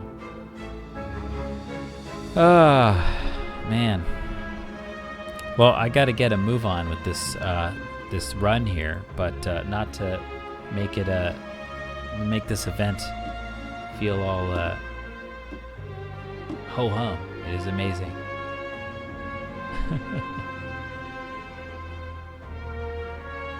Now we gotta wait to see what Ultramelon says. Oh. Alright, let's see here. We want to hit all. I don't think those do as much. Although they are already poisoned, so this does do more. I think this is ho-hum. I think this is good. This is a good discard here. Alright, we got a good little... Okay, we definitely want to after image now. Let's do that. Now we're going to gain some blocks. Let's reduce the attacks here. Good. Got a block. Okay, let's get a defend. I think I want infinite blades, and then we'll do a dagger spray. Okay. Alright, here goes.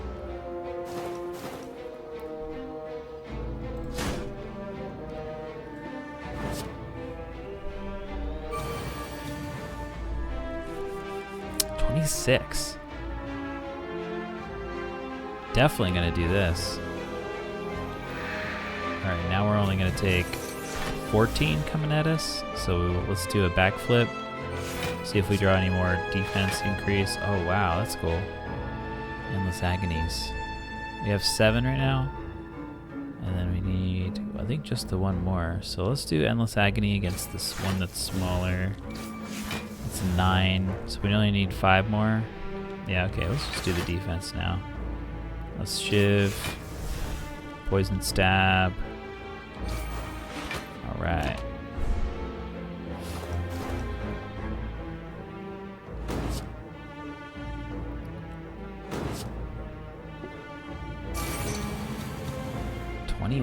God, they are getting stronger and stronger. Die. You are the first one to get one. Yep. The first sniff. All right. Let's try backflipping. Ooh, this is good. Okay, cloak and dagger. Let's get a shiv. Shiv them here. Shiv here. Get more blocks. Shiv here. I think the die. I mean, we could do survivor plus defend, which gets us 13, 14, 15 more, which means we get to 38, so we only take a little bit of damage. But if we're about to kill them, which I think we will be if we do this, then we prevent a lot of it. Yeah, they're about to die. Okay, good. So the 21 against our 24, I think we're good. We could just do a strike over here. Pass the turn. Bam. Okay. 19 coming at us. All right. I see you. Madness. What was it? Random card? Okay. I guess we'll backflip. Oh, we got 2 Sacred Techniques. So if we can get that, somehow get a choke. I don't think we can, because the choke is an attack.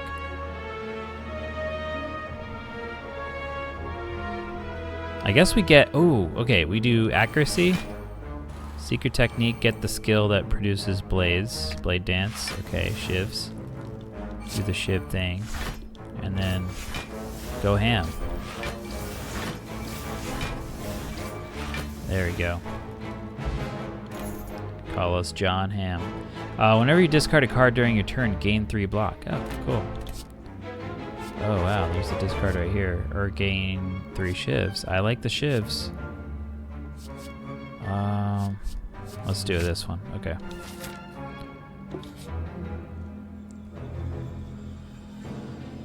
Navigating through the beyond, you discover a glowing tesseract spinning and shifting gently in the air.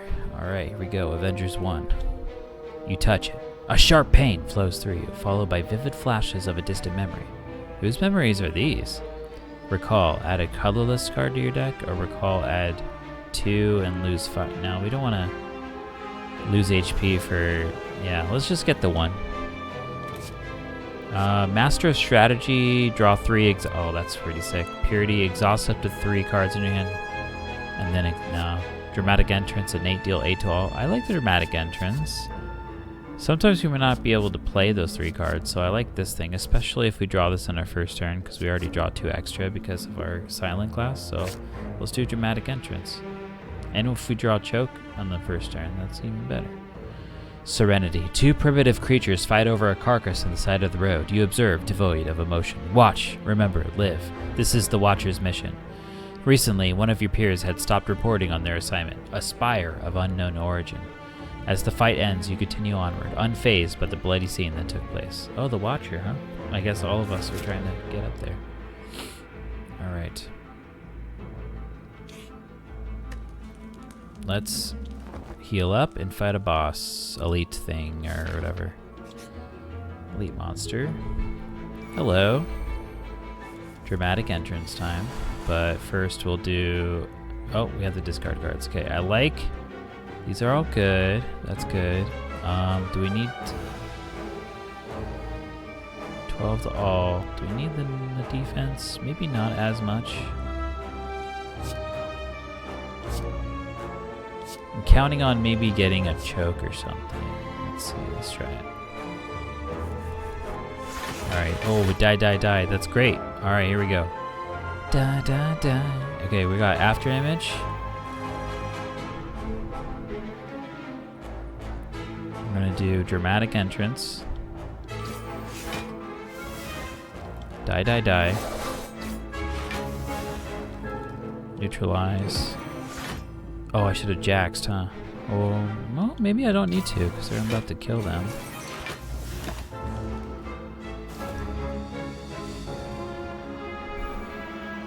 Oh, they summon another one. Okay, alright. Shivs deal more. Cloak and Dagger gets me another Shiv. I guess we'll Shiv them here. Get a skill. Get the Blade Dance. Get more Shivs.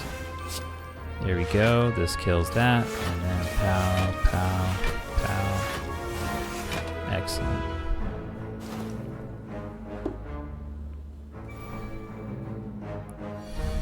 Oh, they're about to do 26 to us. Okay. Combate. Backflip.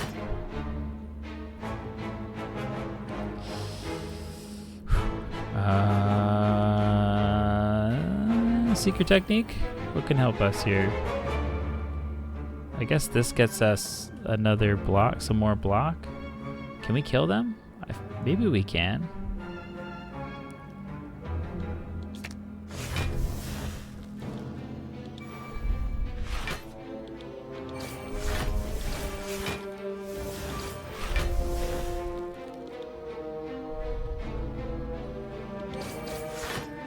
Oh boy, we only have 2 left. They're at 31. They're about... Okay, we need to do 21 more damage. I guess we're not doing that. Yeah, I messed up there. Okay.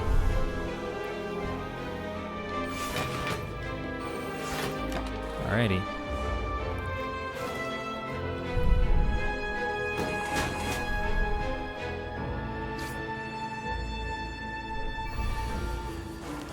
Alright, now they're about to die.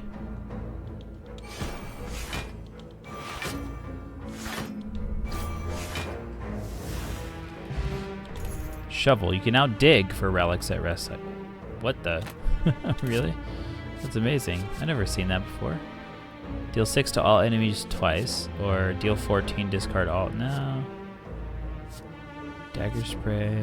Slice is kind of good to get more zeros in there, right? But this hits all.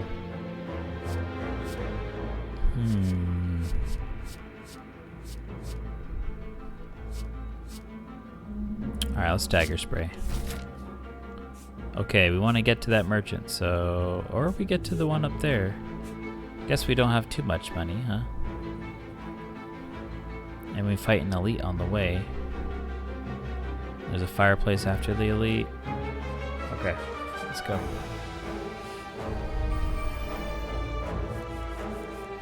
Okay, dramatic entrance.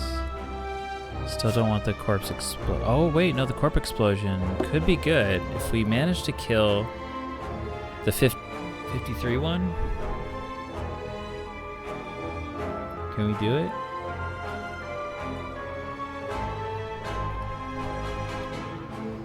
It does 6 plus 12, 18.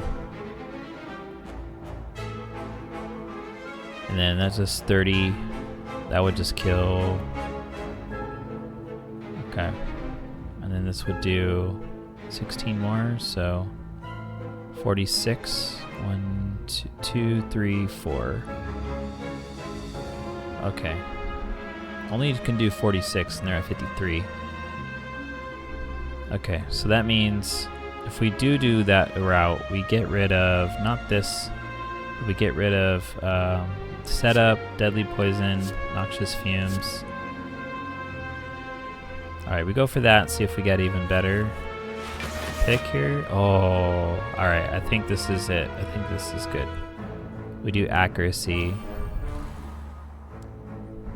Corpse explosion.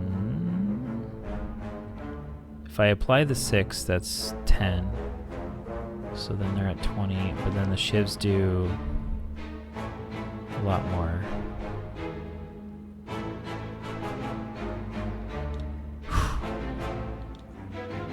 I could just do this now. Ow, ow, ow. Okay. Alright, here goes. Wait, I take damage every time I attack it. Damn it. Okay.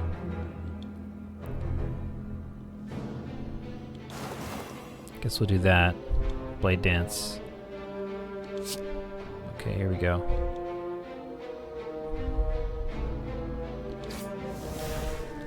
That's about to die now. So then we do... That's about to die now as well.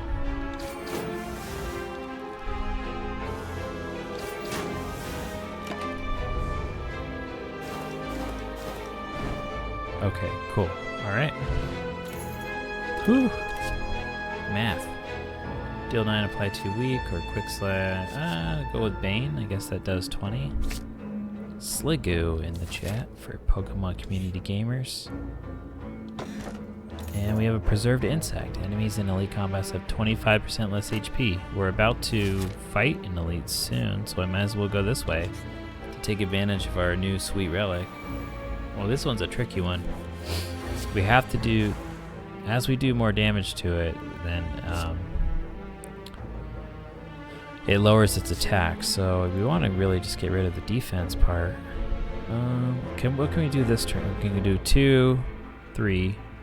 We could try to set us up for the future with that. Guess we'll get rid of this. Let's see how many zeros we can get, huh? Let's do that. Oh, we got a lot of stuff going on. Alright, choke. Excellent. Alright, here goes.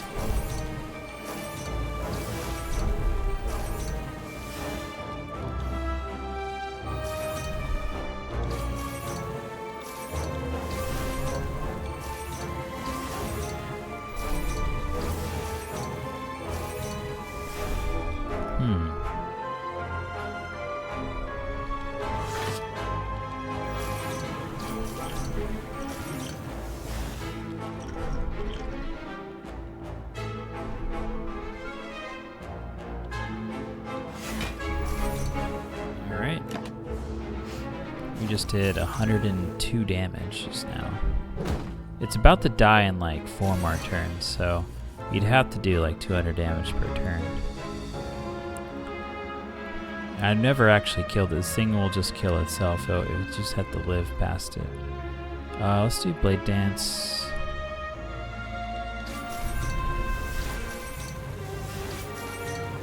Guess we'll Bane it. There we go. Strike. Guess we could Piercing Wail, but what does that do for us? Not much.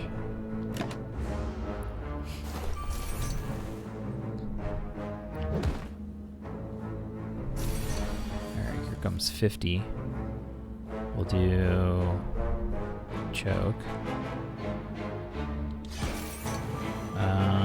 Blade Dance.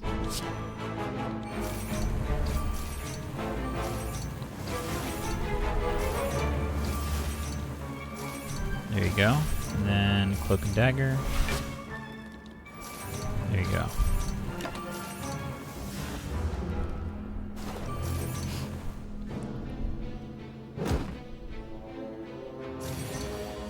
$60 coming for us. Okay. Choke.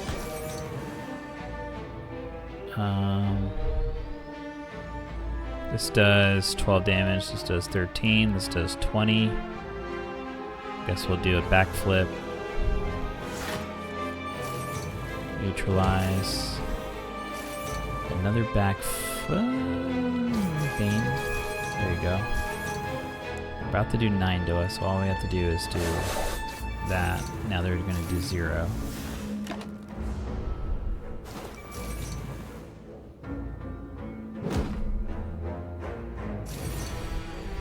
Okay, 70 coming for us. Alright. We could do this. Secret technique. Oh wow, oops. There's just not a lot of good stuff here. Guess we'll do that. Dark Shackles. Noxious Wave. Deadly Poison. Can we do this? There you go. Some damage. Uh-oh. We're about to take a lot of damage. Crap. Ouchie.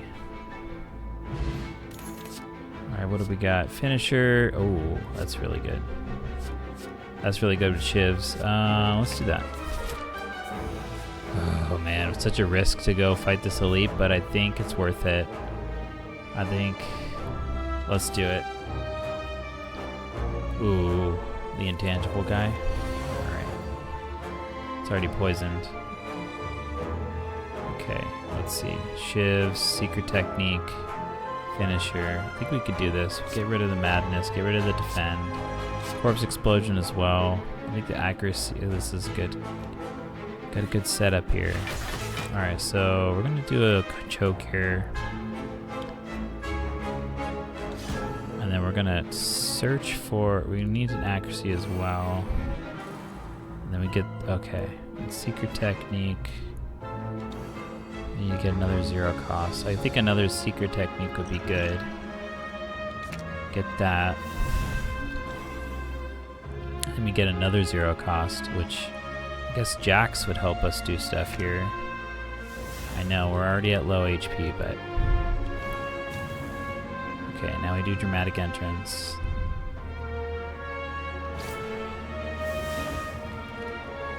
Oh wow, I think did I screw myself here? I might have, with the Finisher Blade Dance thing. This would do 20 damage, and this is gonna do not as much. Okay, Finisher then. Alright.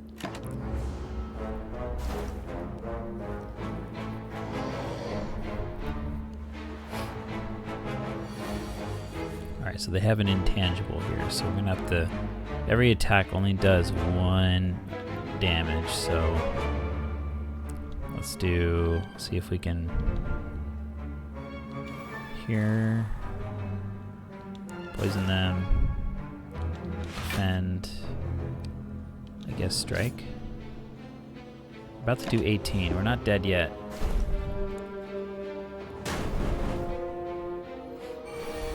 Okay, 18 again. They don't have intangible now. That's good. Get him. Get him. Ugh.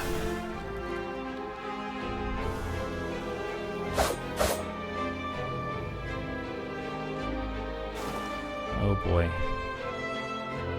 Deal 8 or apply 2. That would do 4 overtime. I think I have to do this now.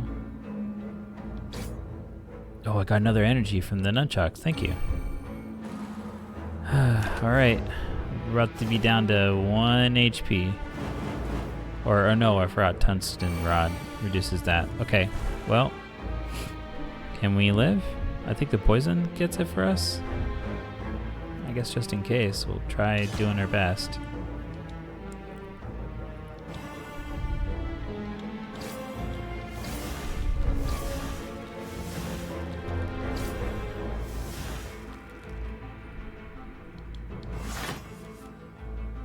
Okay. Alright, here it goes. Right? No, the poison doesn't... Oh, alright, we're dead. We're dead. Damn, that was close. Okay, good run. Alright, we did some good magic design. We did a nice, relaxing Slay the Spire run here, and I think we should go and wrap it up here. Let's see who we can raid. So I'm going to look at my mobile device here.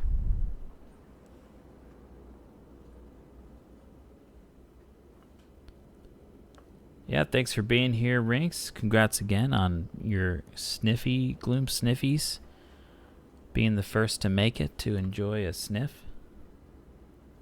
Alright, who do I got here?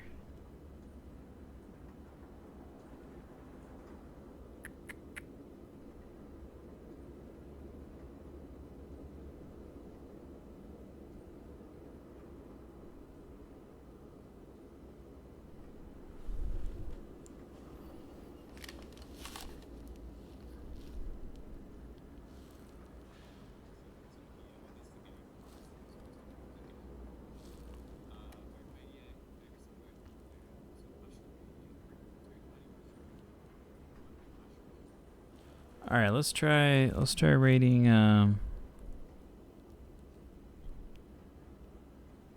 let's try raiding somebody that's playing Pokemon Fire Red Leaf Green. Let's go ahead and do that. Raid.